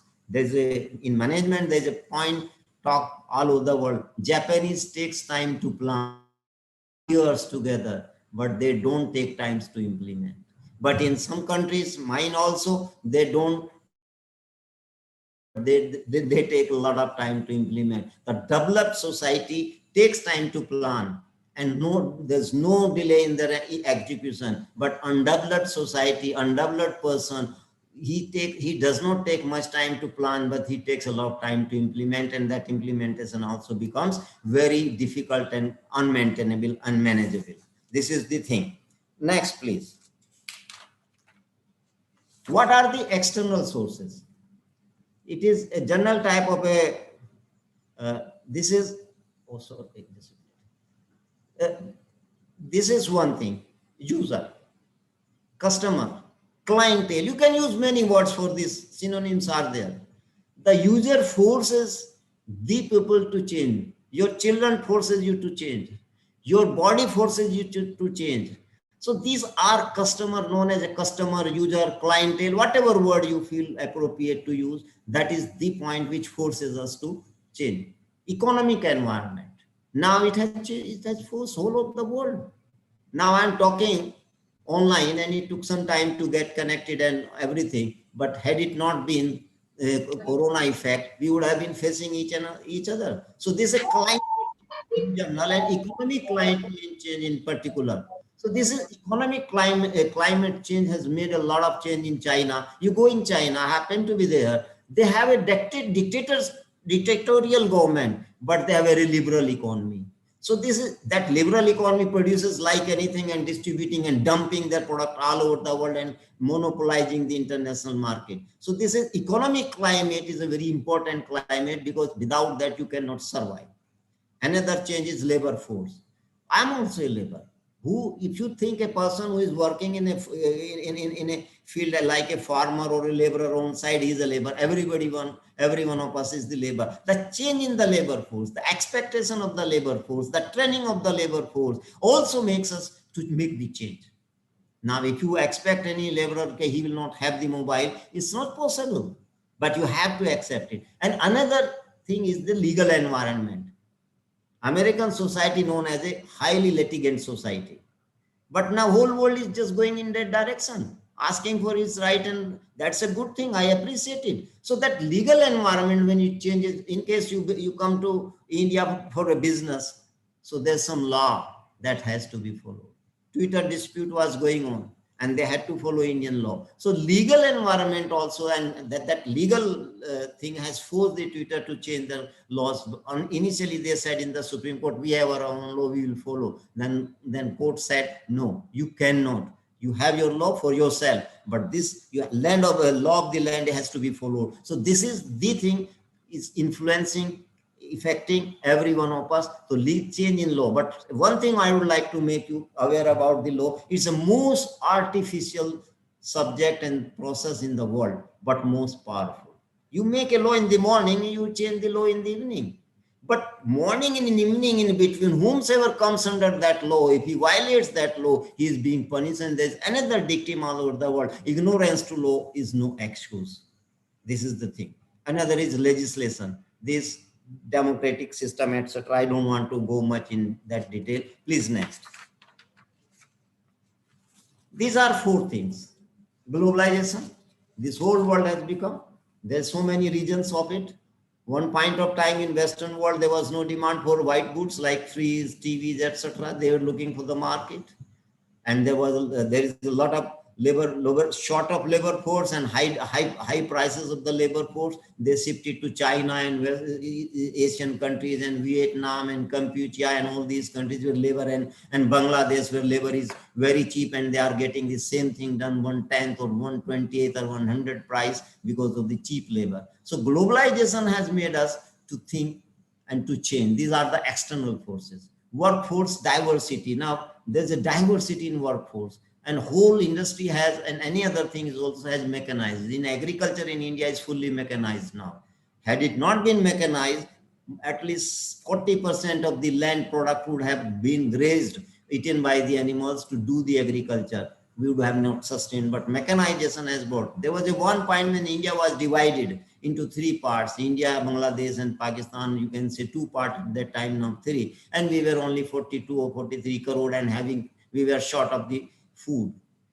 Now we have 140 crore in India only, and we have 25 crore in Pakistan and 16 crore in Bangladesh. You put them together, but nobody is dying without food. It happened because of the diversity in workforce and the technical changes, changing technology adoption. We have the food, bread and clothes and roads, etc. It happened. And ethical behavior. It is very important aspect, and it requires an independent lecture on it. But I would like to say ethics is highly subjective. It is not an objective thing. Doctor has his own ethics. A librarian has his own ethics. It is his professional ethics. And one example I would like to quote here from Midnight Children, written by Larry Collins and Lapierre. If you read, please read it. There's only one small example. Jinnah, who was the leader of those people who were asking for the Pakistan out of cutting a part of Indian, making the Pakistan. He was in the very advanced stage of TB, but his doctor knew it only, and he was a chain smoker also to hide that TB. Doctor did not tell, and he died just in this 47. He got a country, and in 48 January or February he died because of that TB. Then somebody asked the doctor, if you know, why did you not tell? He said, it was my professional ethics. I'm not supposed to tell the details of a patient to somebody else. He gave importance to his ethics, professional ethics, but forget about the nation. So this is the thing. Another example I would like to give, due respect to everybody. In our Muslim brothers, they can marry their cousin or sister, and it is available, permissible, but in our Hindus, we cannot do it. It is unethical here. That is why I say ethics is highly subjective. But one thing is there which is highly objective, that is moral values. Moral values cannot be subjective, they are always objective. Next, please. Internal sources. Yes, change is being forced by external and internal. Work, shift in workers. Their attitude, they don't give the bonus, I'm not going to work. So there are many things are there. Productivity decline. When productivity is declined, one of my friends' son was the Reliance All India head for luxury or super specialty type of the land suit, etc. He is asked to quit, and they gave 3 months salary in advance to him, where it was more than 20 lakhs, 3 months salary, and now he is without a job. Because productivity has also declined due to the decline in the demand. And productivity is not only concerning to your industry or your agriculture, productivity is concerning to a teacher also. Whether he is producing good articles and teaching properly is concerning to librarian also. Whether he is making proper documentation, giving the services. So this is one of the things. Decline in productivity doesn't mean the decline in productivity in industry or decline in productivity on road or anywhere. It is concerning to everybody. This also tells us to bring the change. Sometimes to meet that, we try to replace a machine, and one machine works for 50 people. So 50 people salary like that. So all these sorts of the calculations are there. And change in personnel. There's a lot of problem and organizational behavior. There's 2 books, textbook. They are Luthan's, and Luthan's book is one of the finest book on organizational behavior. Human behavior is very difficult to predict. But the predictability is the virtue of the S. If something is predictable, S is predictable. Human is not predictable. That's why he's a human. So it's a big debate in psychology is going on. Somebody says he is not predictable. He might be very intelligent, very clever, but he's not a dependable man. So these are so many things which influences, and population is also influencing. In India, population is influencing. In Europe, population influencing in different way, because their population growth is negative, or growth is around 3%. There's high growth rate in particular religious community, less growth. So many issues are there, and population. And if I quote here Malthus, who wrote in 1774 a book on population, he said, no, this population is going to be a big problem and we should think about it. The people criticized him because he had 13, 14 children, and they said he is not able to manage. Therefore, he is saying the population is a problem. But now people are talking about Malthus. He was very right. And he said at one point of time in his writing, the table of the earth is limited. Those who comes uninvited, they must starve. And that is happening. That is going to be true. Go in South African countries, see on YouTube, people are dying without food, and because population is not being controlled. And Malthus and other scientists also said we can just manage 800 crore people only.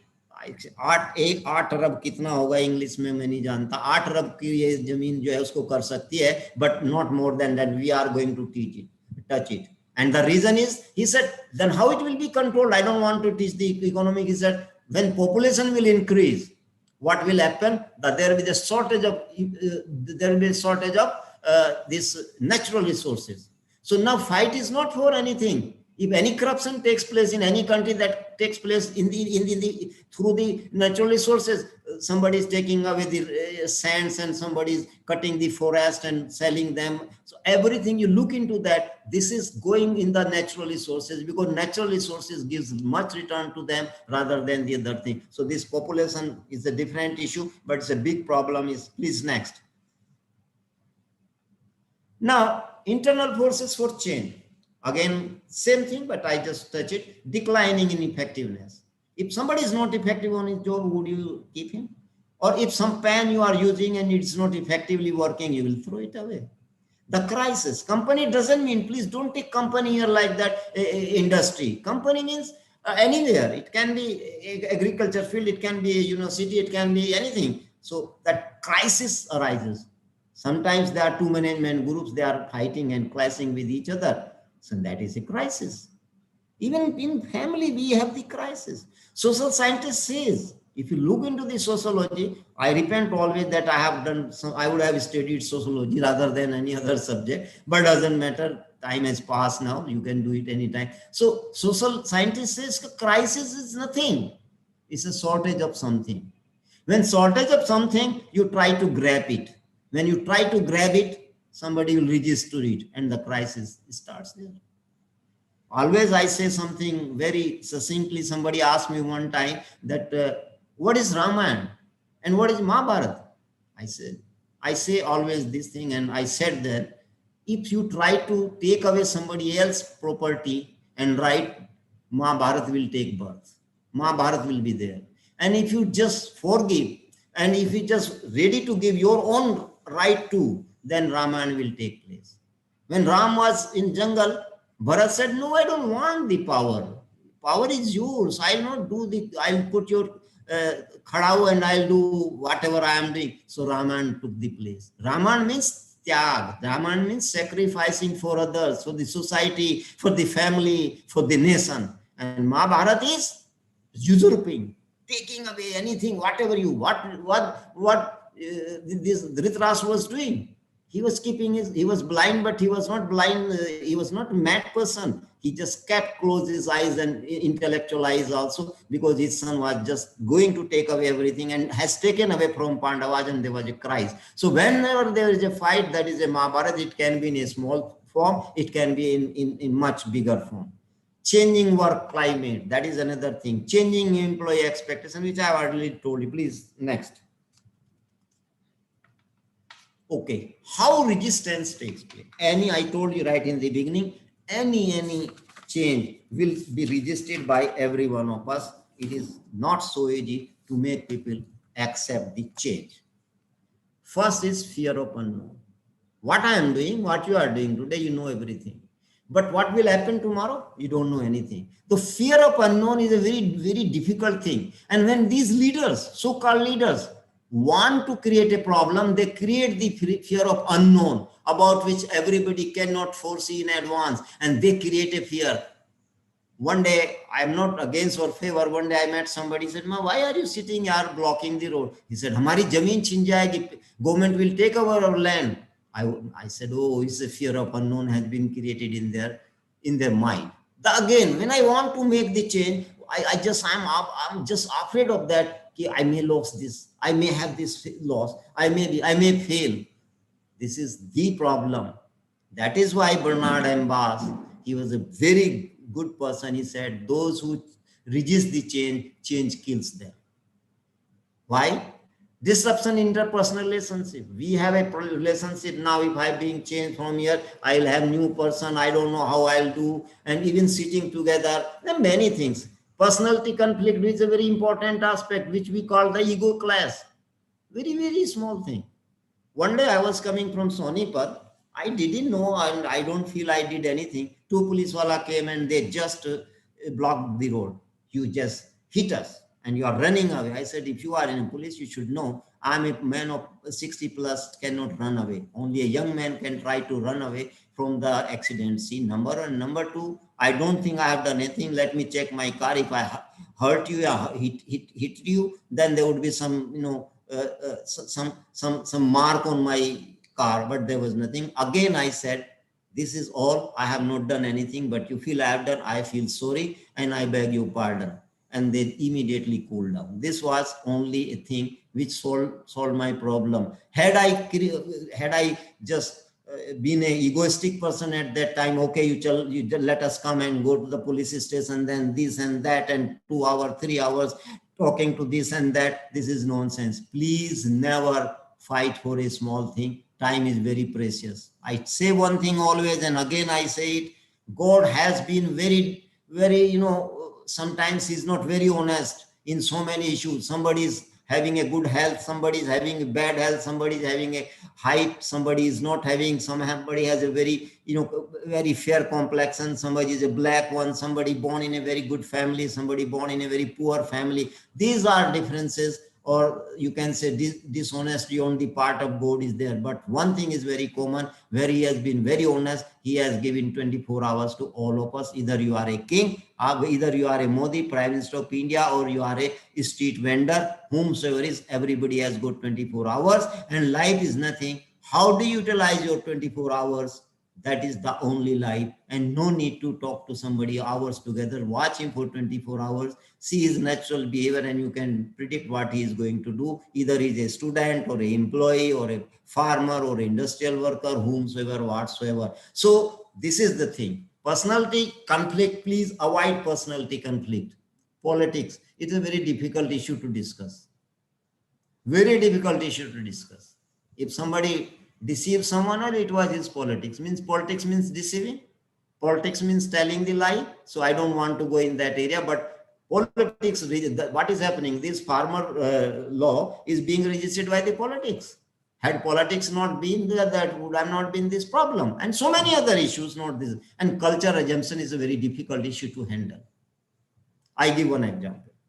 I was a student in Kurukshetra University, and I was young boy at that time, and used to sit on the ground floor. There was a fixed place for me, and always I used to. A senior to me in library science used to walk with the ankles, and ankles making always a very melodious sound, but distraction. And I was also young. I used to get distracted towards a young girl. I went to the university librarian. I said to him, sir, why don't ask her to remove her anklets, what you call Ajay hum Hindi mein kehte hain, anklets, and making a sound. He said, okay, you come after 3 days with a solution. He was a great person. He taught me, Sri K.S. Dalalji, he was the university librarian. I learned, and I owe a lot to him. So I said, I did not say anything. He again called me. Is any solution, Maji? I found only one solution. She should not come to the library with these anklets, jo pair mein hoti hain, and then that is the only solution. No, I'll make some solution. He spread there on that area a carpet, and there was a cushion in between the hard floor and the lady, and the sound went away. He said, had you asked this, it would have been a cultural issue. If some Muslim lady is coming to the library with a burqa, that is a cultural issue. There are many cultural issues.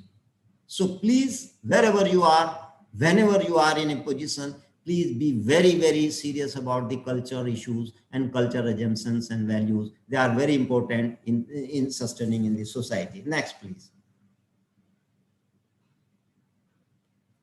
Now, how to deal with the resistance. Chota bacha, a small child in our family, makes a lot of noise and chillata hai wo, anything and everything. No, I'll not do it, but he has to do it.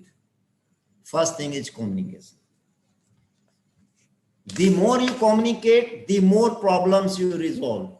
The less you communicate, the more problem. What we are doing now, we talk about each other, but don't talk with each other. I am talking about Mayor Singh. He is my friend, something good or bad. He is also talking something, it's a for example, not sure. He is talking something bad of me. Why don't we sit together and talk with each other? Instead of talking about Mayor Singh to somebody and Mayor Singh something about me to somebody, and both of them, then they convey me something according to their convenience and language and understanding, and which further creates a problem. That is why communication in family, communication with your colleagues, nobody is your subordinate, they are your colleague. So communicate with them in detail and with logic. Nobody is going to accept you without a logic. You have to give a rationale and with details. If you communicate, you remove the confusion. If you don't communicate, you create the confusion, and confusion leads to so many other problems. This is one way, one of the method to just deal with the resistance to the change. Change will definitely come. There's a poet has said in Hindi very nicely, जो what is समय के साथ जो बदला नहीं उसे मिटना पड़ा है. Those who have not changed according to the time, they had to get perished. तलवार से बच गए तो फूल से कटना पड़ा है, और कोई चट्टान कितनी भी जटिल क्यों ना हो उसे हर नदी के रास्ते से हटना पड़ा है. Those who resisted change with the time, those who did not accept change with the time, they had to perish, they had to get finished. They have no option except getting finished. If they could save themselves from the sword, they are being killed and they are being cut into pieces by the flowers. And the water, any big rock, whatever strong rock is that, it has to get out of the way of the water, otherwise you get continued into the sand. The sand in the river is nothing. There's no grinder in the river. There are big rocks and water just continuously putting on them and pushing them, and ultimately get converted into the sand, which is, you will not believe that this sand was one day was a big rock. That is one thing. Participation in the process. When you communicate, you create the participation. Ownership and commitment. What is ownership? It's a very difficult issue. It's a very easy issue also. Example. Once a young boy was going in the forest, in the fields. He heard some sound, save me, save me. He said, Hoga koi. He said, might be someone. He kept on walking. When he went a little bit ahead, he said, oh, this sound is very familiar to me. Then he took interest. He just went little ahead. Then he saw, oh, she's my sister, and 3-4 people were trying to outrage her modesty. He forgot they are 3 or 4. He just jumped upon them and bounced, and they ran away, and he saved, because ownership was there. Had ownership not been, then he would have turned his face. So you have to create the ownership in you, in your family, in your institution, and then commitment. If you don't, you have the ownership, then commitment is there. If you don't have the ownership, otherwise what people say, koi hame kahani. Tulsidas ne koi bhi raja aa jao, anybody can be the king. How it makes a difference? Whenever there is election in India, you ask some rickshaw, how it makes a difference? Koi bhi aa jaye, it makes a difference, because ownership has gone away. You have to create the ownership. This is very important. Empathy and support. Empathy is, when somebody is in trouble, you cannot understand unless until you are in my situation. जब तक तुम मेरी जगह नहीं होंगे, तुम नहीं समझ सकते. तुम मेरी जगह आओ ना, तब मेरी बात समझ में आएगी. That is called empathy.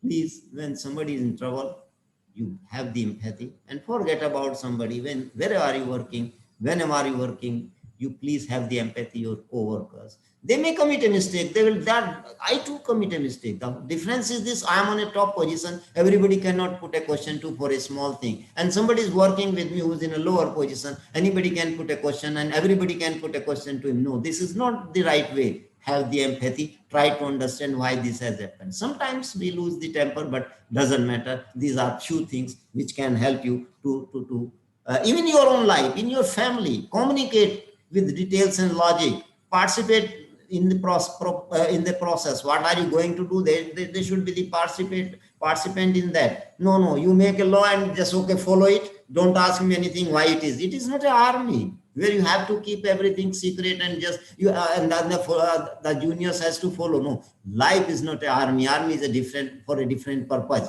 It is very difficult. It is true that experience cannot match. Oh, thank you very much. So this is the thing: empathy and support. Next, please. Please come to the first point. Slide show, and then come to the display. Yes, then again click, something will come. Yes, please again click something. When you start from here. You start from 0. Everybody is the same. The moment you start moving further, people start criticizing. First, you are being ignored. Gandhi said, first people will ignore you. Later on, they will criticize you. Then they will, try to be violent also. Then he said they will try, then they will, when they won't have any kind of option with them, then they will try to rationalize and then they will accept and things will change. First. Second, the first thing is this. Second, minimization. Just उसको छोटा कर, अरे क्या है इसमें बकवास है, कुछ नहीं. One example. Somebody said, what Milton has done in Lost Paradise. If I want, if I wish, I can write better epic than the Milton. The gentleman said, there's only one difference between you, John Milton, and you. He said, what? He has the desire to do and you don't have the desire to do.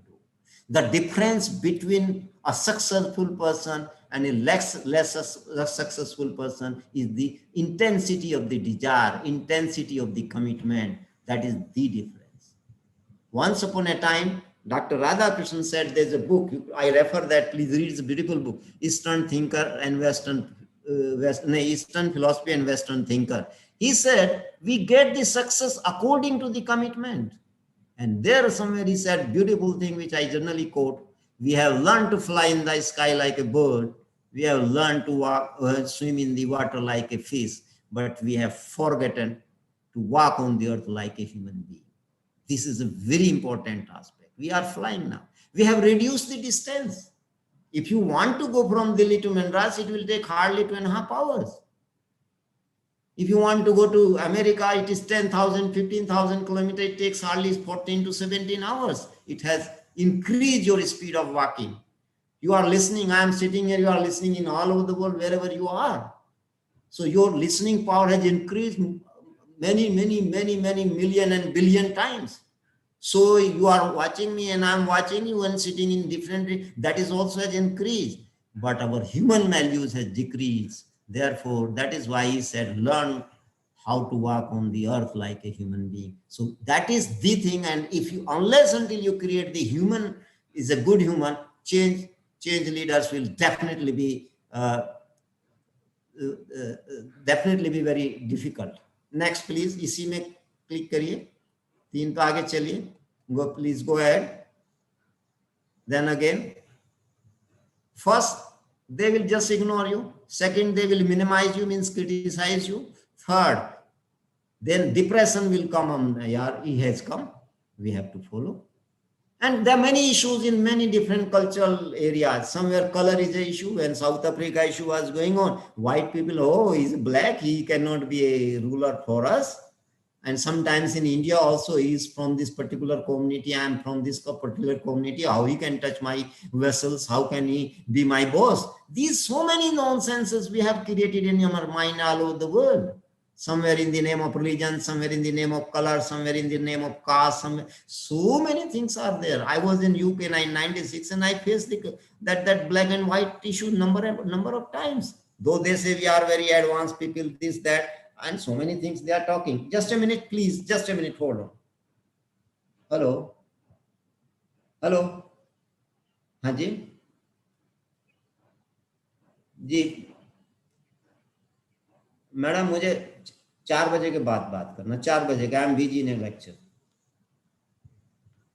So differences, human nature is there to discriminate, and but the culture, the education, and all this talk we are doing, something good I can say. I don't say I will say everything very nice which will influence you, but something must be there. So this is the thing, and that makes the human being a better human being. Please, next. Depressive stage comes when he feels that he is going ahead and I have to follow, and this is the lowest level of the depression. You have to have the patience. If you have the patience, next please. Next please. Next. Now acceptance starts. Those who have accepted the change with rationality, with logic, they are just doing.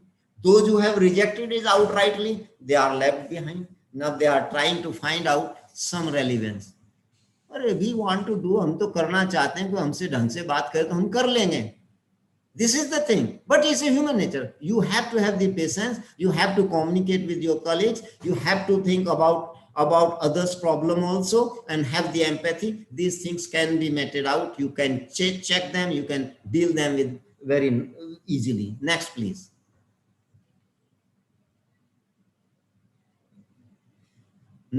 Testing. Now, individual begins to interact with the they start to ask questions to see how they might work. Then they start, hum to karna chahte, please let me know. And this is how, please next.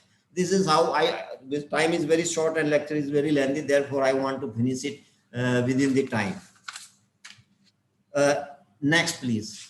And this is how people accept it and things take the place. Please, next. Next.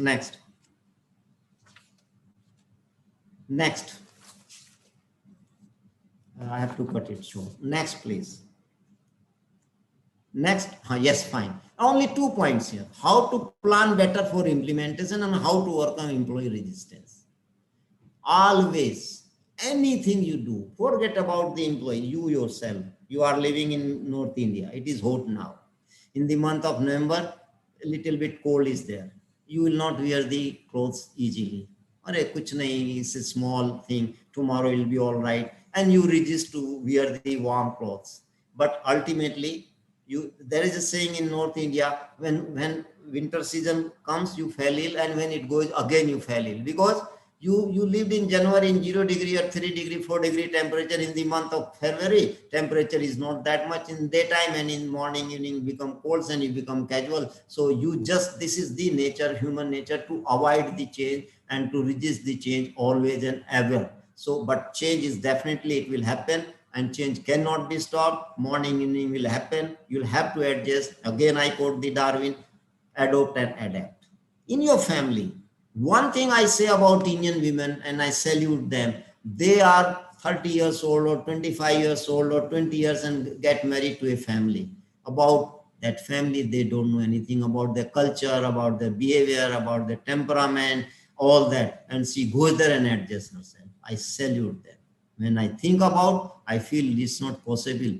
And they adjust in such a manner, such a good manner, they become part of that family and important in the family because they know the art of adopting and adapting. If you know the art of adopting and but adapting and adopting cannot happen unless until you just keep your ego aside.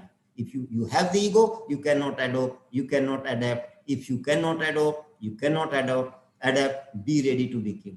One thing. You might have heard about the dinosaur. Why dinosaur died? Why dinosaur disappeared? Reason is this: dinosaur did not adjust with the change of the temperature. Such a mighty animal in the world, people say, but it is nowhere. Only fossils are available. So is the thing with the people.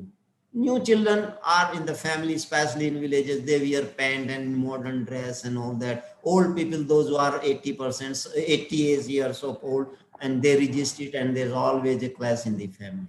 They don't try to adopt and adapt. You cannot push time backward.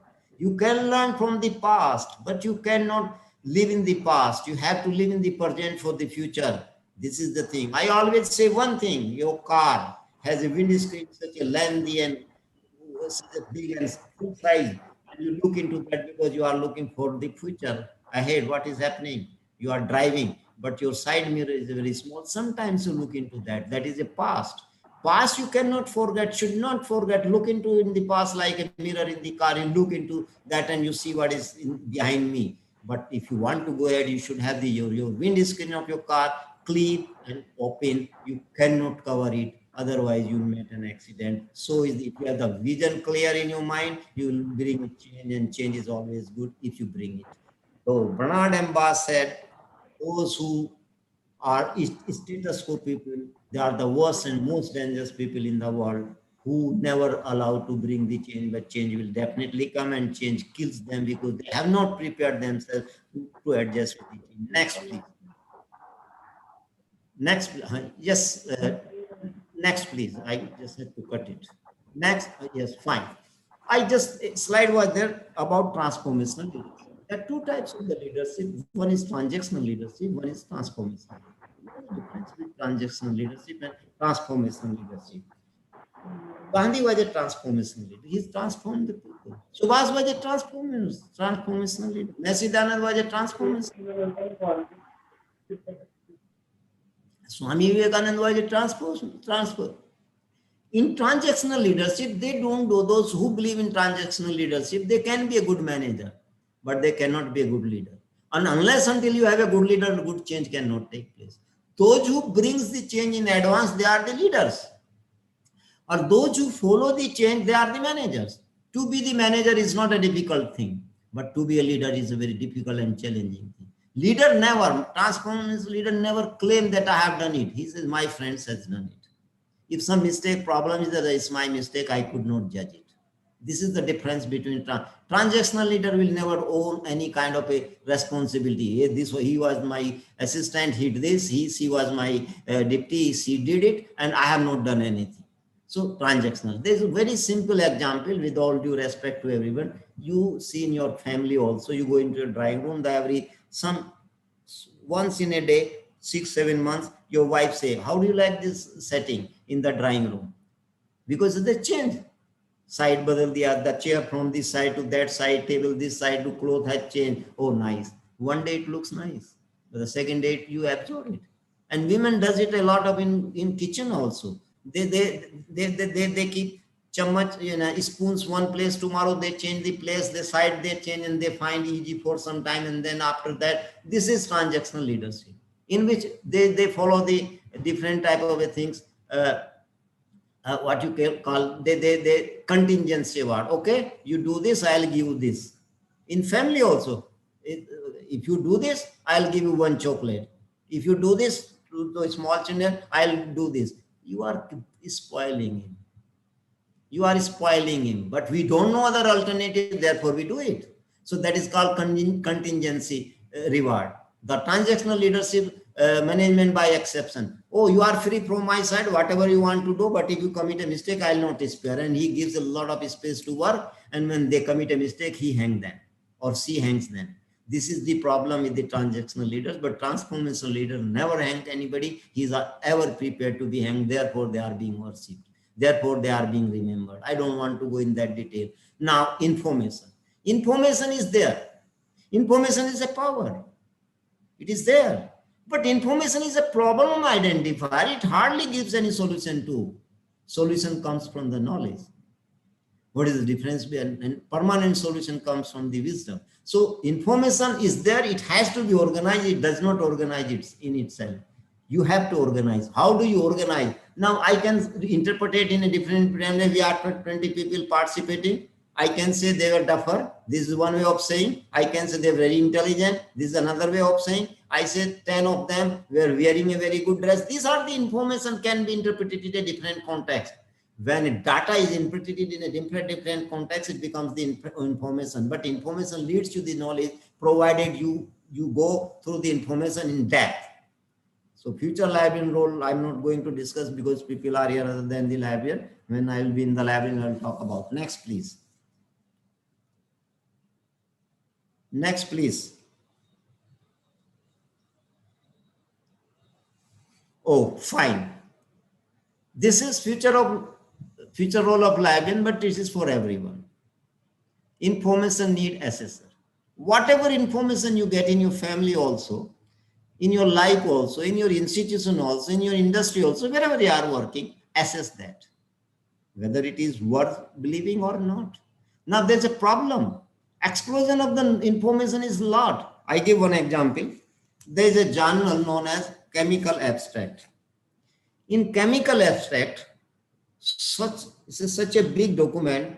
It comes every week and then 15 days and all this is big.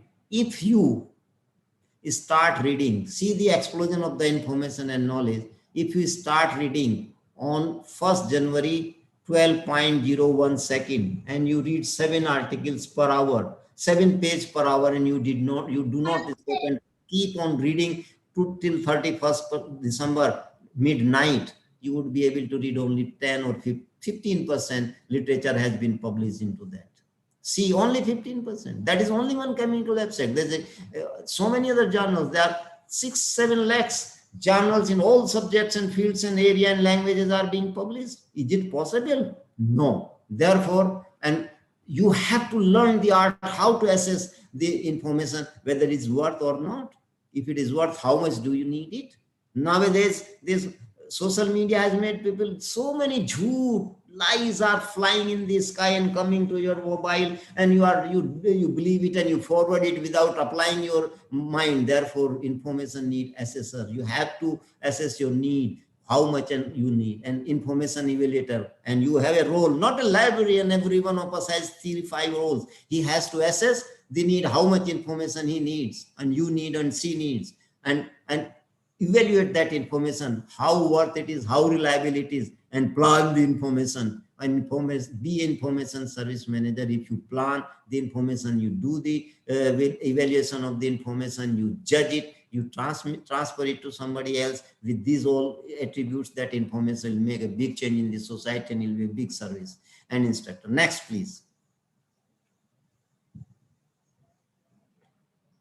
Next, please. Next, I want to cut it short. Okay, fine. I was talking about the leader and the management. The manager, the difference between the manager is administrators. Okay. एक उसको rule and regulation he has got, and you do this, you do that, and just he looks after, okay, things has done fine. But leader is never a manager, he innovates. He finds out the new means and methods. He finds out some new techniques. He is a leader. Manager is a copy. He's a copy of whom? Leader's original. What he has planned and designed, the manager is just copying it. Manager just are the maintainers. They maintain. आपने दिया था, मैंने कर दिया. I don't want to tell the name of a person. I was expert there. And when I asked him, what is your contribution in that university? He or she said to, my vice chancellor asked this, I did it. My vice chancellor asked this, I did it. Okay, you have done everything, whatever your vice chancellor, what you did your own. And there was zero reply. Nobody is going to recruit you, either a teacher or an employee or a librarian, whatever you, who says, whatever my vice chancellor said told me, I did it. Whatever my senior said, I did it. No. No. Only what you have innovated, what you have developed, what initiative you have taken. Nobody is looking for the ass. No, everybody is looking for the horse. This is the thing. Manager system and structure. He is a lakir ka fakir. He is very much, committed to the systems and rules and regulations. But a leader always focuses on people. Always focuses on his colleagues and friends. He never call anybody is my subordinate. It's a very old language, very derogatory language is my subordinate. Nobody is subordinate to one, everybody colleague to everyone. Manager relies on control. He just try to control, put into his pocket. No, he will not allow anybody go here and there. No, have the trust. He inspired. I give you one example. Rusi Modi, I don't know whether you know him. He was a great man. And he was the Tata Steel managing director. He wrote in one of the journal I read, he once a lift man was very beautiful lift man. He was very successful, but some chemical was there and he miscalculated and chemical just fell on the ground. It was around 10 lakhs rupees, 1 million rupees loss, sometimes in 1974. We just prepared his file to terminate him, that he has done such a big loss to the company. And every day in the evening, I used to keep that file on my table and ask my peer, give it tomorrow in the morning, I'll take the final decision. The file was before me to take the final decision, just sign it and terminate it. One day, I came to my office and he and his wife and children were standing. I said, yes, you come inside. When they came inside, I asked my PA, please give them the cup of tea, and then I would listen to them. When he listened to he said, sir, I have been working and so many awards this company has given to me. I don't know how this has happened. This is not my intention. I'm very much, disturbed because of it. But you give me one chance, I'll save the money. He said, how? Well, I work hard. I'll give training to others. That was an intelligent man. Though he was a lift man, but an intelligent man. He said, I'll give training to others. I'll tell them this mistake I committed. That's why company, I said, okay, you please leave. And then I just canceled and asked him to work. And later on, he saved a lot of money and he became the best employee. When he retired, I gave him the extension for 5 years to work in the same department where I was going to terminate him. Reason is this, Rusi Modi was the leader. He was not the manager. Had he been a manager, he would have terminated him. So always have a different approach towards your colleagues. This is the leadership. Manager accept the reality. Whatever has happened, had he been the manager, he would have accepted the reality. Yes, he did this loss to the company. It was his mistake and he deserves to be terminated. 10 lakhs rupees was not a small amount at that time, but he was a leader, Ruchi Modi. He investigated. He found out that it is something to be taken. Manager just short range. Leader is a long range perspective. He thinks about tomorrow. Manager thinks about today. So those who thinks about tomorrow, they help this posterity to, they help the generations to come and follow. And those who think about today, they are not going to help anybody, rather they are going to ruin everyone. And manager asked one thing, how and when? But leader said, what is and why? What is this and why this? What and why is the language of the leader, and how I can do it and when I should do it is the language of the manager. You need not to think about anybody. If he says, how can I do it, when I should do it, say he's a manager, he cannot do it. He cannot find out any solution. But if somebody says, what is this and why we need it? If somebody asks you, do it, what is this? Please tell me, and why we want to do it. This is the reason. Okay, he's the leader. Leader can raise these two words, what and why, but manager will never do it. He has another two words, that is how and when. Manager is on her eye, always on the bottom line, minimum. हमें कोई कुछ ना कहते, I should not be harmed, I should not be. No, a leader always said, no, I'm responsible. You go ahead, I'll take care of this. And manager imitates. Leader originates. These are the basic difference between manager and leader. And a leader brings the change. Manager just follow the change. And if he follows the change, even then he's a nice person. Sometimes they spoil the leader's decision and leader's opinion and leader's innovation. This is happening. Next, please. So I have to finish it by 4. Please let me know. Should I finish it by 4? Am I audible? Yes, sir. Yes, sir. Okay, I have already Yes, sir. You are audible. You can finish by 4. Not an issue. I'll finish it. I have already told you about the transformation and transactional. Ji, sir. Next, please.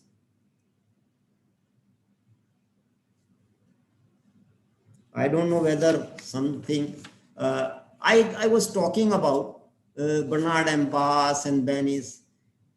One thing I like to tell you, and you should know. In 1962, there was a scholar, Adar, he wrote a book on leadership.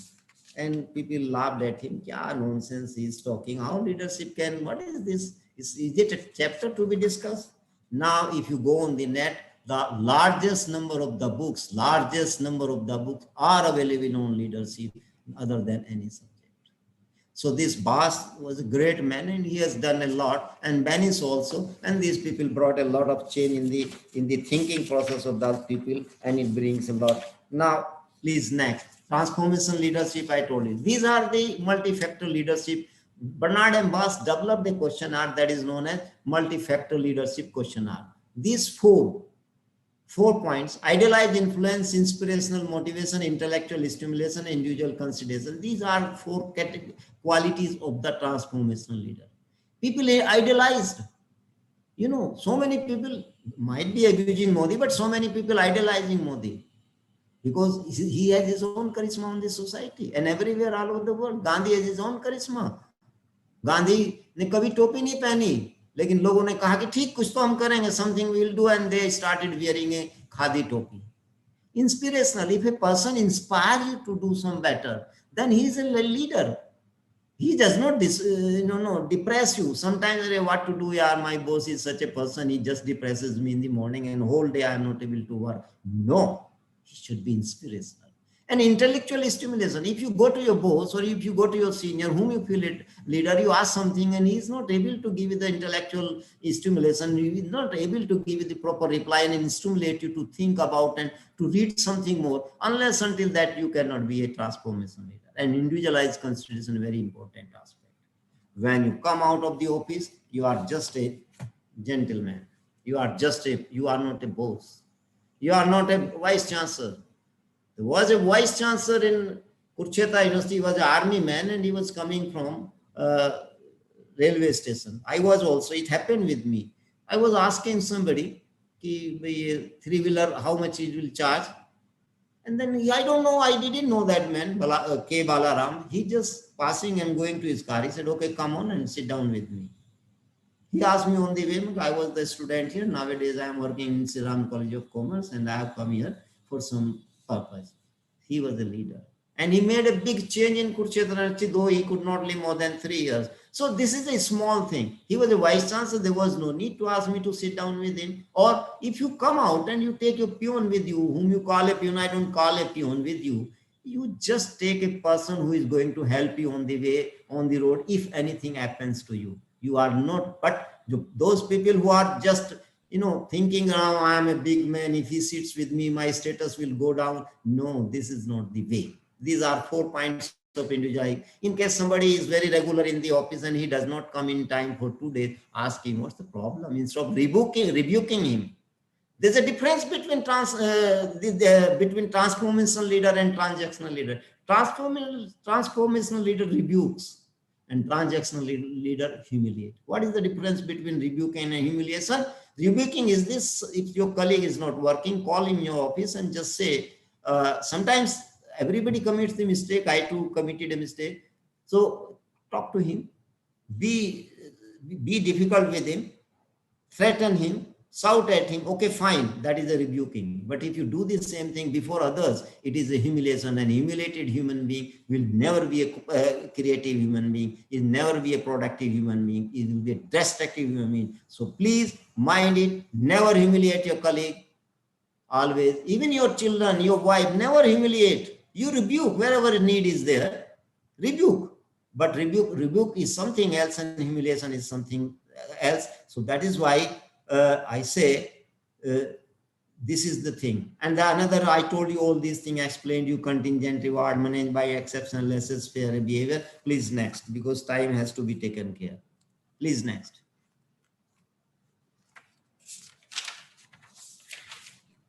Next slide, please. Next slide. Next. Okay, 1 or 2 things. Conceptual clarity. There should be conceptual clarity. If concept is not clear, how do you expect anybody that he and she will work? So a transformation leader has a concept, very clear concept in his mind or her mind, what I am going to do, how to do it, everything is clear in his mind. So to clear your concept, you have to read, you have to listen. That is one thing. I don't want to go much detail, only 10 minutes are some questions, definitely we must be there. Next, please. I have to sum it up. Next slide. Okay, these are, okay, next, I want to finish it now. So there are many issues in leadership and these issues, next please, and from my side it is over. Any question from the friends, if anybody has a question?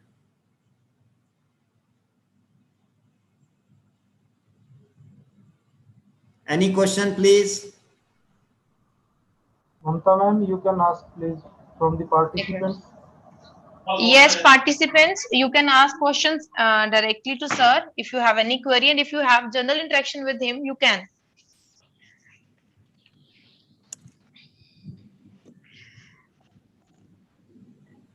Before any participants, sir, I just want to say something. Yes, please. Your lecture was like, icing on the cake. It was just like that because you have discussed the facts that, we need to remind ourselves again and again.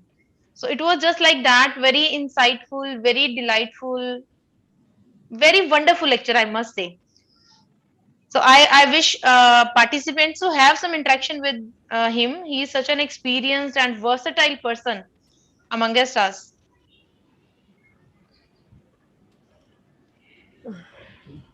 Mayor Singh, sir, you can say a few words.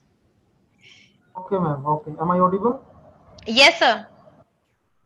Thank you very much. On my personal and emotional note, I thank you very much, Professor Dharmveer Singh, my revered teacher, my Guruji, and all the expert system in the profession for me, special for me. Thank you very much, sir, for giving a wonderful and excellent talk on the topic transformational leadership and change management in the libraries. In fact, sir, you have highlighted the various aspects by giving the various examples in very effective and efficient manner. With the quotation of Peter Drucker, the and the some of the areas you have covered, like paradigm shifting and the most common forces for the change and internal and external changes, resistance to change, by giving an example when you were student in the Kurukshetra University, Kurukshetra, the change management and future of role of the librarian, difference between the management and leadership, and the multiple factors leadership. Because due to shortage of time, and you have covered all the slides in a very efficient manner, sir. I hope all our participants, LIS professionals especially, and the researcher will be benefited and to enhance their skill, knowledge in this academic and research environment. In last, sir, I express my sincere gratitude to you, sir, for sparing your valuable time for to deliver this your talk in this 1 week online FTP faculty training program as sponsored by the AICT. And sir, we have the participants from India as well as abroad. Uh, Thank you very much, sir, for your excellent talk. And I should say it was very wonderful lecture, sir. So nice of you, and thank you very much. Thank you, Hello. Mayor Singh, for such a nice word. Hello. Sir. Yes, ma'am, go on. Sir, I am Dr. Sangeeta. Sir, I am Dr. Sangeeta Gupta. Sir, your lecture is very wonderful, and you give आपका lecture सुन के लग रहा था कि experience बोलता है.